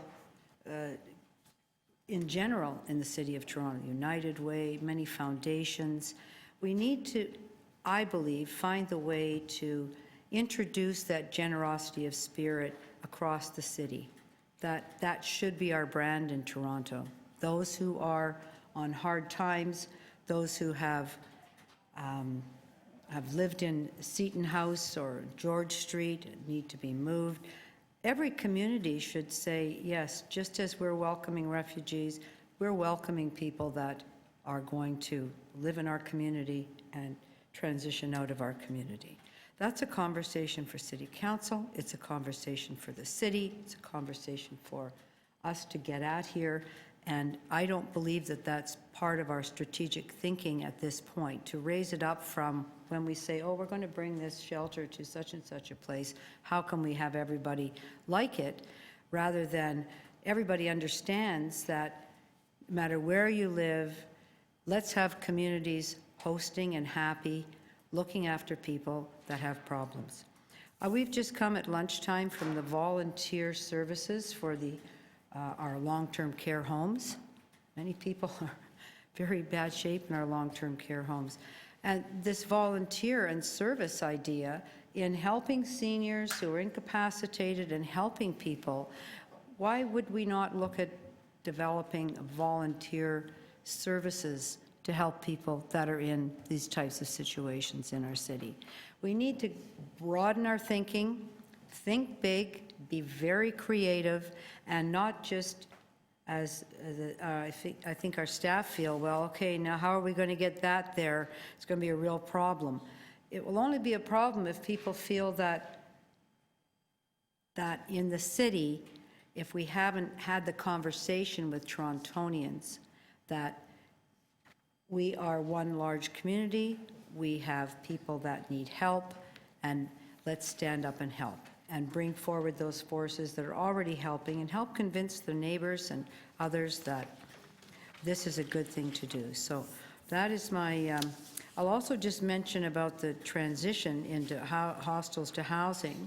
I'm very familiar when I was on the TCH board with the property that's now in Councillor Cole's ward, where there were people who were moved in from streets to homes, and there was not enough attention paid. Now, quite possibly because that was one worker who was moving around the city, rather than a community-based approach where somebody's in there all the time and able to assist in the integration and in problem solving of people that haven't lived with other people for a while and may have habits that aren't positive tenancy habits at the moment, that may not be sure how to transition. And I think that a third party is very important. I know Wood Green does a lot of that in my ward, but even in people moving in from the street into one of the buildings, the seniors buildings, and people are being moved into seniors buildings, they could use Wood Green as their professional helper, rather than rely on somebody from our program coming in and perhaps not as intensively as they need to be. So I'm looking forward to this coming back when this is going to come in October. I try to be as nice as possible as I can about the streets to homes and some of the issues that get created. And I want to move people into housing, but I want everybody in there to be very happy they're there and to be helpful, rather than that person be ostracized, because that's actually what's happening when we don't give enough support. Thank you, Councillor Fletcher. Any other speakers? Councillor Bailão. I'm going to try to be brief, just to add a little bit more to Councillor Mihevic's and Councillor Fletcher's. I think that it's important to notice two things. I think that for the first time, I'm going to risk saying this, maybe it's just because I'm fairly new still around this place as compared to some. You're an old hand. No, but what I think we're doing now, and we've been doing these last few years, is there has been a change from Well, there's a problem with shelters, let's build more shelters. There's a problem with housing, let's build more housing into more in the individual. How can we affect people's lives? And I think that's the change that we're seeing with these programs that we're implementing. It's not only about the number of beds, it's actually understanding the issues that are affecting those people and how we're going to help those individuals. And I think that we're moving in the right direction. It's about changing people's lives. You know, I mean, I wish we didn't need to have any shelter beds. That would be the optimal point, that we didn't need that. But it's how we break that cycle of having those people coming back. What services do they need, and what services do they provide?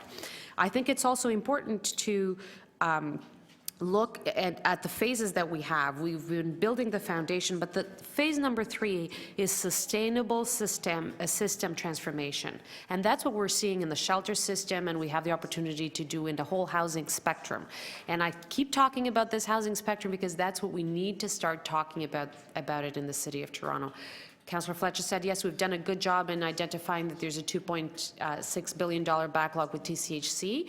We need to start to have people understand that all these things, when they talk about not having enough affordable housing, all these, in the housing affordability in Toronto, all these things are connected.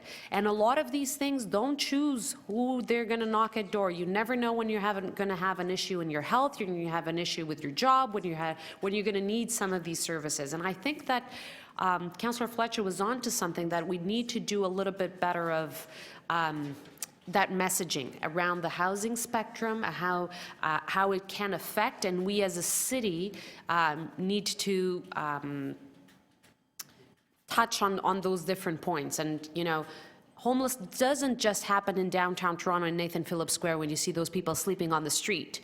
You go to other parts of the city and you have it there, sometimes hidden, but you have it there. And that's the message that I think needs to be brought up, and we need to make people understand that, you know, every day there's about 3,000 people on our waiting list that are considered homeless. Some of them are at the street, some of them are on people's couches, some of them are on friends, you know, a spare bedroom or on a couch or something like that. And that's the reality, that those can be a family member that can be there. But I think the important thing is that we are transforming the shelter system with things like the George Street. We are taking a different approach. It's about the individual and about this continuum of care and support services.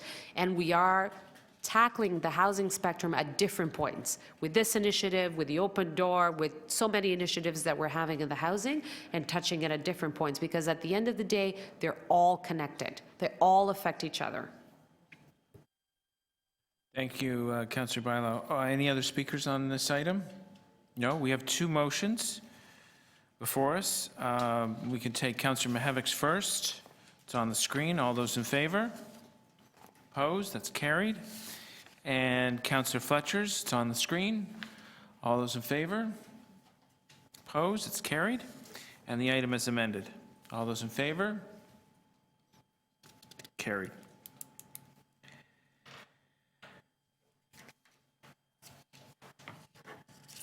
Okay, we're on item 8, update of the implementation of 2014-2019 Housing Stability Service Plan. Councillor Mihevc held it. Councillor Mihevc, questions for staff? No, I don't. I'm happy to move the motion if there are other. Are you ready to let it go? Yeah? Any other questions for staff? No? Speakers list? Okay. So moved by Councillor Mihevc. All those in favor? Opposed? That's carried. Item 10. And we do have a deputant for this item, so it was held by the chair. This is review of rent geared to income absence from unit policy. Yendi Wai. Mr. Chair, just as a point of order, maybe, I'm wondering if, and this is Councillor Burnside's suggestion, so I can't take credit for it, as just a point of practice in future meetings, if we might give thought to reordering an agenda based on items we have deputants on. Anyways, just for committee consideration, just because of some of the weights people have had to have. Right, so they don't have to sit here all day. I would agree. That's a worthy suggestion. And we'll take it under advisement. And we'll give all the credit to Councillor Burnside if it goes forward. Was he too shy to bring that forward, or? Okay, great.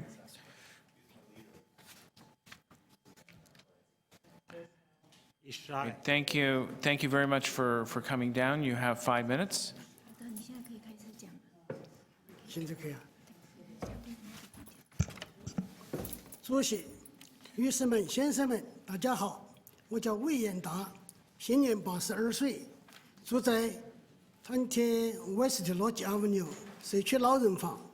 我们社区住有许多来自世界各地的移民，他们的多数都是低收入者，筹集探亲旅游的费用并不容易。他们在原居住地曾经生活工作了数十年，那里有着他们的很多的亲戚朋友，都渴望在我们有生之年能够相聚，重叙友情。毕竟我们年岁已高，余生所剩时日不多，机会是越来越少。我们已经征集到600多的访客请愿签名，我们真诚希望委员会、市政府的有关部门能够理解支持我们的诉求，给予我们更多的人性化关怀，将原来不合理的租客离境期限的规定作以适当的修订放宽。谢谢。Mr. Chair, ladies and gentlemen, thank you for having me here. I'm 82 years old. My name is Wei Yan Da. I live at 20 West Lodge Avenue, Toronto Community Housing for Seniors. Many seniors residents living in social housing have family members that remain in China and other countries. As low-income seniors, we can't afford traveling frequently. We are aging, not knowing how many more chances we have for future family reunion and friends reunion. So when visiting family members overseas, we hoped that we could stay longer. However, the new rules of absence from a unit prevents us from doing so. As a result, we collected over 600 tenants' signatures as a petition to ask the community to review and change the policy. We hope that you can take our concerns into consideration. Thank you very much for giving me the opportunity for giving you a few words, and thank you for listening. Thank you. All right, well, thank you very much for coming in and sharing those comments with us. Questions for the deputants? Councillor Fletcher. 你好. Hello. I'm just wondering if some of the others who signed the petition also had these circumstances and were feeling concerned about taking trips. Sure, people were supporting the deputant, but there may be others that he knows that are in the same circumstances. 我主要是想要就了解说，其他参与签名的人，他们是不是也是一样，对于这个旅行啊这件事情，对他们来讲是一个蛮大的一个负担。那他们是不是有同样的一个？都有这个要求，负担得起，都签名了，同意。All the person who participate the signatures, they have the same concern, and we have the same hope that we can extend it the time staying overseas while we are not living in the social housing. Thank you.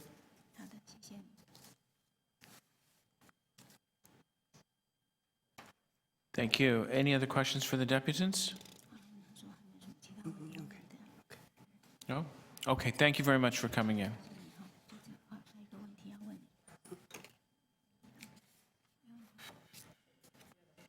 Questions for staff? Oh, staff. Thank you very much for coming in. Councillor Mihevc. Just wondering if staff could address the issue and give a rationale behind the existing policy and opportunities to change it. So through the chair, There are a number of areas in social housing where the city is allowed to set a policy. This is one of those areas. So the first policy in this regard was set in 2002, and at that point, council decided to set a threshold of 120 days that somebody could be absent from their unit and still retain their RGI. So we did a review a few years ago that we reported last summer on reviewing a number of all those different policy areas, including our access policy, after significant consultations with providers, including Toronto Community Housing. We also, when we did that review, we learned from our experience, because the city staff actually do the final review before somebody loses their eligibility for RGI. The appeal is to the city. So the staff are familiar with many of the issues that have been raised over time. So we used that experience and we used that policy review. And we reported to council last summer, and we actually adjusted this policy downward to 90 days absent in one period of time, or 90 days cumulative during the entire year. The other thing about the policy we added was that there are some exceptions to that rule.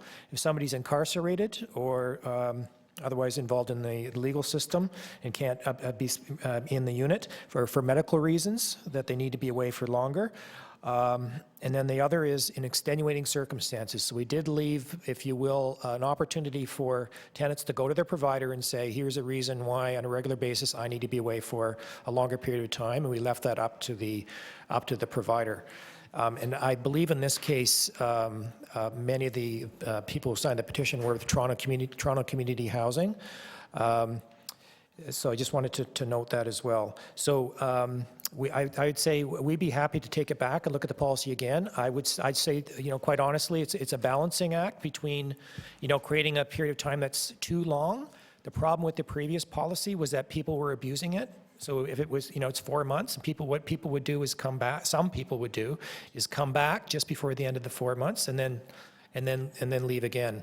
So we were trying to strike that balance, which is a difficult thing, but ultimately it's council's decision. So we'd be happy to go back and look at it again. So, but can you address, in this case, this is a Chinese fella, I imagine. In my ward, the Greek community, I have an old age home, and basically seniors residents, and they want to go to Greece for 5-6 months. I think it actually puts less pressure on the system, does it not? If they are away and under the care of their relatives overseas, it seems to me that it would save us resources. I guess, is your worry that if it's an RGI unit, you want to make sure someone's living in it, and that's basically the core of it? Through the chair, that is the core of it. I think it's one thing to, we know other social service systems will hold somebody's subsidy for them if they will, or allow them to retain it while they're out of the country. It's a different thing when you've got a social housing building that is, for periods of time, largely vacant because a lot of people are away. That's a real challenging thing, in my experience in social housing, to have vacant units for a significant length of time when we've got 95,000 households on the waiting list is for anything, for a number of reasons, is quite challenging. It's challenging optically, but it's not challenging on your pocketbook, on your budget. That probably saves resources. They'll probably turn on the heat or whatever, not open as many windows or close it. The challenge is really an optics challenge. So we continue to subsidize that unit with RGI, even when nobody's in it, because the rent has to be paid, because it's the rent and the subsidy that are used to keep the lights on. And so I don't think there's a significant impact in terms of lower costs if a vacant unit is vacant. Okay, thank you. Councillor Burnside? Thank you. So I just want to make a couple questions to clarify here. Staff does have discretion to extend it past the 90 days, correct? The provider does, yes. Provider, okay, sorry, yeah. And incarceration, ill health, those are some of the examples, correct? Yes.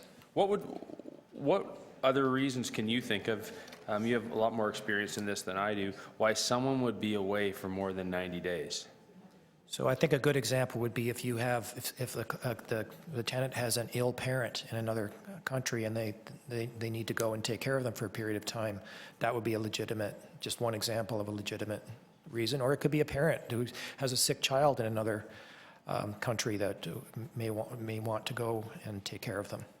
And there is discretion in that regard, correct? Yes, again, the board of the provider would make that decision. Okay, and just to confirm, housing is a scarce resource, as is funds for rent geared to income, correct? Yes, it's very scarce. And so if someone were to like to go away for 4 months of the year, that would probably not be, without, caring for parents or for any humanitarian reason other than their own vacation, that would not be a good use of our resources. Would you agree? True, but I think it's a judgment call for the decision makers' council in terms of what is a reasonable period to allow people to leave the unit for that sort of broad sort of reason. Okay, thank you. Thank you, Councillor Burnside. Any other questions, Councillor Bailão? I just want to make sure that, for example, if somebody, a family in a RGI unit has a parent overseas that they need to attend to and they need 6 months or something like that, those are the kinds of exceptions that we do provide, right? Family emergencies, family attendance that needs to be given, any situation of that we do provide exceptions for that. It's basically just if somebody decides that they want to spend 6 months in their home country and 6 months here, that we're saying, we have 95,000 households on a waiting list. So we only have two circumstances where we specify what the reason would be. That's related to incarceration or for medical reasons specifically. That would be related to the client themselves, the tenant themselves, but otherwise we leave it up to, we call it extenuating circumstances, so we rely on the judgment of the board of the nonprofit to make that decision.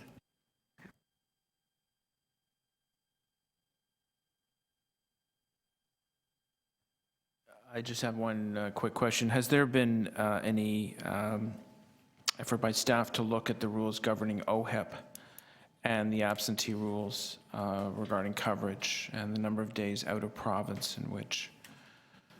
Any effort to harmonize those rules and look at precedent?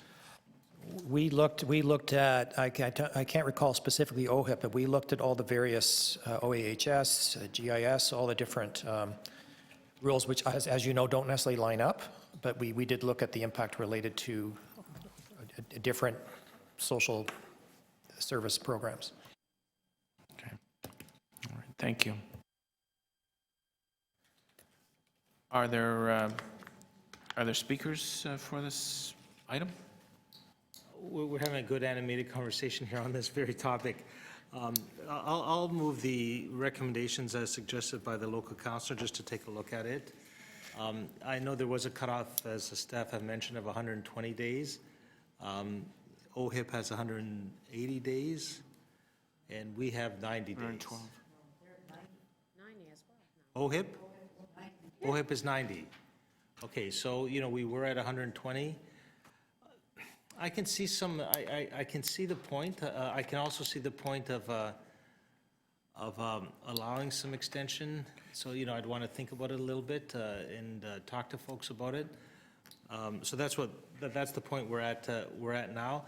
I don't know if it's the biggest evil in the world if someone has a place or stays with a sister or brother or family in a country other than Canada, and if they're able to go. I really don't see it as a big evil, to be quite frank, and so I'd be on the side of trying to extend it a little bit right now, but let the conversation take place, and we'll get a report back and have a wholesome. That's right. We're not defining the policy now. No. We're asking for more information. That's right. That's right.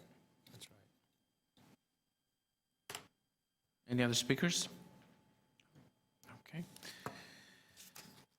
All those in favor? Opposed? That's carried.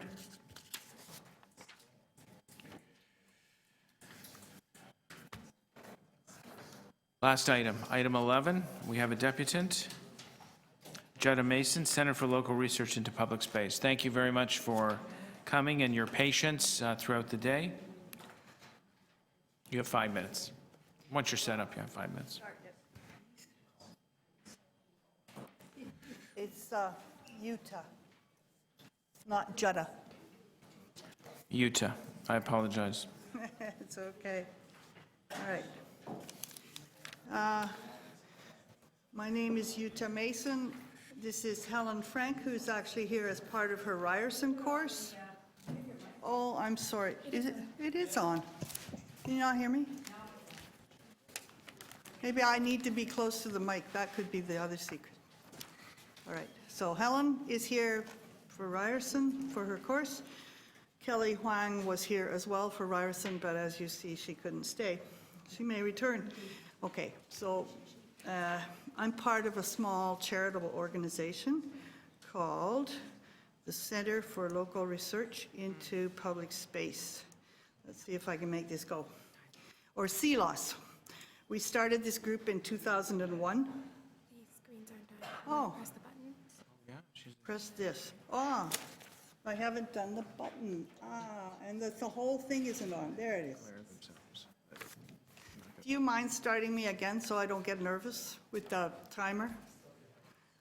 Because it's, yeah, perfect. Sure, we'll start again. Okay, good. Technology. We started CLOS, this group, in 2001, prompted by our work at Dufferin Grove Park. In 2003, Outdoor Rink Friends and some young, enthusiastic part-time Ward 18 staff started a website called cityrinks.ca, which is funded through CLOS, about all the outdoor rinks, not just the ones in Ward 18. Toronto has more compressor-cooled outdoor rinks than any other city in the world. 51 or 53 if you want to count 2 that are temporarily shut down, with more coming. But this is a fact that's not widely known, and it's our impression that even some city councillors are unaware that we have so many rinks as part of this civic winter resource. How much these rinks cost to run is a bit of a puzzle. The city's own estimates go as high as $13 million a season in this 2007 full costing study that the city did. But last year, the Globe reported the cost is about $6 million a season. So if we go with a $6 million figure, that's enough money to turn many more of our outdoor rinks into hospitable, lively winter gathering places. Neighbors can have a place to engage with each other, and visitors to Toronto can play all the shinny hockey that they ever dreamed of. The speed and excitement of pond hockey without the thrashing they see on TV.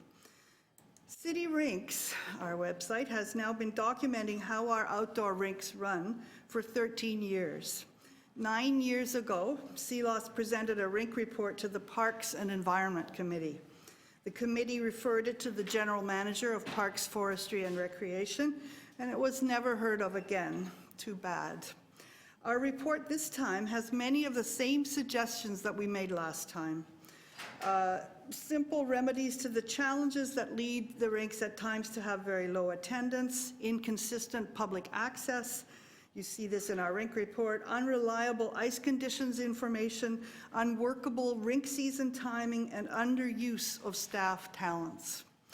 Our report recommends having more locations with skate lending, real food, sociable, comfortable rink houses welcoming to all ages, hospitable staff who are good at problem solving, sensible timing of the rink season, and reliable ice conditions information. We give examples of how these elements could work at rinks where they are currently missing. For example, what if the empty market building, as it now exists at Mel Lastman Rink, had skate lending?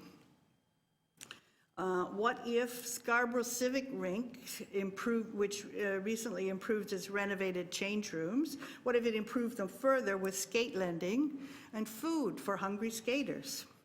What if the planned new College Park rink, here you see the blueprint of the rink house, could have skate landing added on one side of the wall there so that nearby hotel guests and newcomers could skate and meet people there. What if a neighborhood rink like Giovanni Caboto at St. Clair and Lansdowne knocked out a wall, there's another room right behind this one, and enlarged some windows? Could look like this. These kinds of simple changes, I'm going to turn this off there, to existing rink buildings are not expensive, but they'll only work if thoughtful, experienced frontline staff, program staff, are allowed to put their heads together with rink users in each neighborhood, not at a token meeting, but daily, to try and work out what works best locally. Our mayor has recently been promoting parks conservancies as the way of the future. Another often mentioned thing is partnerships. But how can we make those ideas work without day-to-day cooperation, rink users being real partners with our municipal staff? That kind of cooperation is how the 3 Ward 18 rinks got so popular. But 4 years ago, the Ward 18 outdoor rink staff were told that working on ideas and programs directly with skaters put them in a conflict of interest situation. They were ordered to get back inside the strict municipal hierarchy and take not the smallest action without prior approval from their off-site supervisor. Management costs went up while the programs began to falter. The evidence is in our rink report. We think it's time to stop dismantling what works well and take another run at making more of the rinks work better. Toronto should take its place as the welcoming outdoor skating capital of the world, which we are. But as far as I can see, at the moment, there's nowhere for this report of ours to attach to decision makers. Can your committee help?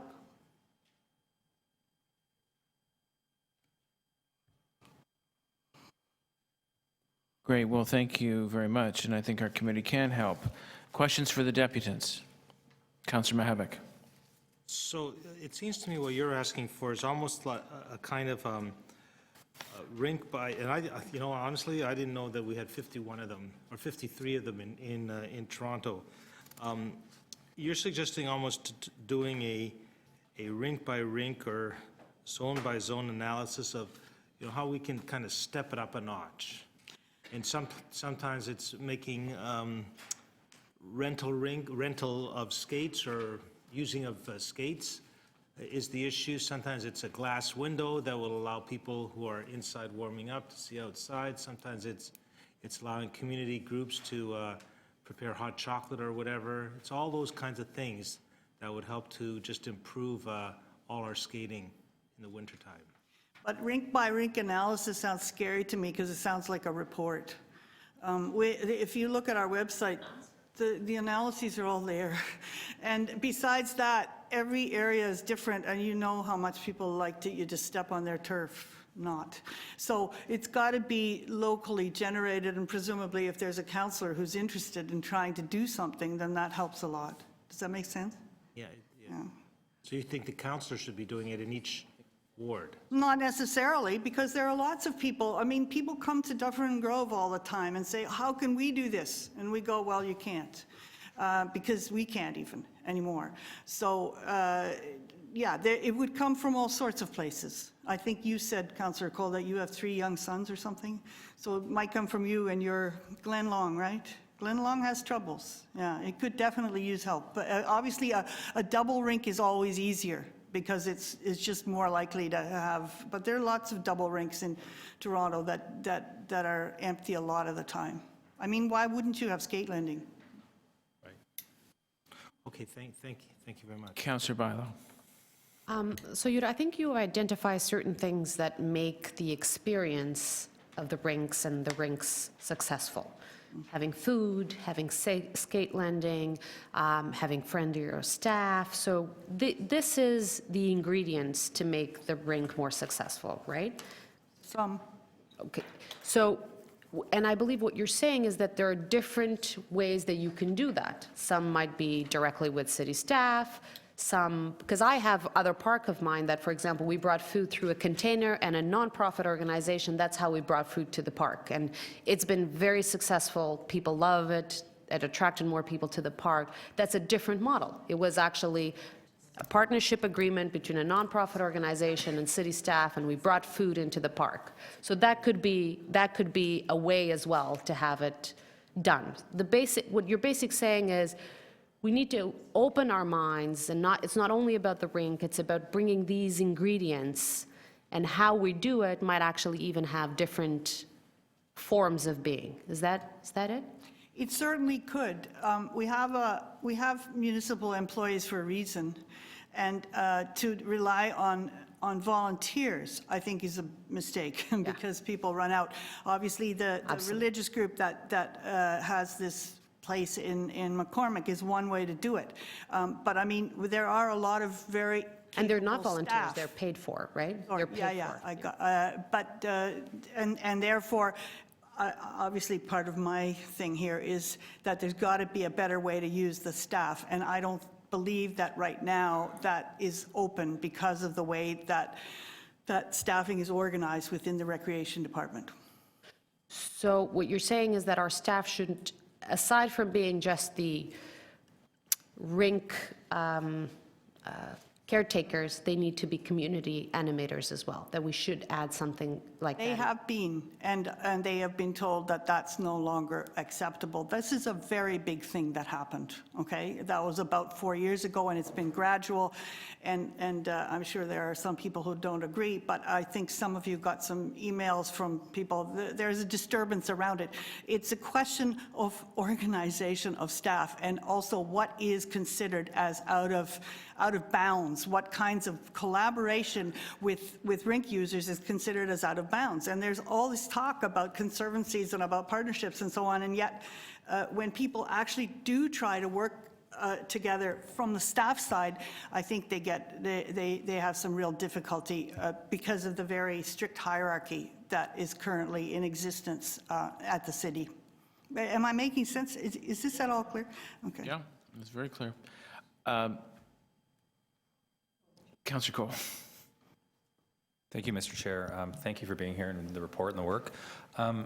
Do you hear feedback from any users or anyone you worked for? And I hear this quite a bit about the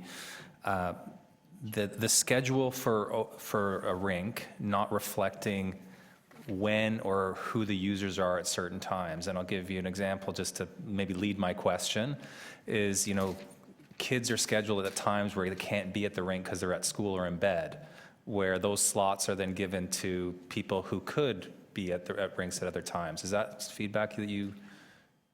I mean, that's certainly one of the problems that people have, and then it turns out that somebody else somewhere else made that decision.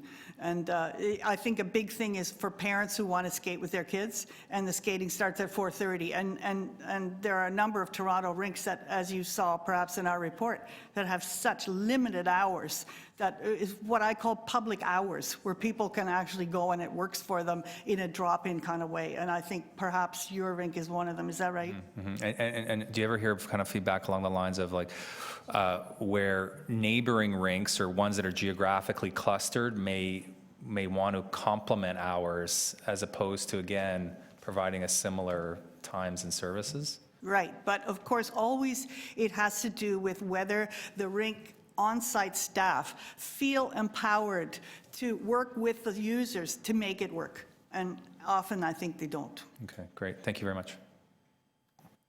Thank you, Mr. Councillor Fletcher, is that questions for the deputy? Yes. Yeah. No, I have, and then I have a motion.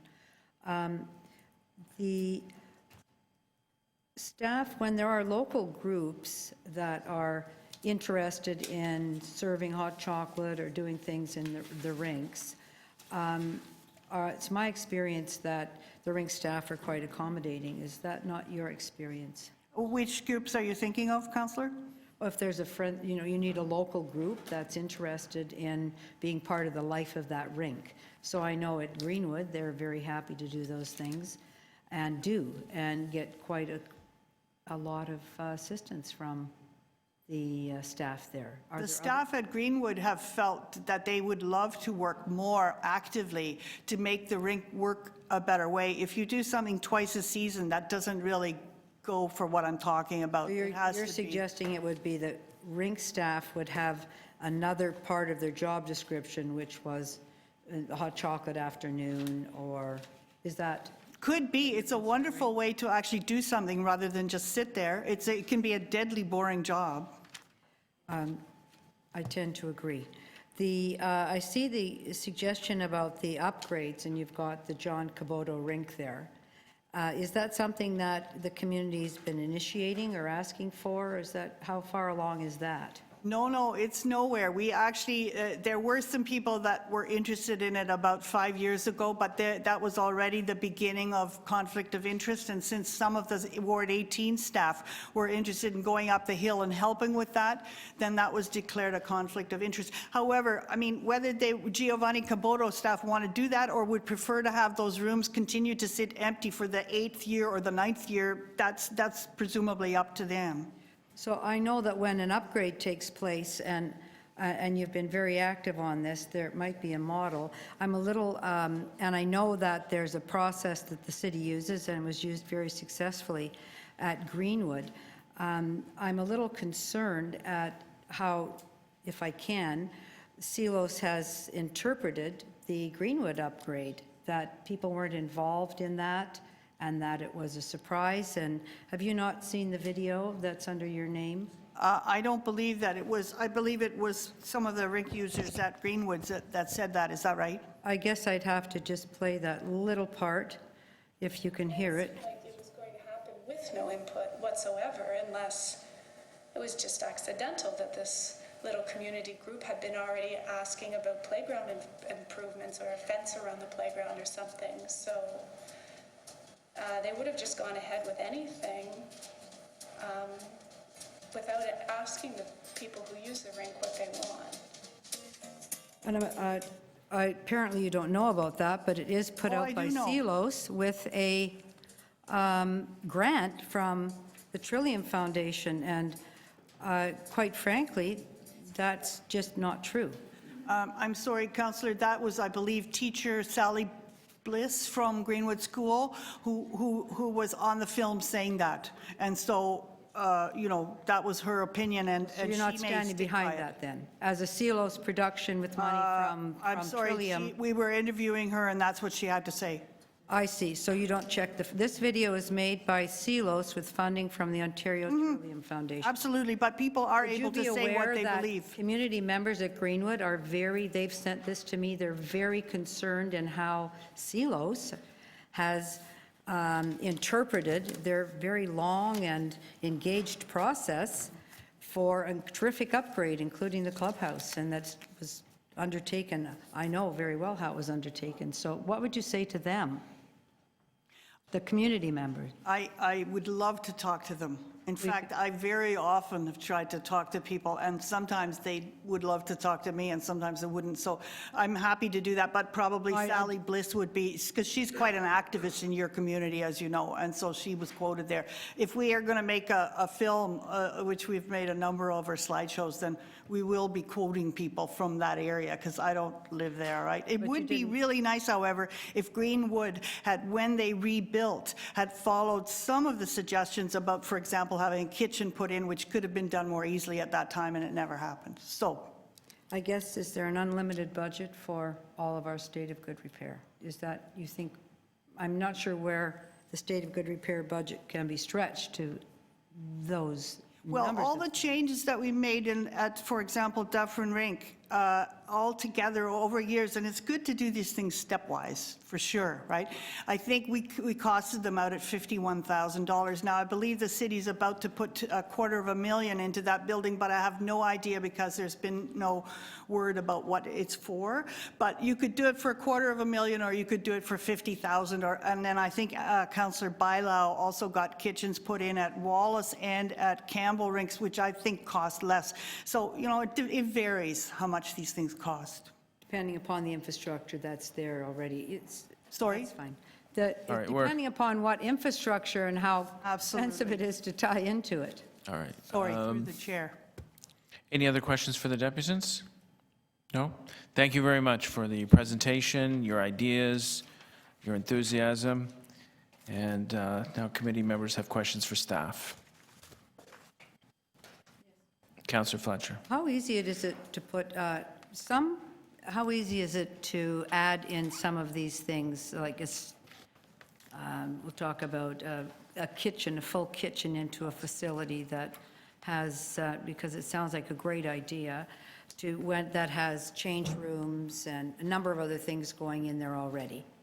Through the chair, I mean, these are, project-by-project considerations around what the footprint is and how much space there is in a particular building, what the services are, kitchens. There's all kinds of requirements around kitchens for ventilation and other things.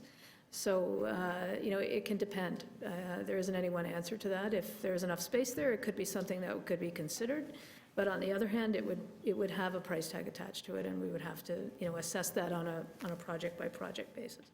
And looking at just making Rinks a more friendly, customer service-related operation in the wintertime, is that something that Rinks staff could have other duties added on their duties, and how would that be managed under your current? I mean, through the chair, we have a fairly limited staff complement when it comes to rink supervision in the winter. With over 500 sort of recreation locations operating at the same time, including those 52 rinks, quite often it is part-time staff that are in the rink and have those duties that are there. So, certainly it's something that we can look at. We want staff to be as friendly as possible, obviously. That would be a goal of ours. And we can have a look at the types of duties that they're doing and whether there's any room for additional, responsibilities, at those sites. I was just at the volunteer group for the long-term care, and they operate little tuck shops and, food. They sell certain types of food there. Is that something that community could do there without any trouble if there's community members who are interested? Through the chair, we're open to any, discussions or initiatives that the community is interested in, and often respond to those on a rink-by-rink or a location-by-location basis. But let's talk about a for-profit operation. That's not something that would be encouraged to move on to the rink and be selling.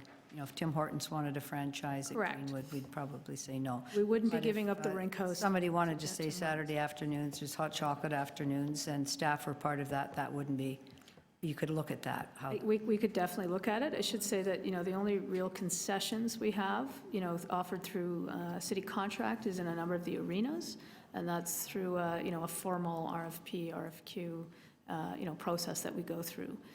What you're talking about is a much, smaller volunteer-based kind of. Now, I know that there's some interest in having community members build things and even the rink or renovate things. Is that something, I think you work off of an RFP, it's a tender, it's got to be up to a certain code. We can't just say, well, okay, why don't you guys just renovate that room? Is that, that's an approach that some would like. I'm looking to Mr. Schreiner.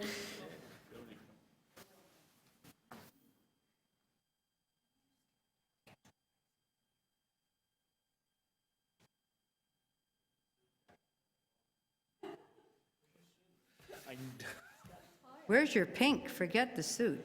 Okay. Through you, Mr. Chairman. We do have collective agreements in the city, and we have to be very careful. We have worked with many of the unions to allow the community members to do volunteer-type construction, but it's generally small scale, depending on what the scenario is. I think they have been receptive in the past, but what's the fine line depends on what the job is, and each one would be a little bit different. So, $2 million job? Oh, no, it would probably be $10,000 or $15,000. $10,000 or $15,000. Because there's the safety Minor, issues. very minor. Although the Yeah, although the clock is only at 2 minutes, I started it You know, I don't know, very I'm late. fascinated by the clocks today. Sometimes they're at 10 minutes, and I have no idea. I've only been up for a minute, but thank you. Yes, I understand. Okay. Councillor Burnside? Okay. Speakers? You have to? Okay, questions for staff? No, go ahead. Go ahead, Councillor Mahavik. I'm sure they'll be enlightening. Appreciate your sense of inclusion. So the message I'm getting from the CLAWS people is that I think Councillor Bailao hit the nail on the head when she used the term, I think, from caretaking to animation. And you're good with that as a concept, right? Just, let's start with that. Through the chair, we don't have any objections to that as a concept, but, as I stated earlier, we do have a limited amount of resources that are available, from a staffing. And how does that, I have one, Councillor Bailao has 3 rings. I think, if there's 51 of them, that's at least 1.2 per ward. How does that process happen? Is there a departmental prioritization that this is where we want to go? Or is it really up to the councillor or the community, or is it really all 3? So through the chair, I would, overall and generally, we have a standard level of staffing that we have at all of our outdoor rinks. It would be the same right across the city.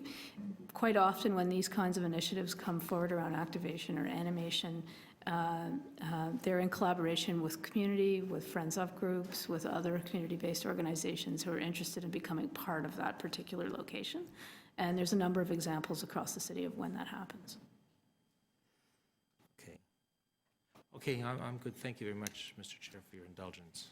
Thank you, Councillor Mahavik. Councillor Bailao. Sorry, just a very quick question. I'll take as much time as you need. Thank you.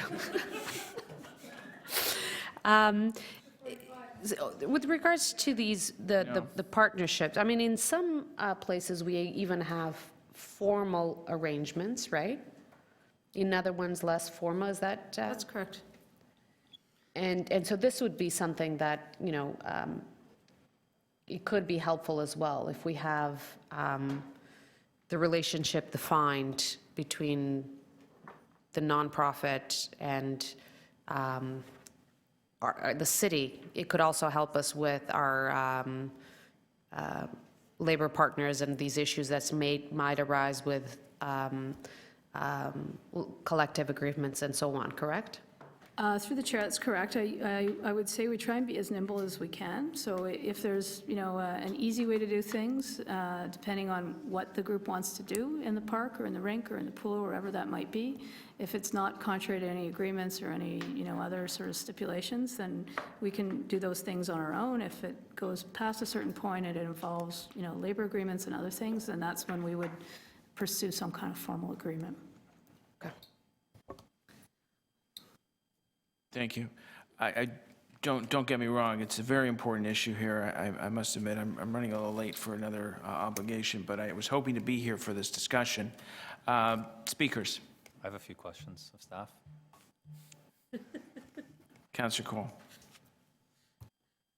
Waiting for my time to be. Thank you. Thank you, Mr. Chair. Take the full 5 minutes. Stop it. Through you, I guess my first question is just for clarity. And I know that's different settings and circumstances, but when dealing with an outdoor rink, which departmental staff have any kind of purview over a rink? Is it all park staff? Through the chair. So all the outdoor rinks would be, with the exception of some of the civic centers. So as an example, Nathan Phillips Square, North York Civic Center, and Scarborough Civic Center. All of the staff groups there would be within PF&R, but within different branches within the divisions. So ice maintenance is done through our parks crews, and the actual supervision, rink attendance, custodial services are done through recreation side of it. And when an outdoor rink is adjacent to a community center or another city building with another use, is it still the same? It's still park staff? Depends on where and how close the location is. So if, and there may be some differences around, geography. So if there's a community center and there's an outdoor rink attached to the community center, if there's an arena, an indoor arena, and an outdoor arena, we'll try and use staff as efficiently as we can between the two locations. So we don't have separate crews coming in just to do the ice maintenance. And my experience with outdoor rink staff seems to be solely what I describe as very nice and kind, but like teenage kids. Are there other people in and around an outdoor rink that, besides maintenance, that the public would interact with? Through the chair, I'm going to actually ask Howie to answer that. Through the chair, we do have different levels of management with respect to our outdoor rinks. So there are coordinator level staff who have oversight and maybe perhaps greater experience and do have a few rinks within their cluster that they would do rotating visits. We have full-time community recreation programmers who then oversee the full operation within that cluster, and often those staff are attached to a community center location. They too provide oversight, and then we do have our supervisors. So there are a number of staff involved in the operation within our 4 districts. In terms of setting schedules, and I know you can never make everyone happy because there's always competing interests, and the shinny guys want to be out there when the little kids want to be out there.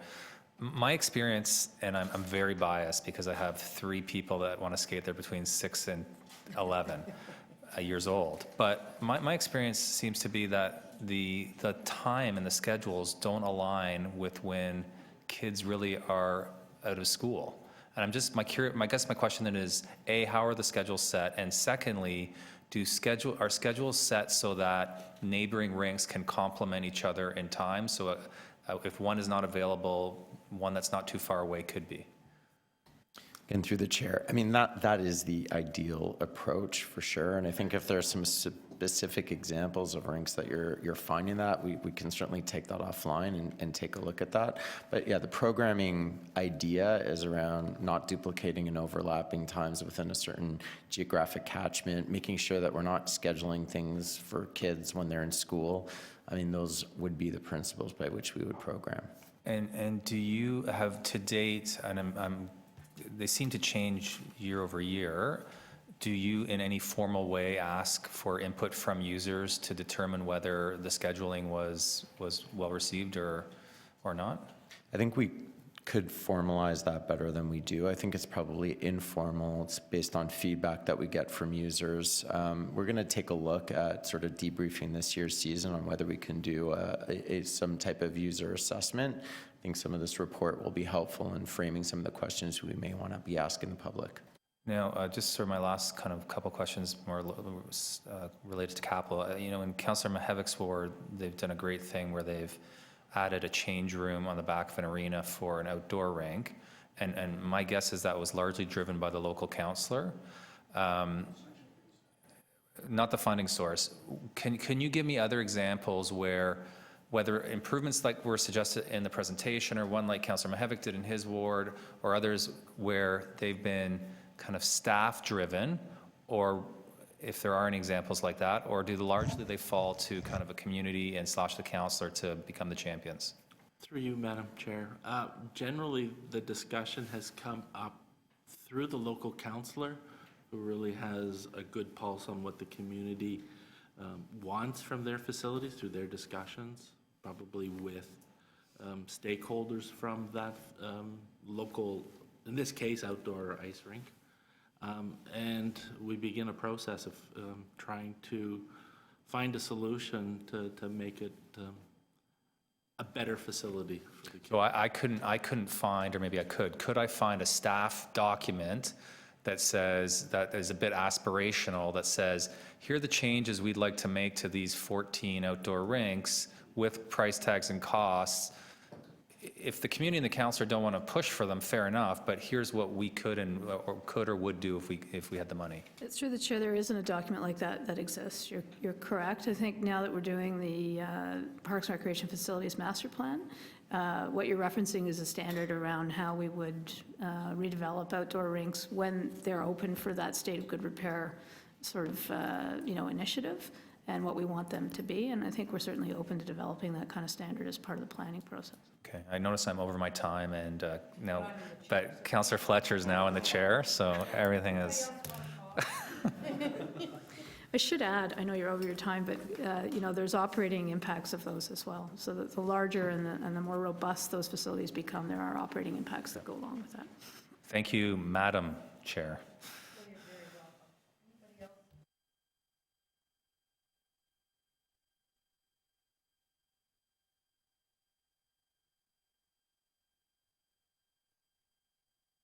There we go, to speak. I have a motion, but go ahead, Councillor. So do I, and it really is just to refer the report and to staff for future planning. They are doing the facilities master plan, and I think the conversation was a good one. What I'm hearing is that that the CLOS, and frankly, I think it's echoed in my ward.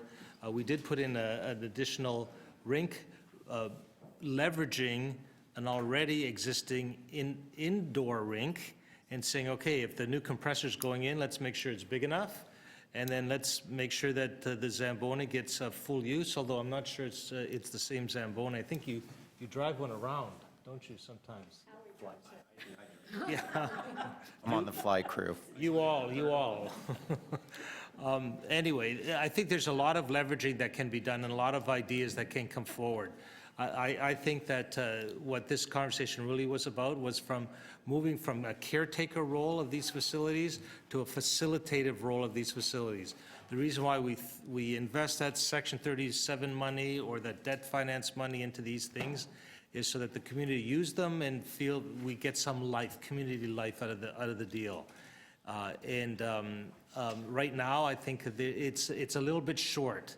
When staff are hired, certainly the rink that they're hired at in my ward, I feel that they're hanging around and they're watching the place, but it would be nice if they had a more facilitative approach to things and got something going, if there was just kids there or if there was seniors there, or developed an approach that was more community engaging. So the conversation was a good one, and let's see what can come out of it through some staff processes. Thank you. There's a motion. Anyone else to speak once or twice? How many times you might like to? Yes, Councillor Bailão. Thank you. I agree with Councillor Mihevc. I think it was a good conversation. I would like to see the role of the caretaker into the animator really explored. I think that it's not the only thing, but I think it is an important one. And in particularly, the other side is the partnerships. I mean, obviously, lots of people around the city talk about Dufferin Grove, and I always say, I wish I had the support in council to have the Dufferin Grove model across the street, but that would cost millions of dollars, and unfortunately we can't just increase the park's budget by that much. And so these partnerships and being innovative and getting our parks better used by some of our nonprofit organizations and have that relationship, but clear relationship, clear the vision and partnership. I think it's important. I think in Ward 18 we've been very successful in being innovative, from our, like I said, the container project to 15 years ago at Dufferin Grove. And I think there has been some, growing pains in the last few years, but I think that what we've seen is that the services are there. There were things that we needed to deal with, that we were in contravention of our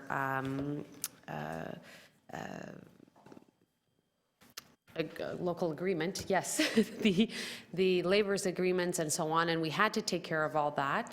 But I think that the programs are there, they're expanding into other parks, and now we're having this conversation today on how important it is to bring those activities. It is about the experience that we give people, and for that, it's about the experience that staff, the customer service that service provide, and being an animator, and then how we can enhance that experience through the skate landing, through music, through maybe crafts, maybe food, maybe there's so much that can be done, and then it really depends from community to community. But I think that it's worthwhile to explore some of these concepts, and I'm looking forward to see the report from staff. Thank you. Anybody else? Councillor Cole. Thank you so much, Madam Chair. You're welcome. So gracious. I think this is, to reiterate, a good discussion, one that we should have. And I as an active rink user, I use the indoor ones more than the outdoor ones. But I think I was at rinks, outdoor, indoor, about 350 times this year. So I have a pretty, and I'm not exaggerating, I have a pretty good insight into it. I think just what this report, which is welcome, outlines, and I think some of the discussion, is that they just could be so much more. I think we're providing an excellent service, and they're well used and embraced and loved, and you know, we have to get better on kind of some of the issues around scheduling and things like that. I just think they could be so much more, and it's an asset we have in our city that we're not fully using or leveraging, and I think that it's important to continue this conversation so that we do take advantage of these assets that we spend a lot of money on, and so let's use them to the fullest. I know that I pester park staff regularly on some of my pet peeves around rinks and arenas, and you may be hearing more about that from Councillor Burnside and I in coming months. But I think this is a good start to this conversation, and I look forward to the report so that these can become the animated centers that we'd like them to be. Thank you, Madam Chair. Thank you. I have a motion. You could put it up on the screen. Report to September 20th on the 2015 rink season, including current management model, kind of getting at the issue of parks and recreation relationships, levels of expertise required by staff, protocols and standards related to ice quality, maintenance, safety, rates of usage, and recommendations for any improvement in departmental customer service for all artificial ice rinks for 2016-17, and to analyze the potential of establishing rink classifications, including a possible destination rink designation, such as Nathan Phillips Square is a destination rink. So is there something else that should happen there? Do we have others? Sir Sam Smith, probably Dufferin Grove would be a destination rink. There's rinks where we can begin to do certain things. So I think that is, I've also put in here, besides the community animation piece, certain things that just the ice quality through the year. You know, it's a very short skating season. I believe that we have to have the highest level of interaction, ice quality, and just management, overall management possible. And I agree in trying to add those interesting parts in that we're discussing earlier as far as animation. I do believe that in the outdoor rinks, that where there is community interest, it's easier to build those kinds of programs in, because you've already got people active around the rinks. Sometimes there's rinks that don't actually have a lot of people skating on them from those neighborhoods. One of the exciting things that, well, I have a lot of outdoor rinks, and I'm going to tell you why. It's because the old City of Toronto boundaries, I've got the rinks that were associated with the old City of Toronto boundaries. So the old city used to go up into East York, so Withrow Rink covered that area.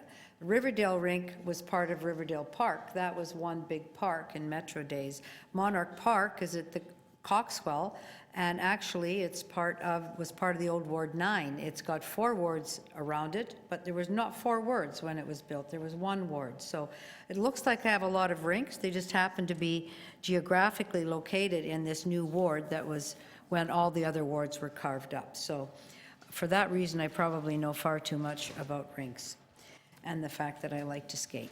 So just going back to some of the things with when we do build a new rink or do try to make sure that our current rinks are upgraded to the point where they're very heavily used, people are coming. One of the things I think is important, wherever we can put in a skate trail, we should put that in.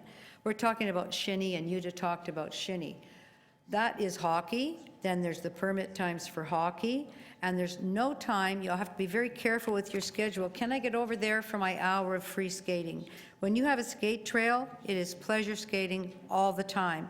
You can't believe what it looks like to see all those little kids out with their parents, learning to skate with their little push carts. So I think that's something that the department has realized, and wherever possible is trying to build that in. Why would we redo a rink and not make it the best possible new standard in today's world? I've said it many times, Torontonians love to skate. I look out the window at Nathan Phillips, my office covers Nathan Phillips. I couldn't skate. There's no room to skate there. There's so many people out skating. Classes are coming. There's not enough pleasure skating. We need to take the current rinks and add trails wherever we can. I want to clarify something on the record, and that's the characterization of the redevelopment of Greenwood Rink somehow leaving the community out of that process. They were very involved in the process and design, so much so that after they saw that film, they made their own film that said, we are involved, this is what we have done, we love this rink, and quite frankly, it's one of the busiest rinks in the city. So I don't mind having a few, if we can have crafts there, if we can have food there, if we can have hot chocolate there, but I really do think that my community put tremendous effort in, and if somebody didn't get the idea they want, you can't say that there wasn't a process. So let me just be clear about that. It was a very good process, and it was very local, all the people around that rink. I'm glad that they went and built their outdoor rink. That's fantastic. We love natural outdoor rinks, but there's not just one kind of rink. Natural outdoor is great. This is a fantastic rink.